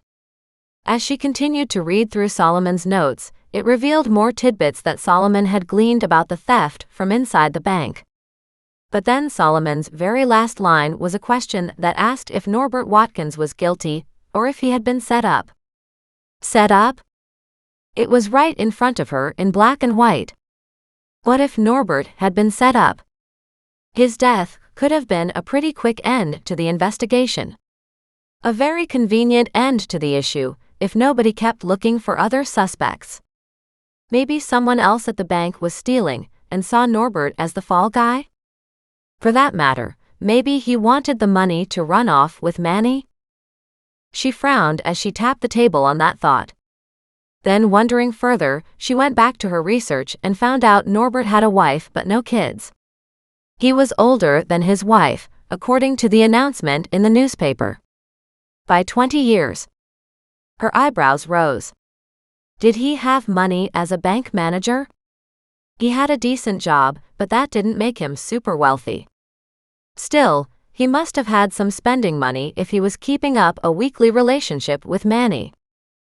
And did his wife know about Manny? That would have been a hard thing to accept. At least it would have been for Doreen. Yet at the same time, Doreen wondered if maybe the wife was happy to have Norbert's attentions focused elsewhere. She wrote down the wife's name, which was Lynette, and how she had since been married to a Dean Porter. Noting that name, she tracked down Dean Porter. He was an investment banker. And so back into the banking world Lynette had gone. Maybe Norbert's wages were decent, but did an investment banker make better money? He might be in a private business with his own company, but Doreen couldn't find anything to prove that. But then she caught sight of the nuptials date, only 30 days after her husband's death. "Wow, that's cold," Doreen said as she sat back. "That's really cold." Obviously, it wasn't a happy marriage if she had grieved, had buried her husband, and had fallen in love all over again within 30 days. No way to find an address online. Doreen checked the phone book and did find them listed. They lived on Dilworth Mountain. According to some tidbits she'd heard, Dilworth Mountain was one of the hoity-toity places. "So, you moved up in life with this marriage, didn't you?" Doreen asked Lynette's picture. "Doing the social climb." "Well, it's been 10 years, so I wonder how that's working out for you." What did Doreen really know? She went over the notes in her head as she jotted them down in order. Was killed by accident? Or was it murder? Did Norbert have anything to do with Manny's disappearance? Did his wife have anything to do with Norbert's death? And what are the chances, Doreen mused out loud, that the wife had something to do with her husband's death? A month to remarry is very suspicious indeed. Then again, maybe Norbert had committed suicide by stepping in front of a bus or whatever. His life was crashing down around him, and for all Doreen knew, he might have been in a health crisis as well. Once again, so many unanswered questions. She sent a note off to Mac, asking if an autopsy had been done, or if any underlying health conditions had been found in the banker's case. Then, knowing he wouldn't get back to her anytime soon, she stood and made herself a sandwich, even as she eyed the pasta. She would save the spaghetti for dinner. She sat outside, sharing her sandwich with the critters and realizing she should have made half a sandwich more, just so she had enough to share. She was determined to get through the third box of Solomon's research and fully index it, like she had the others. It would take her hours, and she wasn't looking forward to it. She looked at her garden and deemed it more appealing. But then she'd done half, and needed to get the other half finished. After eating, she sat down and worked her way steadily through Solomon's third box. It went a lot faster than she had expected. Finally, with that third box done, she put away that box and then grabbed the fourth box. She still had several hours left this afternoon. She opened the box and started working away. By the time a knock came at her door, she had only one folder left. She groaned and straightened, rubbing her lower back. Muggs barked like crazy again. She called out, "I'm coming," but by the time she got there, Mac had opened the door and stepped inside. He looked at her as she straightened and stretched. "Have you been out doing heavy digging again?" She shook her head. No, I was trying to do an index of Solomon's files and all his summaries. He had a file on the banker. Mac's eyebrows shot up to his hairline. He did. Doreen nodded. And, since you have a digital copy of all Solomon's files too, you can go home and read it on your own time. He laughed. Well, what made you think to look? Because I was looking for information online, and it was a little skimpy, so it occurred to me that maybe Solomon had something. Then, when I found it, I realized I hadn't finished doing the indexing of his boxes I had inherited. By indexing, you mean? I mean, typing in all the names and the basics from the summary. I've already scanned in all the summaries. I figure I'll print off the index and keep it handy, so I can easily look anything up anytime I want. Maybe, he said. You've got it all digitized though, so. But it's hard to search for something in all those folders if you don't have it organized with each of the names in the front. So, why don't you attach the index with all the summaries? I was thinking of it. I renamed all the scans, so that's something. Maybe if I have a folder system and rename the folders, I'll keep everything together and have them a little more organized. Mac stepped out on the back deck and said, Figured you'd be out here gardening. I would be, she said, if it appealed more than doing this, but I'm one folder away from finishing, and I wanted the job done. She motioned at him as she sat down and said, I'll just do this last one real quick. Coffee? He asked while eyeing her empty cup. Go put some on. I guess I should bring you some more, he said with a laugh. No need, she said. You've been feeding me enough. I can certainly share my coffee. Actually, I was wondering if there was leftover spaghetti, he said. I think I'm developing a craving for it. Doreen laughed. I had a sandwich for lunch so I could save it for dinner. Take a look and tell me how much there is. We ate quite a bit of it last night, he admitted. She kept typing away, trying to ignore his actions as he made coffee, and then pulled out the pasta and the leftover sauce. When she was finally done, she saved everything and put all the physical folders back inside the fourth box and put it in the front closet. She left out the banker's file though, letting it remain on the kitchen table. Finally done, she said. It seems like I had so many unfinished jobs that I never quite got anywhere. I know the feeling. Right now, we have so many cases where we're trying to cross the T's and dot the I's, that it's pretty impossible. Right. I've kept you busy. You think? Speaking of which, Doreen said as she returned to the kitchen, did you find 6 bodies on Steve's property? Max straightened, looked at her, and said, How did you know there were 6? I went to the property, she admitted. All the police tape was gone, and just the markers and these horrible slashes into the property remained. We did find 6 bodies, he said. I'm not sure if the police are done yet though. Do we have any IDs on the bodies yet? Not yet. Doreen nodded. I suppose if we go the DNA route, it can take time. Yes, and X-rays of the teeth can help identify each body, which is often what we end up doing.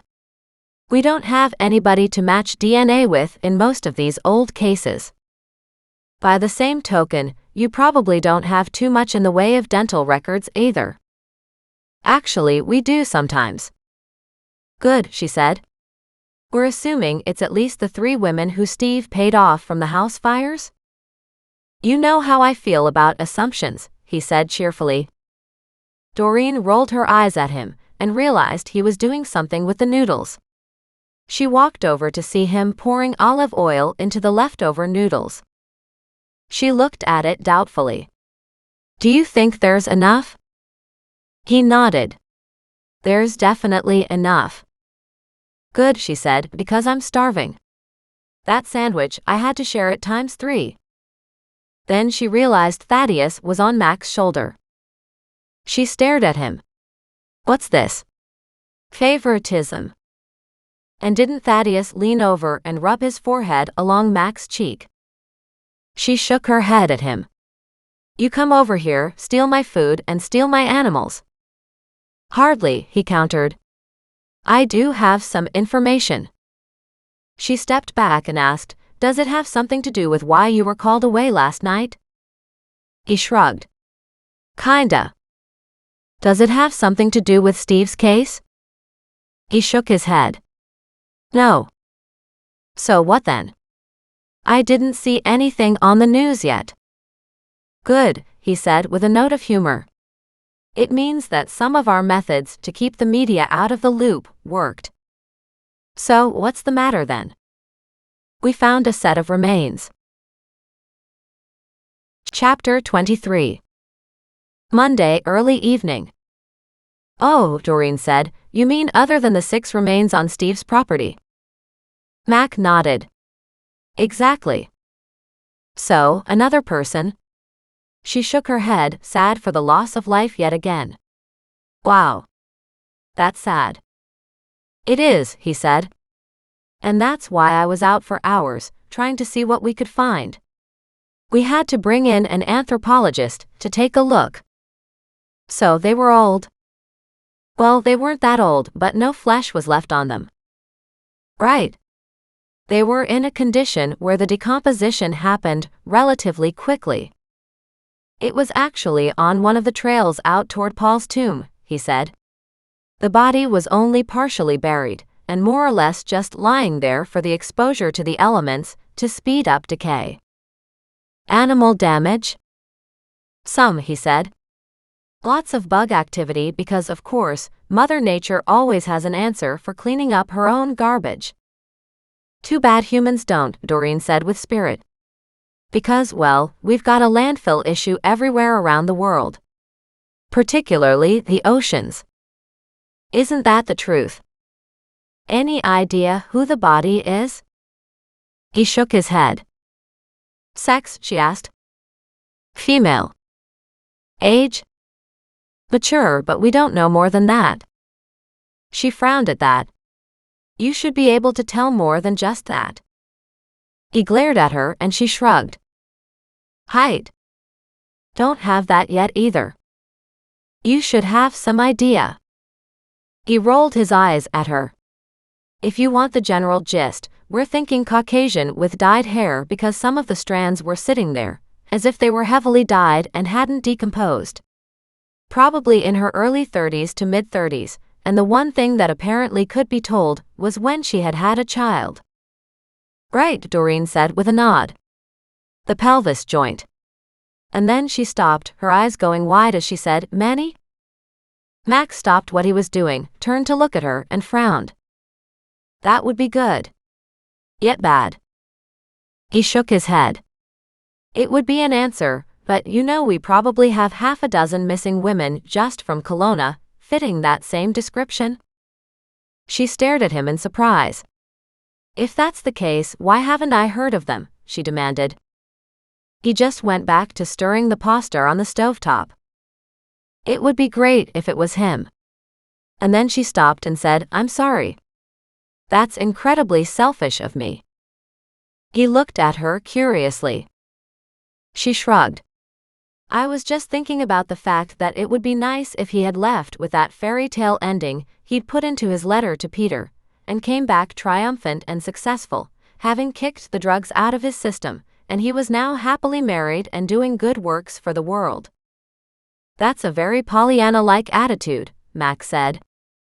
Of course we want that for everybody. But chances are it's not likely to have happened. Doreen nodded. I get that. How long until we know? Max shrugged. Can't really pinpoint that. A couple days to a couple weeks. If it is Manny, there should be some records. And her mother is of course still alive in the old folks' home, if you're looking for DNA. I know. I was just thinking of that. But we don't know that it is Manny yet. No, but if you're looking for somebody to compare it to. Mac pulled out his phone and sent a text but didn't tell her what it was about. When he put the phone back in his pocket, he said, "Another 5 minutes and we can eat." "Good," she said as she poured coffee. "It's just enough time to have a cup of coffee." He shook his head. "I should have put it on afterward." There's no right or wrong time to put on coffee. If there's one thing I really enjoy now, it's coffee when I want it. Couldn't you have coffee before whenever you wanted it? She nodded. To a certain extent, yes. But not necessarily. That makes no sense. He didn't agree with it in the afternoon or evening. He said it causes wrinkles. At that, Max stopped stirring to stare at the garden and to let out a very long, slow breath. "I really do want to meet this guy just one time." His tone was conversational, but there was tension in it. "I don't," she said. "That's a part of my life that's over. I'd be happy to never see him again. Speaking of which, I was talking to my brother last night." Doreen froze this time. She walked over to stand closer so she could see his face. "And?" He turned to look at her. "He wants to talk to you." She winced. "You know I really don't want to go over anything, right? I think there's too much to explain on the phone. He thinks you have a really good case. He wants to take you on, but there's stuff he needs to know." "A really good case for what? Take me on for how much?" "He said he's willing to do it for his normal fee, but it would come out of the money you got from your husband." "And if I don't get any money from my husband?" Max smirked. "Then he doesn't get paid." She stared at him suspiciously. "That doesn't sound right. I thought lawyers always got paid." "The occasional few will take their money out of the spoils," he said, "but they usually only do that if they think they have a really good chance of getting you something." She thought about it, walking to the kitchen doorway, where she leaned against the open door and stared at the waning sunshine. It did make sense he would take his money out of the money she was legally due, but she also knew her ex was pretty wily. She didn't know if Max's brother was crafty enough to go up against him. "I'm afraid he'll end up doing all this work for nothing," she announced. "It's possible," Max said as he walked over to the cupboard. He pulled out 2 plates. "But that's his decision. It also depends on how much money he's expecting to get paid for his work, because if there isn't enough left over for me to make this all worthwhile, why would I bother?" "To make your ex pay regardless," Max said with a laugh. "That would be the #1 reason most women would do it." She stared at him soberly for a long moment. "Not me," she said quietly. "I want to move on." "You might want to move on," he said, "but that doesn't mean that legally he doesn't owe you." "But how much am I likely to get out of this?" "You know. Your brother probably wants 30, 50, 60, 70, or maybe $100,000, she said. "I really have no clue." Mac named a figure in the middle of that, and she nodded. "So, how much will I get that'll make it worthwhile to pay him to do this? I don't want revenge to be the motivator in my life. I do it for justice, maybe. A part of me has been hurt and devastated, and wants to know I really was entitled to something after all those years. But I can't do it just because it's something a lot of women would do." He smiled at her, leaned against the stove, and crossed his arms over his chest. "And that's just one of the reasons you are so different from a lot of women." She shrugged. "I used to be like a lot of women. Now I'm determined to be me, uniquely, whatever it is that makes me, me. So I need the right reasoning for doing this. There's the fact you would probably never have to work again." Her eyes widened. "How does he figure that?" "Because you were there for so much of your husband's business building years, so you're entitled to half." Doreen winced. "I can tell you right now, if your brother goes after that, my life's in danger." Max straightened and lost the comfortable slopes in his stance. "Seriously?" She nodded. "Yes. No way he'll let me have half. He'd kill me first. Chapter 24. Monday evening.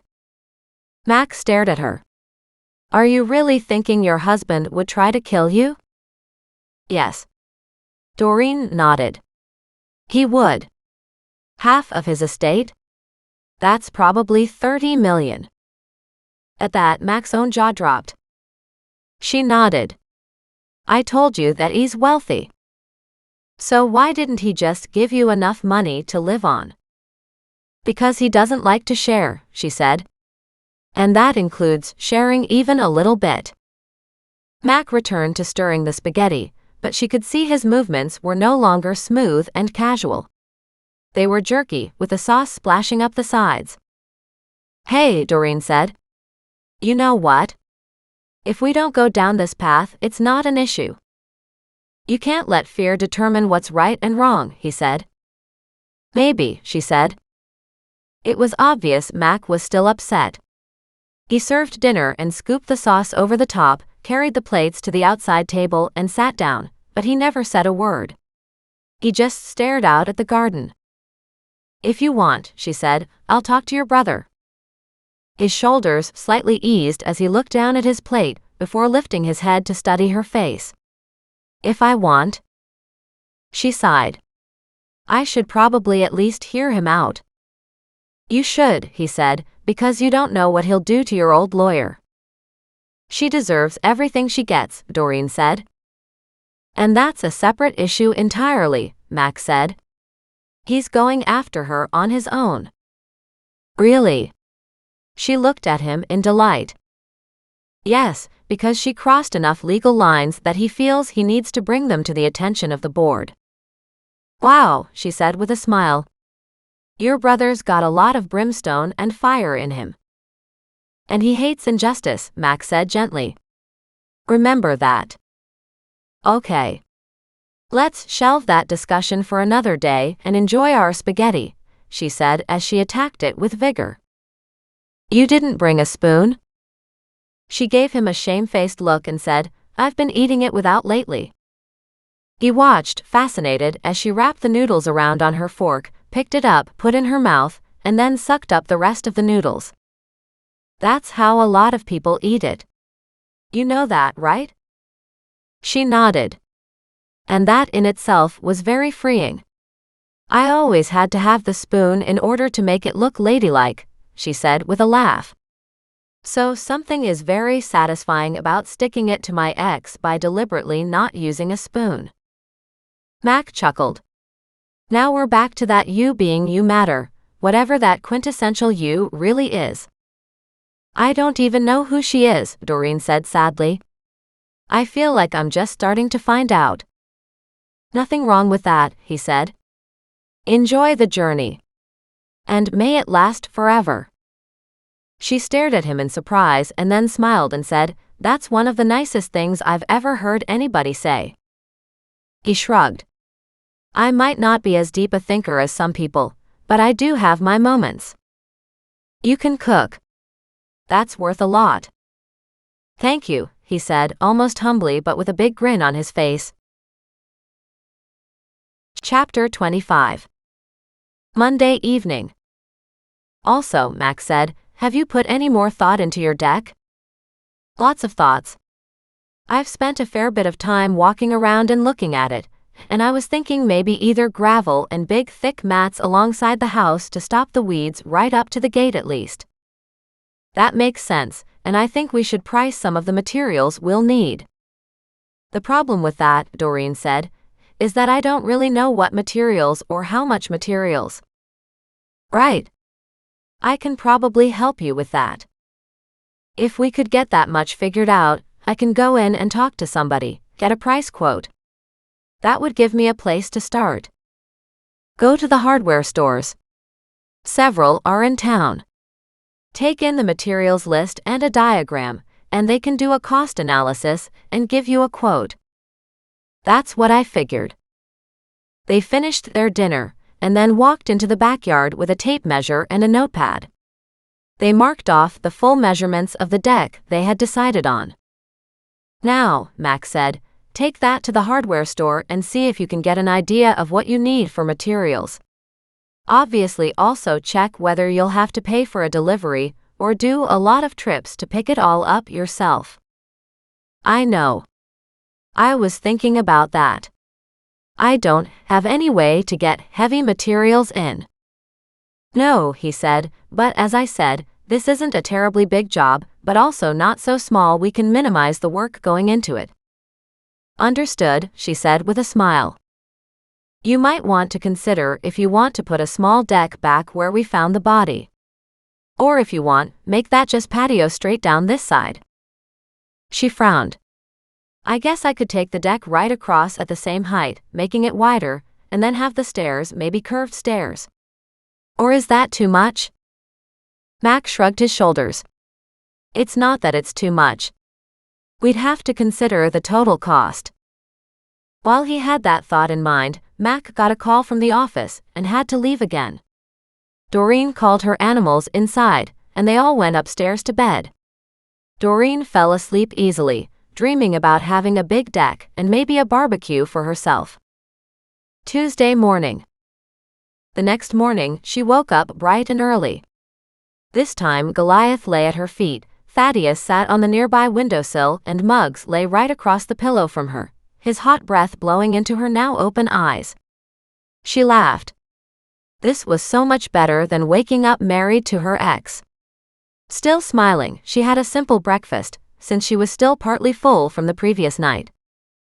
After that, she grabbed Muggs and headed to one of the big local hardware stores. It had been open for about an hour, but it wasn't busy yet. Carrying their plan, she went over to talk to the guys in one of the contractor areas. He half smiled at her. Can I help you?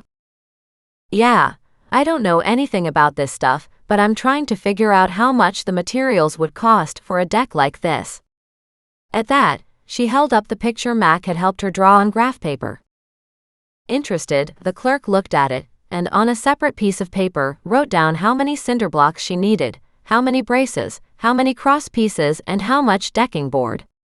You'll have to take a look at the railings too. The costs varies depending on style. Doreen's brain swirled with the information, but as she looked at the list, it seemed almost doable. And how much does this cost? Give me 5. I'll punch it in and get you an official quote. I'll hold it for 7 days. She looked at him in delight. Really? He nodded. We can get close enough that, if you decide to go ahead with the project, then you can just bring the quote back, and we can collect the materials for you and arrange delivery, if you want. How much would it cost to deliver all this? He looked down at it and asked, Are you in town? She nodded and gave him her address. $70 for all of it. She stared. That seems reasonable. It's why we do it, he said. You can't expect everybody to have a big truck and the time to do multiple loads. She nodded. Well, give me a quote then, and I'll mull it over. It took a little longer than 5 minutes for him to calculate the quote. Finally, he printed it, signed it, dated it, and handed it to her. There you go. And with that, she gave him a delighted smile. She took Muggs and headed back to her car and home again. At home, she studied the quote and saw it was more than she had expected. It was $2,600, just over what she got in cash for the sale of the car parts. She scanned in the quote and emailed it to Mac. When he called her mid-morning, he said, That's a decent price. How do you figure? She asked. It's more than we were talking about. But we also extended the deck alongside the house where that garden bed is, he reminded her. And we added in steps along that front piece so you can sit on them and look at the water. She nodded as she thought about it. I guess we did. Do you think that's a decent quote? It is, he said. If you want though, you can go to another hardware store and get another quote. We can compare their prices afterward. You think they'll come in cheaper? Some things will be cheaper, and some things will cost more money. So then, what do we do? We have to figure out if you save enough by splitting up the orders and getting some things from one and some things from the other, he said cheerfully. But keep in mind the delivery costs too, whether you can get the bigger stuff all delivered for the same $70 or whether you have to pay for 2 deliveries. Or maybe we can even do it all in one order, and I can go pick up the rest of the stuff. Stunned, she sat back and said, "There's more to this than I figured." Mac laughed at that. Chapter 26. Wednesday morning. Doreen woke the next morning, groggy and feeling slightly out of it. Then again, she'd spent the previous afternoon doing research until her brain couldn't handle anymore, and had an early night. She'd hoped to wake up clear-headed. Instead, it's as if she took her deck issues along with Norbert and Manny into her dreams. Make that nightmares. Moving slowly, she got up, had a hot shower, and worked her way downstairs. It was a gray, overcast day. Maybe she hadn't dressed warmly enough. She glanced down at her short skirt and her oversized t-shirt that hung off her shoulder. Her ex would have been horrified.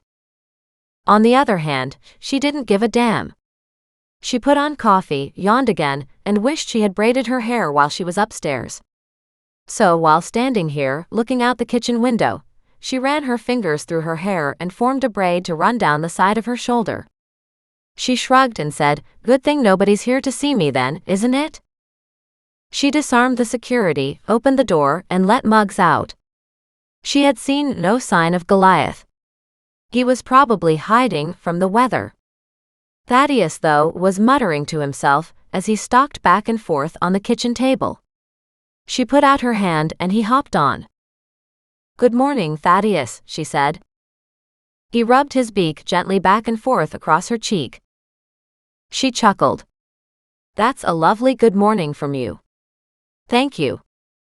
With his voice in an almost hoarse whisper, he said, "Thaddeus is here. Thaddeus is here." She stepped out on the deck while gently stroking his feathers. Every time she saw the deck now, it just made her more determined to get a new one. Maybe that was where she should start her day. She'd get a quote from the other place. Like Mac had said, it was possible to save a few $100s by splitting up the order. Of course, there was no guarantee it would work out that way, but he had suggested he could maybe do a trip too. First though, she needed food before heading off to the hardware store. It seemed so strange to not have a million things on her to-do list. She'd already done the typewritten index file for Solomon's folders, plus the scanned summary sheets on each file, and that was all sitting on her laptop for easy access. She hadn't slept well during the night, as she kept thinking about Manny and all the weird possibilities to his case. She understood that, from a cop's perspective, there was probably very little connection between Norbert's hit and run and Manny's disappearance. They were 1 week apart and worlds apart, as far as who the people themselves were. But the connection was there, because Norbert had been one of Manny's regular clients. But was that part known when the police investigation had first been launched? As she sat outside with her first cup of coffee, her phone rang. She groaned. "People need to leave me alone early in the morning," she announced. "I've decided I'm not a morning person." But still, the insistent ring wouldn't let her go. She snatched up her phone and saw it was Mac. She hit talk and said, "Good morning." "It's Manny," he said, his tone abrupt. "We matched dental records." She straightened. "Really? Wow, that was fast," she said in satisfaction. And then she winced. "I shouldn't be so happy, should I? I guess I'm just hoping for closure for his family and friends." "No," Mac said, "but at least there'll be some answers now." "Some," she said. "Exactly where did you find him? You mentioned Paul's tomb. Were the remains really in a cemetery? How could you possibly find it?" Mac chuckled. "I guess that's true somewhat. Paul's tomb is a popular hiking spot on Knox Mountain. Manny's body was off the normal path. After all this time," Doreen said. Then she stopped and frowned. "Cause of death?" That's not for public knowledge yet. You know it'll be in the news soon enough. Well, you must have some inkling. Can't I get consultant status or something? She complained good-naturedly. I'm not spreading it around. But I do need that little tidbit of information. Why is that? He asked curiously. What can you do with it? It'll help me to determine whether he was killed by a John or a friend. How is that possible? He may have worked hard to keep the derisive tone out of his voice, but she heard it anyway. She clammed up and said, I'm not talking to you if you're mean. He sighed again. I'm not being mean. At the moment, I can't give you a cause of death, because nobody has given us a final answer yet. She groaned. Which means it's probably not a bullet to the head. You're becoming quite the little forensic scientist, aren't you? I'm not a little anything, she snapped. Well, that depends, he said. Did you eat breakfast yet? It took her a moment to handle the switch in conversation to realize he considered her skinny and wasting away. Not yet, she said. I'm just sitting here having coffee. I had a rough night. His tone turned solicitous in an instant. I'm sorry. That's not fun. No, she said. I kept thinking of Norbert and Manny. Honestly, I haven't had a chance to go through the files yet. Being busy isn't an excuse. Exasperated, he snapped, Remember, my desk has high piles of things on it. Sure, but this could be 2 cold cases solved, she said cheerfully. You have to open Manny's back up again, because you found his body. True, he said. Which means I need to know everything you know. She snorted. That'll take a lifetime. And she hung up on him. Instantly her mood was much better. She danced into the kitchen, grabbed a second cup of coffee, and called the animals. Goliath shuffled toward her slowly, as if he'd just woken. He meowed, and she bent down to scoop the big tubby into her arms and carried him and her coffee in her hands, while Thaddeus perched on her shoulder, with Muggs running around her feet all the way down to the creek. There she sat on one of the big rocks with Goliath still in her arms and Thaddeus still on her shoulder and said, We just need to spend a little time here. This water gives me solace like nothing else. Content, at least for the moment. Doreen sipped her coffee as she tried to figure out what finding Manny's body would mean for the investigation. Now they should get all kinds of evidence from the body, if they were lucky. Maybe even some serious forensic evidence. Paul's tomb though, where the heck was that? She remembered she had vaguely seen it somewhere when she was cross-referencing maps, looking at other things. Probably related to the search in Glenmore for the guys who had helped Crystal escape. At the reminder of Crystal and how her life had been turned around, she brightened yet again. Mac said a hiking path or something, she announced to her animals. Now why the devil would somebody take Manny out there? She pondered on it more and then muttered, Of course the answer is, it's fairly out of the way. But if it's a popular hiking spot, then a ton of people and a ton of dogs could be there any given day. So his body must have been well buried. She muttered more as she contemplated the options. But then all of a sudden Muggs started barking by her side, his tail wagging like mad. But instead of jumping up and turning around to see who it was, her shoulders sagged. You might as well get the last cup of coffee from the pot, she called out. 10 seconds later, she heard the kitchen door bang closed. She chuckled. Mac hadn't liked her hanging up on him again. And that was likely why he was in a foul mood. Well, that was fine. She'd woken up that way, so it was okay if somebody else was too for a while. Besides, she was in a good mood now. She waited until she heard Muggs race back to the house, barking yet again as he greeted Mac. Thaddeus whispered in her neck, Mac is here. Mac is here. She reached up and gently nudged his cheek. You're such a great watchdog, she said. Thaddeus settled in against the crook of her neck and leaned his body weight against her. She loved it when he did that. It made her feel loved. She didn't have to wait long before she heard the heavy footsteps crunching toward her. Finally, Max stepped beside her and said, "You don't even greet your visitors anymore?" "Depends if they come in a good mood or a bad mood," she said, looking up at him. But his countenance said he wasn't pissed. She smiled up at him. "So if you're not angry at me, I'll say hi."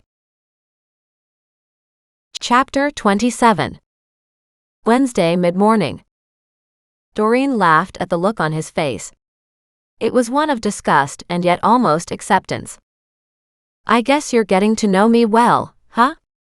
He sat down on another large rock nearby and studied the water's movement. "The water's definitely rising." She nodded. "It is indeed. But I don't think it's too dangerous yet. But then it's getting harder to reach Steve's house." He looked at her and laughed. "Oh, well, that's a benefit of the water rising. I never considered that you were going up through the creek though." "I travel via the creek every time I can." "You might want to consider getting yourself a kayak." That stopped her cold. "Seriously?" He shrugged and said, "Why not? You're only a few houses from the lake. For one, I don't know how to kayak.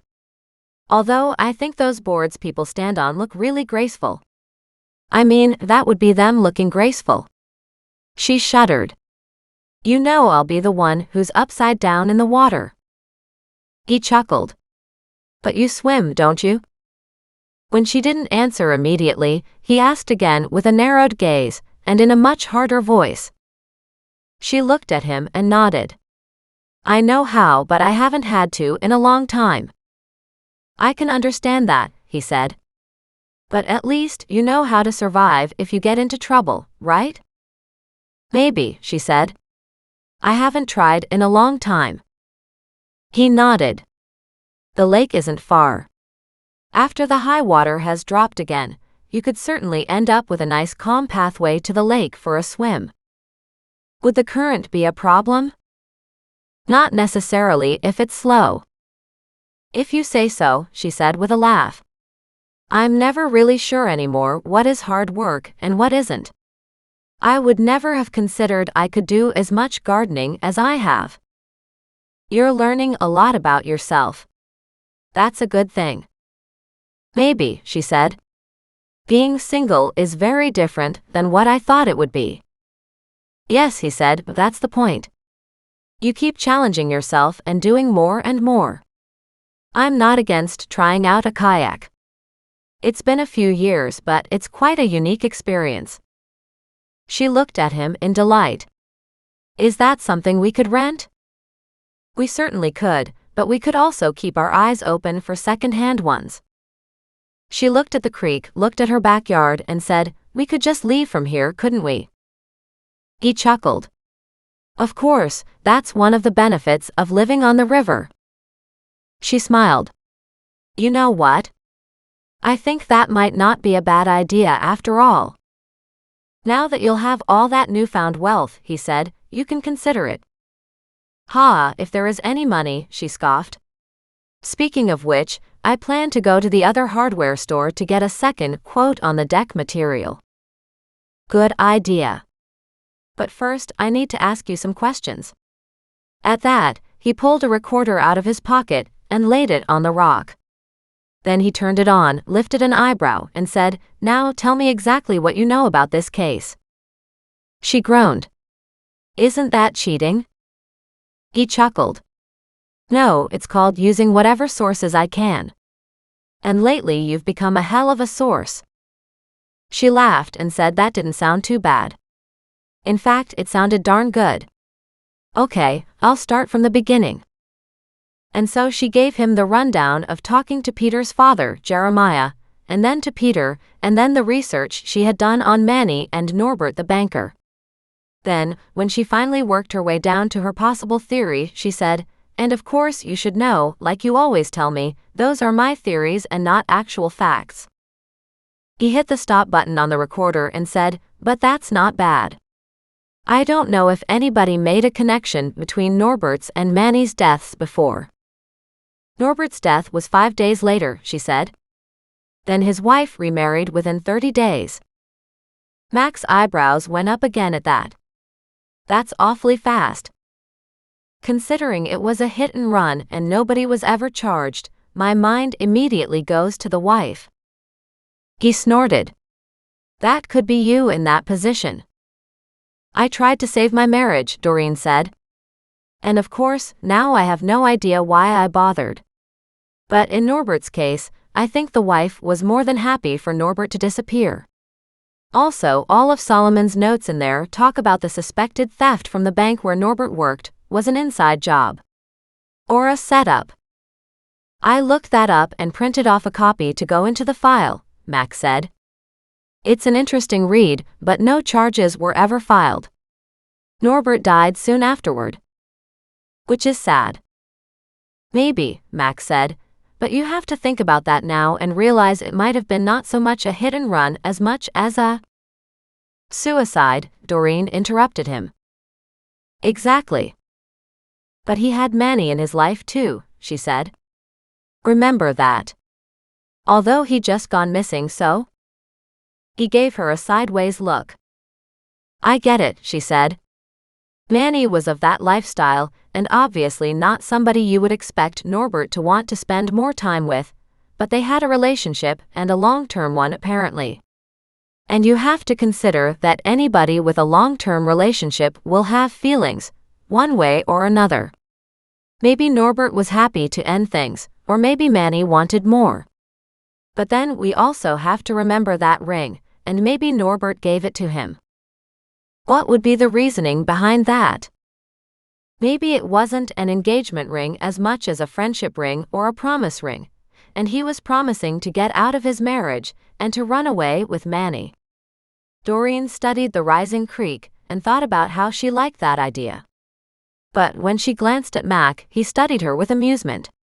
She frowned at him. What's so funny? You are, he said. Even after all you've been through, you're still a romantic. She shrugged. I don't know what makes somebody a romantic, but I wouldn't have said I was. Of course not, he said, and that's what makes it all the more endearing. She glared at him, not sure if she'd just been insulted. But from the grin on his face, she thought he was probably having fun at her expense again. The trouble was, she couldn't really get too mad at him, because she teased him all the time too. So we have to find out what the cause of Manny's death was, she said. And seriously, there'll be a lot more people than we expected in this. Meaning? Meaning, she said, I suspect it'll be more than one or two or both involved. Convoluted as usual, he said. Meaning, was there one murderer or two murderers? She raised both hands in frustration. I think the cases are connected. But I don't know if Norbert's wife killed Manny because Manny would run away with Norbert, or if somebody killed both of them. Or there's no connection at all, Mac said, reminding her. Just because we like to weave stories between cases doesn't mean the stories are true. Exactly, she said. And I get that, but at the same time, there is a connection. I think it was stronger than we figured. I also emailed you the letter Manny left for Peter. Did you read it? I did. It's also in the file. And I'll talk with Peter now. Mac stood. Doreen jumped to her feet. Let me come, she cried out. He looked at her, raised his eyebrows, and said, Why? This will be an official visit. Her mind raced from excuse to excuse, and then she beamed a smile at him. Because he knows me, and he doesn't trust the police. I'm sure you'd get a better reception if I went with you. And he'll be distraught when you give him the news. Mac tapped his toe on the ground for a long moment, then looked down at the animals and said, I suppose you'll want to bring the animals? Absolutely. Peter met them all last Sunday, when I first met with him. They are great icebreakers. Mac rolled his eyes. But we must leave now. I have to be back at the office soon. Take your truck then, she asked, and he nodded. Perfect. I'll be ready in 2 minutes. At that, she ran back into the house, calling the animals to her. Goliath raced past her and up to the kitchen door. Meanwhile, Muggs was at her heels, while Thaddeus made a weird cackling sound on her shoulder. Inside, she grabbed her purse, set the alarm, locked the door again, and then walked with Mac around to his truck in the driveway. The animals got thoroughly excited when they realized they were going for a ride in his truck. She opened the door for Muggs, who jumped up on the floorboard and stayed there quite happily. Goliath, on the other hand, had no intention of staying low, and decided to lie on the headrest but ended up across her shoulder. So Doreen sat down with Muggs at her feet, Thaddeus on her shoulder, and Goliath trying to take over the headrest. It took Goliath a couple minutes until he finally lay down on her lap, contentedly. Thaddeus switched sides to give himself more room. Mac looked at them and sighed heavily. Then he started the engine and drove down the cul-de-sac. "Are you expecting the town to see you as anything other than the odd animal lady?" "Considering Peter called me the bone lady," she said, "I don't think that's fair." He chuckled. "I've heard you referenced as the bone lady many times." "It's better than the other name I hear," she said in a dry tone, "which is the crazy animal lady." Chapter 28. Wednesday late morning. Mac parked downtown in one of those metered parking areas and hopped out. Then he put some money into the machine and walked around to open the door for her. Doreen made her way out, having managed to get her new leash and harness on Goliath and one on Muggs. With Thaddeus on her shoulder, she walked across the street. Just before they got to the other side, though, Goliath decided he didn't want to walk with a leash. Doreen had to admit she hadn't given him much chance to get used to it yet. Goliath lay down like on strike until Mac scooped him up. "A harness and a leash for a cat? This cat?" "Goliath?" Mac asked. "Are you serious?" "It seemed like a good idea," she muttered. "But you know what it's like to get a cat to do anything you want them to do. They start off with all good intentions and then head in the opposite direction." Up ahead was no sign of Peter. Doreen walked around the corner, but he wasn't there either. "Is this where you met him the other day?" Mac asked. She nodded. "Right here. I sat on the bench at this end, and he sat on the bench at that end. But he did say he often went to the park to sleep."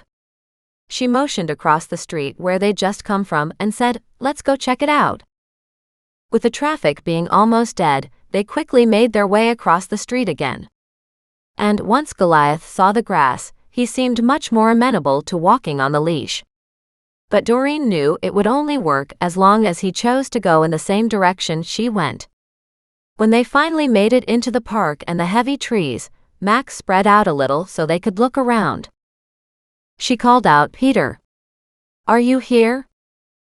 Somewhere to the left, she heard a snuffle. She walked in that direction, and sure enough, there was Peter, curled on the ground in front of a big tree. She frowned and said, "Now I feel like I should have brought you coffee." He opened his eyes, stared at her, and said, "I won't say no to coffee."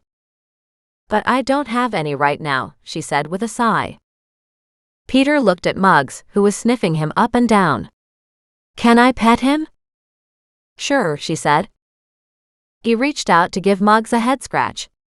Muggs's tail went crazy, and that sniffer of his went even more so. And then Peter's eyes landed on Goliath, and they widened. "Wow," he said. "I haven't seen a cat on a leash before." "You may never again," she said darkly, as she pulled on Goliath to come join them. Goliath just gave her a look, his body going in the opposite direction. Peter laughed. "I guess you've got a ways to go in that cat training, huh?" "Yes," she said. "Still, it's all good. We're getting somewhere, and the more he has time with the leash, the better." Peter didn't look at all convinced, but then neither was she. Goliath just lay here, sideways, his tail flicking, until he rolled over, pulling the leash even farther and forcing her to take a step closer now as he lay on his back with his forepaws in the air, just staring up at the blue sky.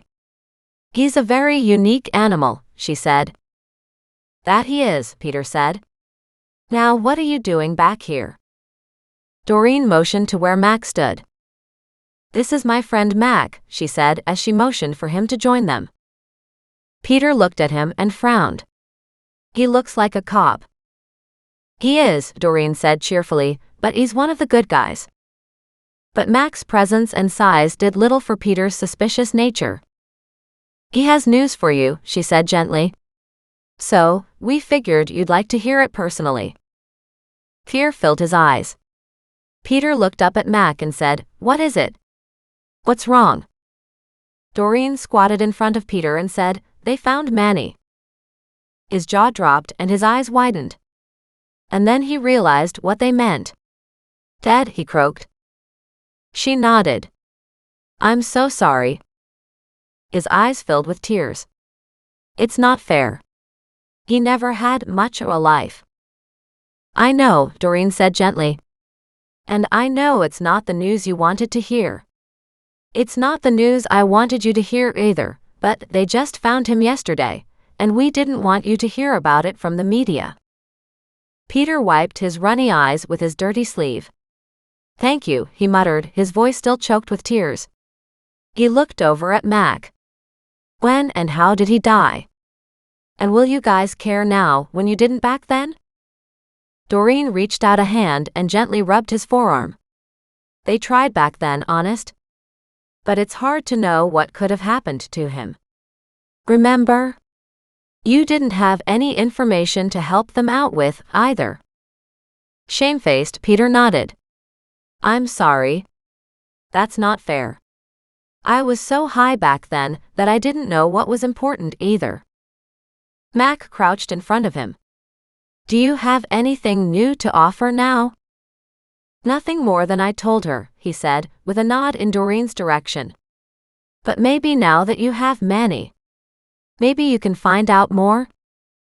"Hopefully," Mac said. "That's the plan." Chapter 29. Wednesday noon. Mac dropped Doreen and the animals back home an hour later. She'd done what she could to comfort Peter, though there was no comforting somebody who'd lost a friend. Not when first hearing the news. Even though Manny had been gone all these years, in his heart of hearts, Peter had hoped his friend had somehow managed to escape the lifestyle. Instead, he hadn't escaped anything. Death had come for him early. As Doreen hopped out of Mac's truck and went to shut the passenger side door, she looked up at Mac and said, "Let me know the details on her death, please." With all the animals out of the way, Mac backed the truck down the driveway and headed to work. Doreen walked into the house depressed and upset, because inside she'd hoped Manny had escaped too. As she walked into the living room and shut the door behind her, her phone rang. "Nan." "Hey, Nan." "What's the matter?" Nan asked sharply. "Nothing. It's just a depressing morning." "Oh dear, what's wrong?" "Nothing. I can't really talk about it right now," she said. "It's just more talking to homeless people, and you know how that lifestyle causes all kinds of hell for the families." "You know what you need?" Nan said. "Some fresh banana muffins." Doreen chuckled. "Nan, I think you're trying to get me fat every time you think I need something. Whether good or bad, it's always food." "Nothing wrong with that," Nan said. "Bring the animals down here so I can cuddle them, and let's have some tea and muffins." Then she hung up on Doreen, not letting her protest. Doreen looked down at Muggs, who was sprawled at her feet, and at Goliath, who was still on his leash, and asked, "Do you guys want to go see Nan?" Muggs looked up at her, his ears lifting as much as his ears could lift because they sure didn't lift much. Then he woofed. On the other hand, Goliath just stared at her with his gleaming cat's eyes, while Thaddeus said, "Nan? Nan? Nan?" She looked at him and asked, "You want to go see Nan?" "Thaddeus wants Nan." "Thaddeus wants Nan," he squawked and did this real stiff-legged walk up and down her shoulder. Doreen chuckled and said, "Okay, at least one of you said so." She walked out the kitchen door, leaving her purse behind and resetting the alarms, then headed to the creek where she'd started her day. She left the leash and harness on Goliath, thinking it might be a perfect opportunity to get him to behave himself a little more. It wasn't that she wanted to keep him tethered, but she wanted to keep him safe. Not that they necessarily meant the same thing, but at least it was something. She didn't rush to Nan's. Doreen was still depressed after the talk with Peter. It was good news about Manny from a closure point of view, but it was a double-edged sword, of course. And seeing Peter's grief so real and so unfettered had been disturbing. At this initial point, nothing anyone could say would make him feel better. He now had to face a reality he had tried to deny for a long time. By the time Doreen made it to Nan, she'd worked herself into a better mood. She walked across the stepping stones, watching her step. And when she hopped onto the patio and looked up, Nan gasped in astonishment as she studied Goliath. "You've got him a harness," she said in delight. "What a great idea." "I don't think he thinks so," Doreen said with a chuckle. Just then, Goliath walked over to Nan, went up on his back legs and meowed at her, as if to tell her what a hard day he'd had. Nan crouched down in front of him and gave him a really good loving. "You're such a handsome boy," Nan said. "And you look mighty fine in that harness. The color is great for you." Doreen raised an eyebrow. It was a brown harness on a golden cat. It was hardly a color combination that was unusual. Still, the little voice Nan was using had the intended effect, and Goliath was purring and rubbing through her arms and butting up against her chin, as if he'd not seen her for weeks and weeks. Finally, Nan had the presence of mind to realize Muggs was looking out of sorts with all the attention being poured on Goliath. Nan reached out a hand and gently scratched Muggs too. He woofed, and even though he was lying down, he stretched out into an impossibly long version of himself just so she could reach more body parts. Doreen sagged into a chair and said, "The animals are pathetic." Nan chuckled. "They're honest and asking for what they want. We should all learn from that." That was such a good point filled with wisdom that Doreen could hardly argue. By the time Nan did straighten and disappeared into the kitchen to come back with tea, all the animals were looking at her attentively. Doreen remembered how Nan usually had treats for them. Maybe that was why they wanted to come here and to see her grandmother so much. Thaddeus walked over, tilted his head to one side, and in a proud voice said, "Thaddeus is here. Thaddeus is here." Nan reached into her pocket and pulled out a little Ziploc baggie with some sunflower seeds. She put a few down in front of him. Then she put a few dog treats in front of Muggs and a few cat treats in front of Goliath. And with the same movement, she lifted the plate of muffins and placed it in front of Doreen. Doreen laughed. "So am I in the same category as the pets? Is this my treat for the day?" Nan beamed. "Why not?" she said. "I love all of you." Doreen's heart was touched and she whispered, "Not as much as I love you, Nan." Nan reached across, patted the back of her hand, and said, "I'm sorry you're still having such an adjustment." "It was a tough day," Doreen muttered. She looked at the muffins and picked up the first one. Realizing they were still warm, she took a sniff and inhaled the heady aroma of fresh banana bread. "They smell divine." "They are divine," Nan said. "Chock full of walnuts, too." Doreen didn't wait. She broke the muffin in half and bit in. She sat back to just enjoy it. "I don't know how you make this stuff all the time," she muttered while looking at it. "It's all I can do to handle some basic cooking." "It just takes practice," Nan said with an airy wave of her hand. "I've been doing this for a long time. You've got to remember that." Doreen nodded, but she didn't think that was even 1/3 of the story. There was just something about the ability to walk into a kitchen and to create something magical. She polished off the first muffin and reached for the second one. As she took a bite, Nan poured her tea for her. Then Doreen realized she'd been devouring the muffin so fast it was almost rude. She forced herself to put the muffin back on the plate, settled back, and asked Nan, "How are you doing today?" "I'm fine," Nan said, her voice almost bird-like with joy. "Had a great night's sleep last night, and it's a gorgeous morning." Doreen looked around and shrugged. "It's overcast and gray, Nan." "That's hardly a gorgeous day." "Actually it is," Nan said. "I woke up. That makes it a good day. It's not burning hot and it's not covered in thick smoke from fire season, so all in all, I'll take this as a nice day." Having made the point, Doreen could hardly argue. It was sad in a way, though, when Nan just waking up made it a good day for her. On the other hand, what would it take for Doreen to have the same appreciation? "When I woke up this morning, I felt like I'd been hit by a bulldozer," Doreen said. "I had bad dreams all night of people chasing me and trying to find dead bodies, and it was awful.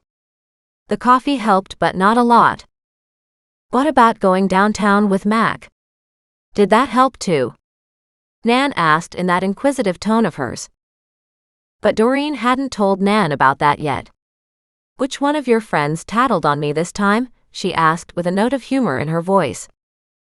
Nan's smirk flashed. "It was actually the new landscaper. I was talking to him a little bit ago. He said he saw you at the city park." "How did he know who I was?" Doreen asked in confusion. "It's not like I know who this new landscaper is." "Oh my dear. You went with the animals," Nan said in a chiding voice. "I don't think anybody in town now doesn't know who you are, particularly when you have them with you." Doreen wrinkled up her face. "Okay, fair enough. Because yes, indeed, I did have the animals with me. And yes, I did go downtown with Mac." "Now," Nan said, "you need to tell me why." Doreen hesitated, not sure how much she could tell. Then she shrugged and said, "I can tell you something, but you can't pass it around. This is one of those cases that, until it hits the news, you don't get to share." She could see the disappointment in Nan's face, warring with her curiosity. Finally her shoulders sagged and she said, "You drive a hard bargain, dear, but okay." "It's not me driving the bargain," Doreen said. "It's Mac." "Of course it's Mac. All those rules and regulations he has to live by," Nan said with another airy wave of her hand. "They really don't apply to people like us." "Unfortunately, they apply more to me than you might think," Doreen said with a laugh. "Not really any choice, considering I have to deal with Mac and his rules all the time." "You do," Nan said smugly. "I don't." Doreen rolled her eyes. "Maybe. But too often, we need the cops in to deal with you as it is." Nan just said, "Posh, don't worry about me. Now tell me the news." Doreen leaned forward and whispered, "They found Manny's body." Nan gasped. "No." Doreen nodded. "They found the body last night and identified it this morning." She found herself thinking that must be a pretty fast ID. But then she trusted Mac. "Oh my," Nan said. "Poor Jenny." "Why?" Doreen said in a wry tone. "So now she can make an accurate entry into her Bible?" Nan's head shook violently. No, she can't. That's the problem. And I get that times and dates don't matter to you and definitely don't matter to a lot of people, but for something like this, accuracy is everything." Confounded, Doreen just stared at her grandmother. "So this is bad news?" "Well, it's not great news, obviously. We would hope Manny was alive," Nan said delicately. "But given that she's dead, it's bad news if we don't get a date." "A date?" Doreen asked. "A date," Nan said with a smile. "A date of when Manny died."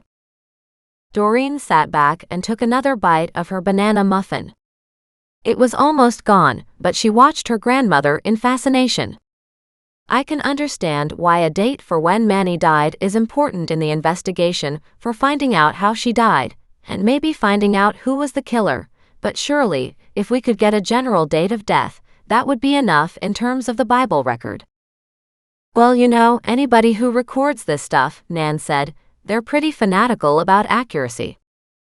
In that case, Doreen said, popping the last bite of muffin into her mouth and chewing before she said more, Jenny might just have to wait until the police can finish their investigation. Nan nodded slowly. She won't like that. But I do understand, dear. You can't help it if you don't know. That's true, Doreen said. And don't forget, there's a good chance nobody will have an accurate date. It's not like there's ever these messages on a dead body, saying they were killed on such and such a date. That's inconsiderate of them, Nan said. Surely they should understand it's important for people to know these things. I don't think a murderer cares, Doreen said. A murderer is just busy trying to not leave behind little details, so he doesn't get caught. He's not concerned about leaving messages behind. And yet some murderers do, Nan said, a knowing look on her face. Just think about all those who tell the police where to find a body, and leave them riddles and clues. Which is a far cry from this instance, Doreen said. I highly doubt any note was found saying, I killed Manny on such and such a date, anywhere close to the body. You don't have to be mocking about it, dear, Nan said. I was just wondering. If and when I find out anything, Doreen said, a little ashamed of herself, I'll tell you. But I doubt they'll even be accurate within a month or two. I guess it depends on the weather at the time. I don't understand any of that, Nan said, but if you do, that's great. I'll be happy with that, dear. Then she leaned forward and said, Is there anything else we do know? Doreen shook her head. No cause of death at this time. No time of death at this time. Basically nothing except they know it's Manny. Oh, that's so sad. Of course, and we know where Manny was found, Doreen said, staring off in the distance. Right, Nan said. And then, in a conspiratorial whisper, she asked, Where? Over in Knox Mountain on the way to Paul's tomb, Doreen said. Only that doesn't mean anything to me. Lots of hiking paths up that way, Nan said. It's a big area. Lots of trails. It's popular with the locals. So, Doreen said, I'm presuming Manny was in some out-of-the-way corner or otherwise hidden. Possibly, and we certainly haven't had any heavy rains to wash some of the dirt away that might have been covering her, Nan said thoughtfully. So, we really have to find out how her body was discovered. Of course I forgot to ask Mac that, Doreen said with a sigh. You can ask him next time, Nan said comfortably. And magically, a third banana muffin appeared in front of Doreen. She looked at it in surprise. I really shouldn't have a third one, she said. But then she snatched it up and grinned. But I really want it. I'm sending 2 more home with you, Nan said. Doreen looked at her grandmother. Are you keeping some for yourself? Of course I am, Nan said in delight. Then she stopped and got an odd look on her face. I wonder if Jenny knows yet. No idea, Doreen said, but knowing the police would be responsible for telling her, she brought out her phone and texted Mac to see if the next of kin had been notified. Darren was there mid-morning, Mac replied. Richie's grandson Darren, Doreen then told Nan, he was here this morning talking to Jenny. So, whenever you're gone after tea, Nan said, I'll go talk to her and see how she is. Good idea, Doreen said. I'm sure she would like company. No, Nan said, she wouldn't.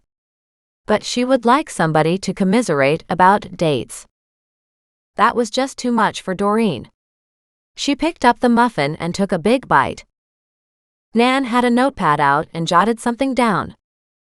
What are you marking down? Doreen asked suspiciously. I was just thinking maybe Jenny might know a little more than she's letting on. Such as? I don't know, she said, but surely she must know something about her daughter's life. It's Manny's life around the time of death that we really need to know about, Doreen said. Who he might have been friends with, who he might have had jobs with, and of course I'm using the term jobs loosely. Nan nodded. It's a tough lifestyle, but I thought there was a time when the two of them communicated. She stared thoughtfully at the pad of paper, tapped her pencil on it in frustration, and then said, "I just can't remember." "If you ask Jenny, she might remember," Doreen said comfortably. Nan put her pencil down and said, "Very true. No point in trying to rack my brain to pull out some information that just doesn't want to be found." When Doreen got up to leave, Nan packed up 2 muffins for her and handed them to her. "Thanks," Doreen said. Then she gave the tiny woman a gentle hug and headed home. Chapter 30. Wednesday afternoon. As soon as Doreen got home, she felt guilty about all the muffins she'd consumed. She changed into her gardening clothes, headed back outside with a tall glass of water and ice, and attacked the garden, starting from the creek's edge. She wasn't sure she should be working along that edge.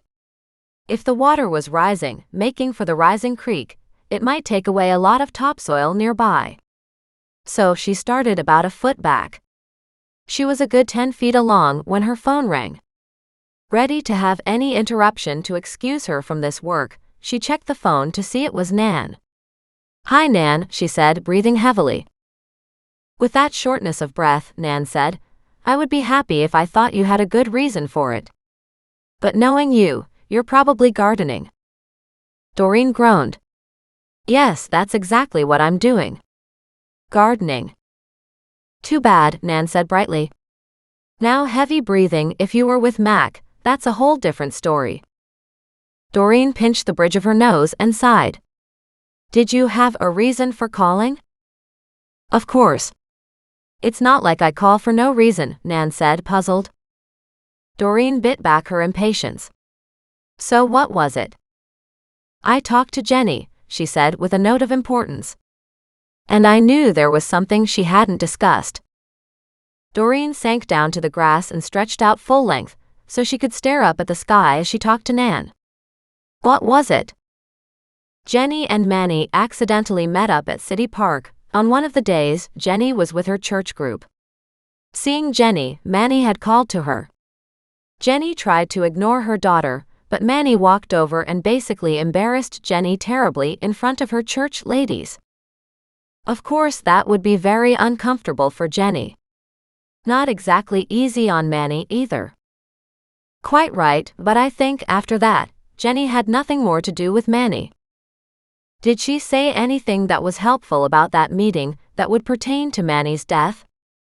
Manny said something about how she was leaving and how Jenny wouldn't have to worry anymore. "Interesting," Doreen said. "Did Jenny have a date when this happened?" "Yes," Nan said, and she named the date. Doreen thought about it and said, "That was about a week before Manny disappeared." "Yes," Nan said. Another reason why Jenny wasn't too worried when her daughter supposedly was missing. Because, as far as Jenny was concerned, her daughter had left, as she'd said. Jenny's pretty choked up about them finding her daughter's body, now.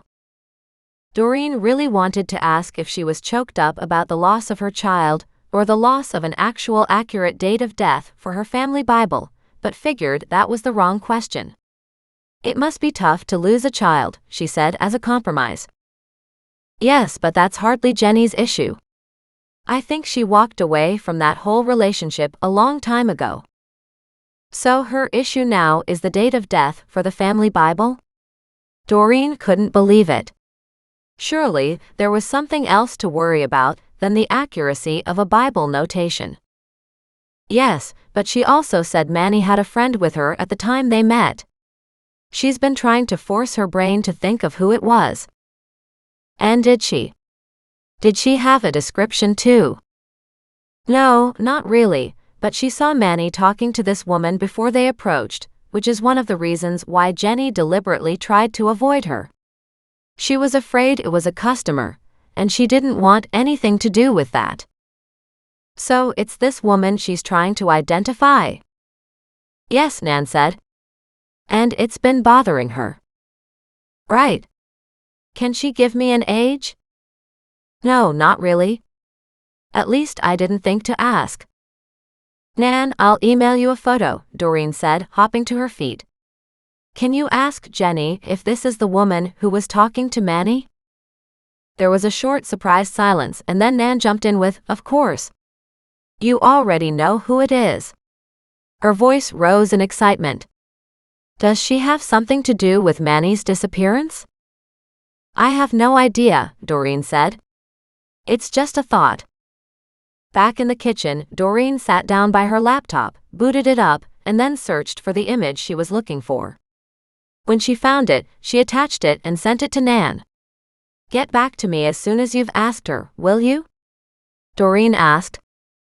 I'll call you back in 10 minutes, Nan said before hanging up. Doreen washed her face and hands while she waited to hear back from Nan. She checked the clock and realized it was mid-afternoon already, and she could fully justify another pot of coffee. She set one to dripping and waited. When Nan called back, Doreen snatched the phone off the table and said, "And?" It's her, Nan cried in excitement.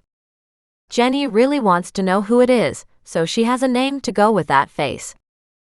It's Lynette, Doreen said. Norbert the banker's wife. That's Lynette Watkins. I don't know who that is, Nan said in disappointment. I didn't recognize the face, although Jenny certainly did. You can tell her the name, Doreen said, but that's not her name now. After Norbert died in the hit and run, she remarried fairly quickly. She married an investment banker, and her new name is Lynette Porter. Oh my, Nan said. He's one of the shakers and movers in town. I'm not sure what that means in a small town like this, Doreen said dryly. My husband was a shaker and a mover in West Vancouver, but he was slimy. I'm not at all sure this guy isn't the same here, Nan said thoughtfully. This is a fascinating turn of events. But really it has nothing to do with Manny's disappearance, Doreen reminded her. All we're doing is solving the puzzle of who Jenny saw 10 years ago. I'm telling Jenny right now. And Nan hung up on Doreen again. Doreen chuckled. She looked down at the animals and said, Apparently I'm a bad influence on everybody here.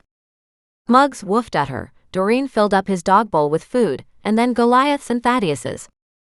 I'm pretty sure I fed you guys and the food is still in your bellies, but hey, if you're hungry like I am, maybe you should have a bit more. And rather than making herself a sandwich, she sat to have another banana muffin. And then, with the second banana muffin and a cup of coffee, she sat out on the little deck, my very little deck, she reminded herself. It would now only be a temporary deck, though.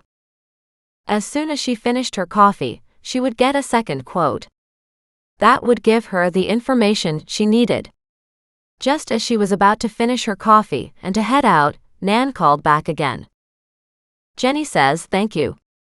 That's exactly who she was thinking of. She said the woman gave Manny something. That's one of the reasons why it struck her as odd. Do you know what it was she gave her? Nan's voice rose in triumph as she said, yes. This woman gave Manny money. Chapter 31.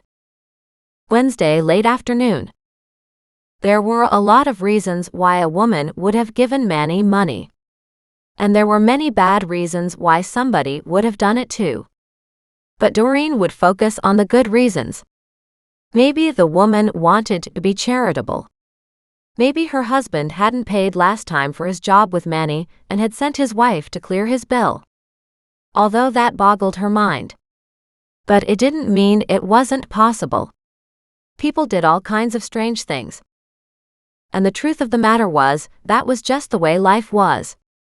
Just when you thought you understood people, they went and did something strange. She couldn't jump to conclusions.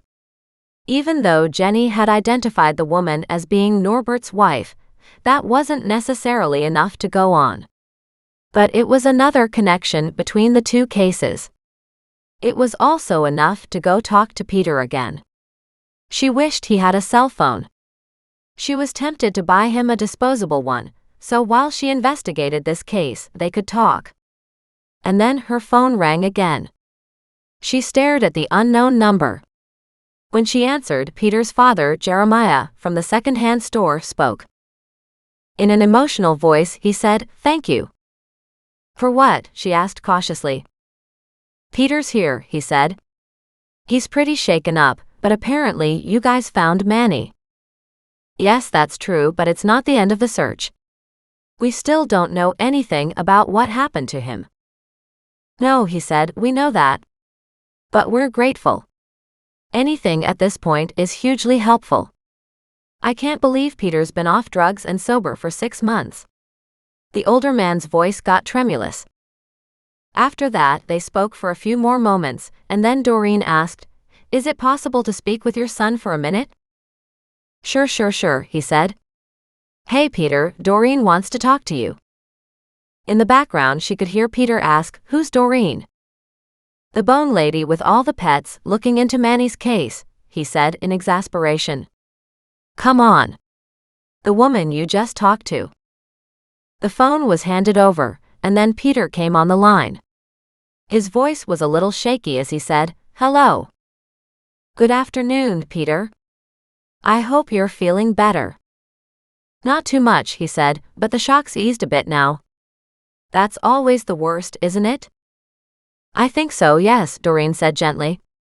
"I did hear from Manny's mother. Of course, you know, she received the news about Manny's death today, too. She did say she saw her daughter once when she was with a bunch of church ladies. Apparently, she was walking in the park, and Manny came over to talk to her, and ended up saying something about not having to worry about him anymore because he was leaving soon. His mom did assume, at the time, he had found a way to move to another part of the country. But Manny's mother also mentioned she saw somebody with him, and it took a while to figure out who it was. That woman gave Manny some money." "Lots of people gave us money though," Peter protested. "Think about it. We were always panhandling." "In this case though," Doreen said, "it was Lynette, Norbert's wife." Peter gasped. "Oh, I remember that," he cried out. Then he stopped and asked, "Is it important?" "In stuff like this," Doreen said, "it's almost impossible to know what's important and what's not." "But do you know why Norbert's wife would have given Manny money?" "A lot of reasons, I suppose," he said, "but the biggest one was she wanted Manny to disappear. She said he was a humiliation and called him all kinds of nasty names. She was a piece of work, that one. Talk about kicking somebody when they're down. That was just the person she was." "Did she give Manny much money?" "Yes, it was a lot," he admitted. "And I think that was why Manny was thinking she could possibly leave this time." "Was that a condition of receiving the money? Was the wife paying off Manny, telling her to stay away from her husband, or some such thing?" "I don't think she cared about the husband one bit. I think she was hoping Manny would just disappear, and would stop being an embarrassment." He sniggered. "Norbert used to talk to Manny all the time. He was really unhappily married and didn't know why he married his wife in the first place. Plus, as soon as they were married, she stopped being a wife in many ways. So, maybe Norbert came to Manny as much for friendship as anything." "I think so, yes, and maybe more," he said. "He really was sweet on him. The weekly appointment could have been a way for him to help out Manny as well." "True," Doreen said. "I'm glad Manny had Norbert and you as friends right up to the end." That was the wrong thing to say because Peter started blubbering again. "You don't happen to remember how much money it was, do you?" Doreen asked, trying to pull Peter out of it. "Or if it happened more than once." "It was just once," he said. "We talked about it lots afterward, because Manny was enthralled with the amount of money she'd been given. It was thousands of dollars. And it wasn't long before Manny was broke again. But he'd given everybody he knew a shot of drugs to save them from having to do at least a couple tricks." "Sounds like Manny's actions came from heart," Doreen said with a smile. "Too bad he couldn't take that money and run with it though." "I think he was planning on it. But he did tell Norbert, you know." Doreen's eyebrows shot up. "Manny told Norbert what his wife had done?" "Yes," Peter said. Norbert was really angry about it. When he left Manny, he told him that he'd fix it. But he did tell Manny to keep the money. He also gave him a lovely ring. Manny hawked it and bought a cheap replacement at the pawnshop. He wouldn't wear it, but Manny couldn't quite let it go. He'd been really touched. "Well, that's good," Doreen said. She figured Manny had probably spent all the money from Lynette and from selling Norbert's ring by the time Manny had hooked up with Norbert a week later too. "I just wonder if maybe the wife made arrangements to help Manny get out of town." "If she did, she didn't tell Manny about it," Peter said. "Honestly, it would have been much better if she had made arrangements like that. You can't give money to a junkie. It just disappears up the arm, like everything else." Still, it was something. Did Manny see her again? When he didn't leave town right away, did Norbert's wife come back and yell at Manny for not having followed through? "I saw her myself once," Peter said. "And she didn't seem happy to see us there, but she didn't have a screaming fit or anything. I think Manny just gave her the finger as she drove by. Which would have pissed her right off." "Oh yes, absolutely," Peter said with a chuckle. "But you know what? You always get those highbrow people who think everybody else is beneath them." Doreen knew all too well because she'd had to hang out with the highbrow people. Unfortunately, she was afraid that in the past, she may have come across as one of those highbrow people too. If you think of any other confrontations or anybody else who might have done something odd, like that matter with Lynette, you'll let me know, won't you?" "Nothing comes to mind," Peter said. "That was just such an odd thing. I even forgot about it until you brought it up." Considering it all happened fairly close in time to when Manny went missing, and when Norbert died. "Do you think Lynette had anything to do with Manny's death?" Peter asked, his voice suddenly dark. "Oh, I doubt it," Doreen said hurriedly. "And remember, we can't assume anything. We need hard evidence." When she heard Mac's words rolling off the tip of her tongue, she rolled her eyes. Then she said, "Don't think or do anything rash." "I'm too tired to do anything rash." "I'm glad you went home to see your father," she said. "Yeah," Peter said gruffly. "Me too." Doreen hung up and sat here, pondering the information for a few moments. She had her suspicions, but that was all they were. Suspicions. It was too easy to get the wrong person at this stage. She sent Mac an email, telling him about the money from Lynette, and the wife telling Manny to get out of town. It wasn't anything but another puzzle piece. It helped, but it didn't do a lot when the rest of the puzzle pieces were still missing. All in all, she didn't have any information that made a difference. And that was very distressing. She started in on searching for the license plate. What were the chances of finding one that ended with AY? There had to be another way to do this. Frustrated, 20 minutes later, Doreen picked up the phone and dialed Mac. When he answered, she asked, "Did you search for that truck?" His voice was mild when he said, "Good afternoon, Doreen. You know it's almost dinner time, right?" She gasped and said, "Really?" "Really," he said. "So no, I haven't had a chance to check out that license plate." "Why?" "Because I'm wondering if anybody had that number before." "Remember, it's not a number. It's a letter, and there are probably lots of them. I did start a search, but I don't remember if I checked to see if the results have come up. I've been a little busy." "I get that," she said, "but I think it's important. I might be able to tap in from here. I'll call you back." He disappeared on the phone as soon as he said that. Doreen made herself a cup of tea and stared out moodily. This case was about to crack wide open, and she had a pretty damn good idea what was going on, but she just didn't know how. She settled down again and looked up Lynette's address. That was the one person who needed a good talking to. She was the one hiding secrets. Or maybe she didn't give a damn. She certainly hadn't waited before she remarried. So who knew what was going on there? Doreen found the address, looked it up, and realized it was a 10-minute drive away. As she sat here doing nothing anyway, she thought, what the heck? She stood and grabbed her keys.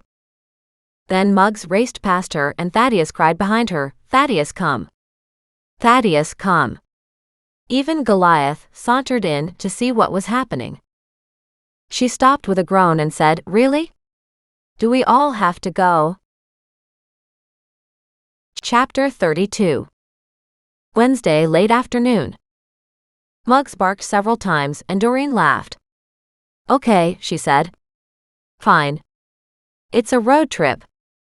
With all 3 animals in her car again, Doreen backed down the driveway and out of the cul-de-sac, heading toward Gordon Avenue. Finally, she turned toward Dilworth Road and used it to cut across the mall area to Dilworth Mountain. In her mind, she understood where she was supposed to go, but some of the streets didn't sound familiar. She took several corners and then finally came to the right street. And shortly afterward, she came to the house in question. It was a huge all-brick mansion and looked timeless. It sat there just off to the corner, where it would maximize the view of the city below. Doreen nodded to herself, pulled up and around, parked, got out with the animals, and decided she'd take a casual walk past.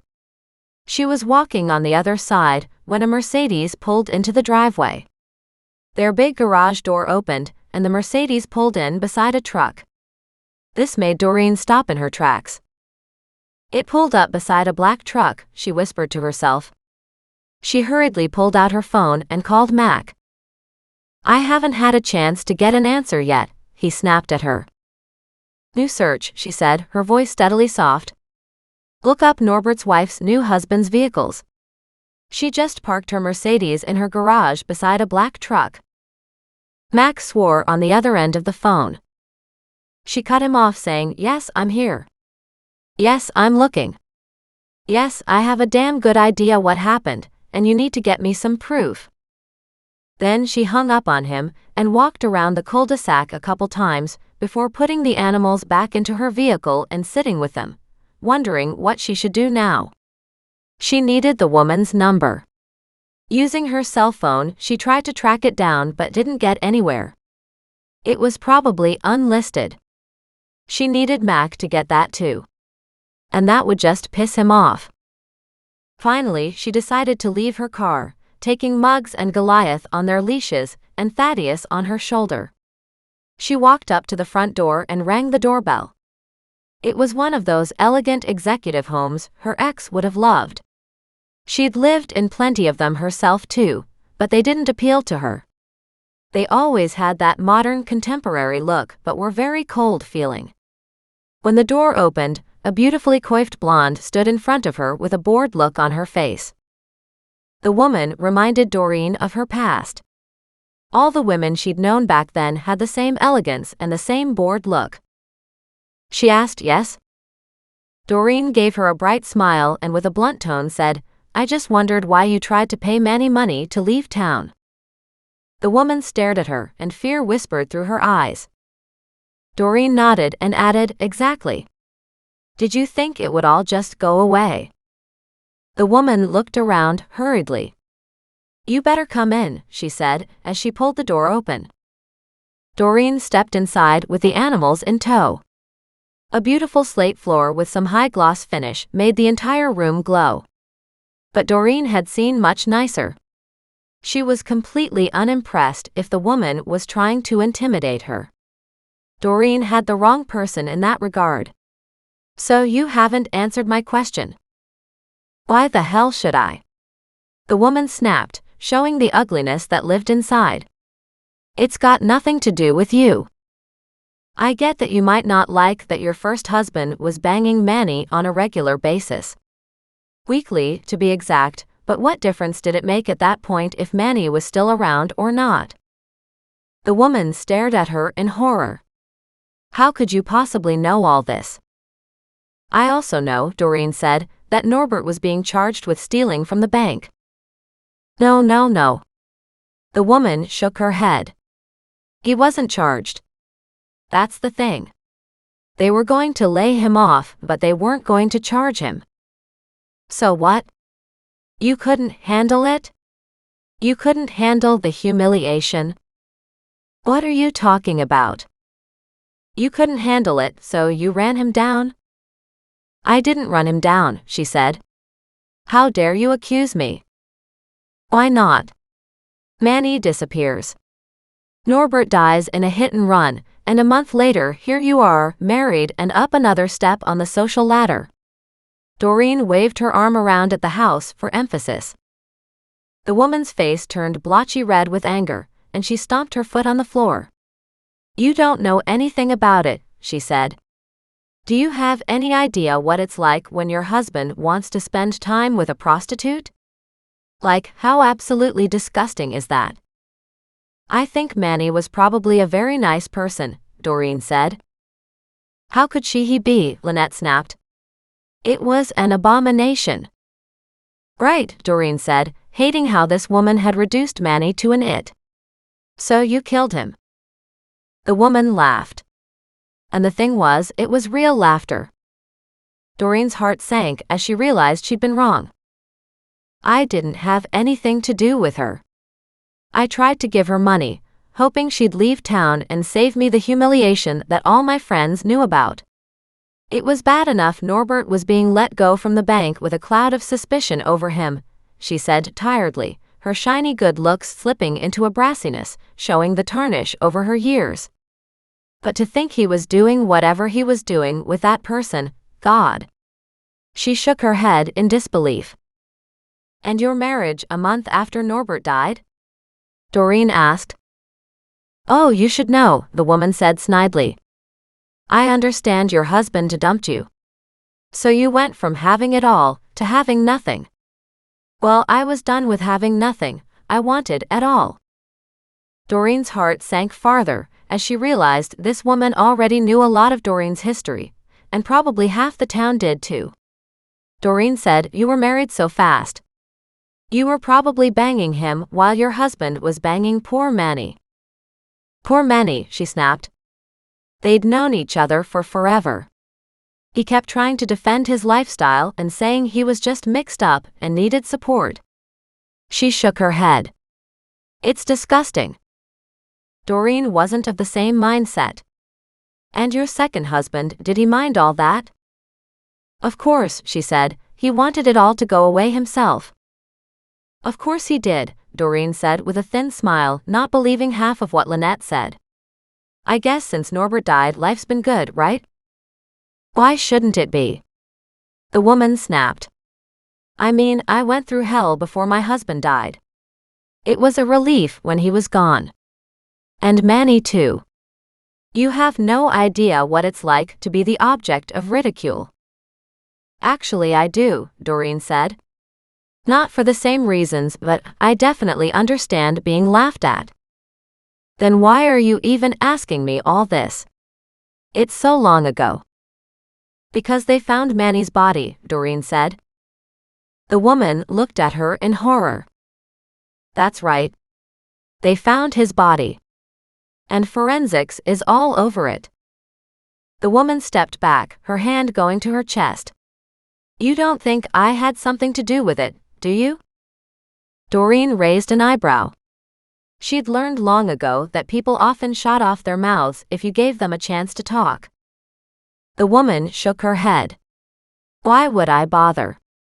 Manny had been in my husband's life for so long, it was a humiliating nightmare. But it was just one more disgusting part of the life I had to live. You could have left, Doreen said. I considered it, Lynette said. You bet I did. And then Dean came along. Lynette told Doreen the last part with a smile that said she got sucked in and fell in love. It told Doreen that Dean had taken Lynette away, like the charming prince he appeared to be, and had converted her life from hell to heaven. Doreen nodded.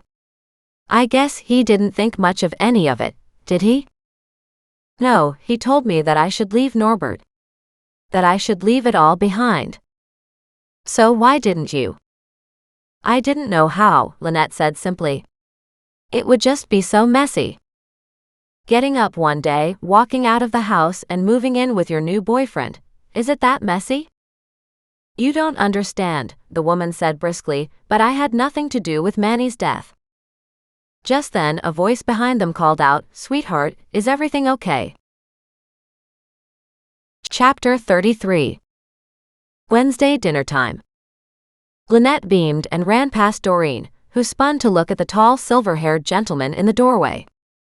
He caught Lynette and kissed her gently, then looked at Doreen and asked, "Are you harassing my wife?" "Not at all," Doreen said with a bright smile.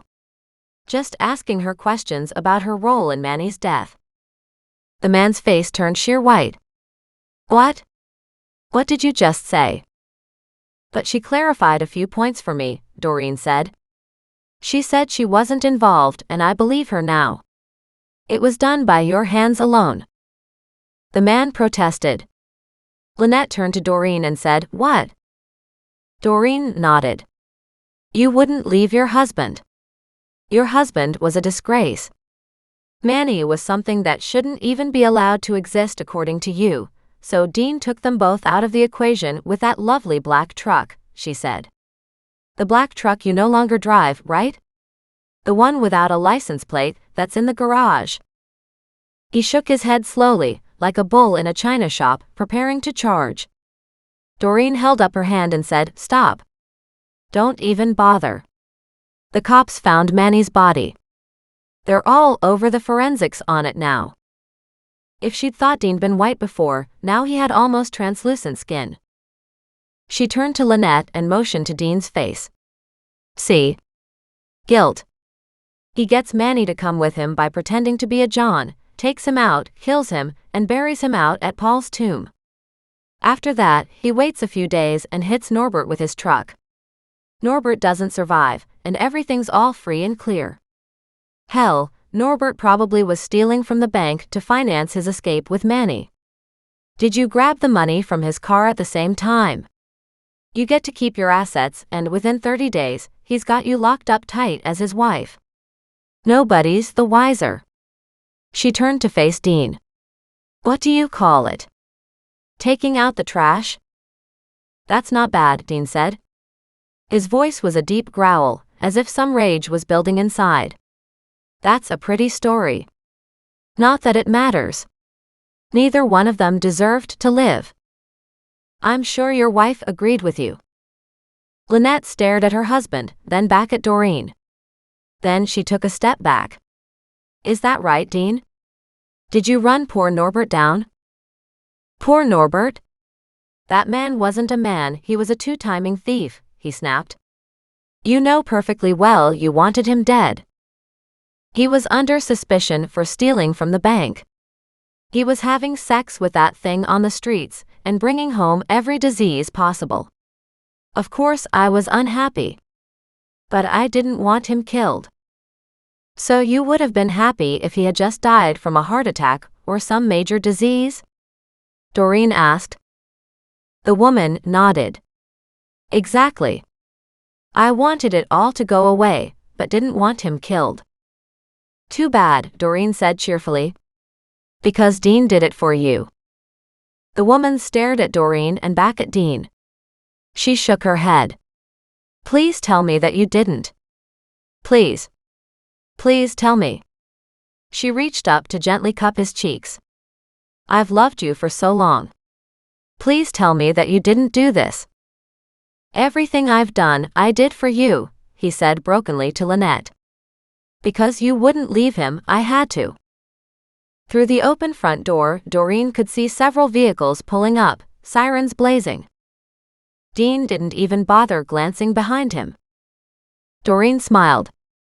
"Well, you'll get to say it all over again many times," she said, "because here's your ride." Dean glared at her and said, "Do you think I'll just walk out of here?" He stiffened his back, straightened up, and said, "It's your word against mine. The cops can go over the truck. I don't care." "Not just my word against you," she said. "We have a lot of witnesses now. And of course, Manny is just now telling his story too." Dean grimaced at the thought and shook his head. "You don't know anything." "I know that Manny struggled," she said. Manny fought for his life. And at the very end, you wouldn't even give him the mercy of being found, so his family could mourn. And then, when you came back from killing Manny, you were completely casual about the whole thing and never said a word to anybody. After that, you plotted poor Norbert's downfall. And that was way too easy, wasn't it? Now here, 10 years later, you've got it all. You've got the fancy house, the beautiful wife, the great job, you're the king of your castle. Doreen gave them a smile that would put anybody on edge. Except for Dean, because he was too arrogant to see it. But you built it all on a crumbling foundation. You made it out of murder and lies. Lynette gripped his hands and whispered, "Please tell me the truth." He reached down gently, kissed her on the forehead, and said, "Don't worry about it." "You noticed he never said no," Doreen said cheerfully. Lynette looked at Doreen, then at her husband. "Dean, I want you to tell me right now by looking in my eyes." He smiled and cupped her cheek. "Why would you even listen to this woman?" "See," Doreen said. Once again, he didn't say no. Behind him, she could see Mac walking up the sidewalk. Several other men headed to the garage. She looked at Dean and said, "You can't say it because it's a lie, and you can't lie to her because you love her. You killed her husband just to free her up so she could be with you." Dean stared at his wife and his shoulders sagged. He slowly whispered, "I killed him. I had to. You wouldn't leave him. You wouldn't leave that lousy, sniveling little worm for me. I had to do something." Lynette shook her head, her hand clasped over her mouth as she cried, "No, no, please no." He reached out for her, but she took a step back. Doreen was just about to congratulate herself on having gotten one case closed without actually getting hurt, when Dean turned, grabbed something from the sideboard that held his keys, and swung it in Doreen's direction. She took a glass bowl hard in her chest, crying out as she stumbled back, falling to the floor. Thaddeus squawked and flew free. She was okay, but it knocked the wind out of her. She could hear Lynette screaming in the background and asking Dean to stop. But he picked up something else and lunged toward Doreen to smash it into her. As he took 2 steps, Muggs jumped at him. Only Dean kicked Muggs away. Muggs fell over, whining, as Goliath lunged upward, digging his claws into Dean's lean belly. Dean roared and tried to brush Goliath off, but Muggs was back at Dean again. Not to be outdone, Thaddeus flew onto Dean's distinguished hair, sending it flying everywhere. He dug his claws in and pecked away. Dean roared in anger, frustration, and pain, as the animals attacked him at all once. And finally, over all of it, Doreen felt warm arms wrap around her and help her to her feet. Mac's voice came through the din. "Are you okay?" She looked up at him gratefully and nodded. "I will be." "Good. You might want to call off your defenders then, please." She gave a sharp whistle, and Muggs returned to her side, while Goliath shot her a look as if to say, it was really getting good now. But still, he dropped from Dean's midsection to the floor and sauntered toward her. Then Mac scooped up Thaddeus and plunked him on Doreen's shoulder, while they all watched the wreckage of the man in front of them, crying. Dean was still standing, but he was torn and bleeding. "Looks like Doreen strikes again," Mac said. 2 cops behind him chuckled. "Looks like Doreen and her army strike again," they said. Doreen looked over at Mac and said, "The black truck's in the garage. You know that, right?" "I know it now," he said. "I don't think Lynette had anything to do with any of the killings, but she tipped me off." Lynette stared at Doreen. "What are you talking about?" "You paid Manny money to disappear," Doreen said. That made no sense. How could it not make sense? She was humiliating me. My life was a mess because of her. How could it not make sense to get rid of her? "Sure, but somebody did get rid of him," Doreen corrected. "And if it wasn't you, then who?" "It had to be somebody who cared. And that led me to the man who loved you enough to kill for you. But once he got rid of one nasty irritant in your life, he got rid of the one nasty irritant in his life. She glanced at the animals huddled close to her side. You see, when you love someone, you do almost anything to save them. But not murder, Max said with a note of warning. Doreen laughed. Never murder. Besides, whoever threw all that stuff into Richard's garden, they had no idea what they started. Handcuffs in the heather, indeed. Yeah, so now what? Something starting with I. I hope not, she said with a shudder. The only thing that comes to mind is ice. Don't like the sound of that. I'm a sun-loving girl. Don't like the cold much. Then don't think about it, Max said comfortably. Maybe you're done now. Got all this amateur sleuth stuff out of your system. If that's the only other option, she said as she scowled at him, I'll take ice. After all, how hard could it be? The big lake freezes over here, so maybe someone else is lost in the lake. Mac rolled his eyes at her. Knowing you, you'll compound the issue and make it an ice pick as the murder weapon. She glared at him. Knowing me.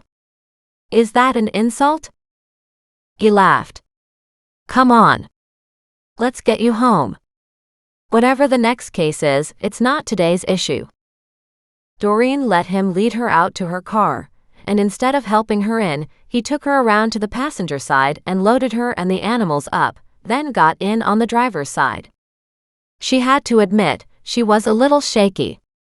So being driven home was a novelty she would enjoy. Besides, it gave her time to consider ice picks. Not a bad idea at all. Epilogue. Friday noon. 3 days. All Doreen had wanted was 3 days of peace and quiet. At least that's what she thought she wanted. But by noon on day 2, she was bored out of her mind. She sat on her small deck with a cup of coffee in her hand, but her foot kept tapping the floorboards. Finally, she jumped up. This is ridiculous, she announced to Muggs, who was sprawled out in the sunshine beside her. We have to get some work done. It's either that or I'll go stir crazy. She bounded off the deck steps, wondering where her now full energy level had come from. Yesterday, she'd been dragging her sorry butt around the kitchen and trying hard to put all the pieces in her head into place. But now she was full of energy and ready to go. She grabbed the shovel and headed to the garden to start on the next bed. She kept looking back at the markers that were still in her lawn to show where the expanded deck was supposed to go. She hadn't done anything further because, of course, it would be not just her working. It would also require Mac. Was a project this size doable on a weekend or several weekends? Today was Friday, and normally she would be gardening at Millicent's, but Millicent had again asked Doreen to come on a Saturday instead. After weeks of working on Mac's mother's yard, Millicent's garden was looking decent.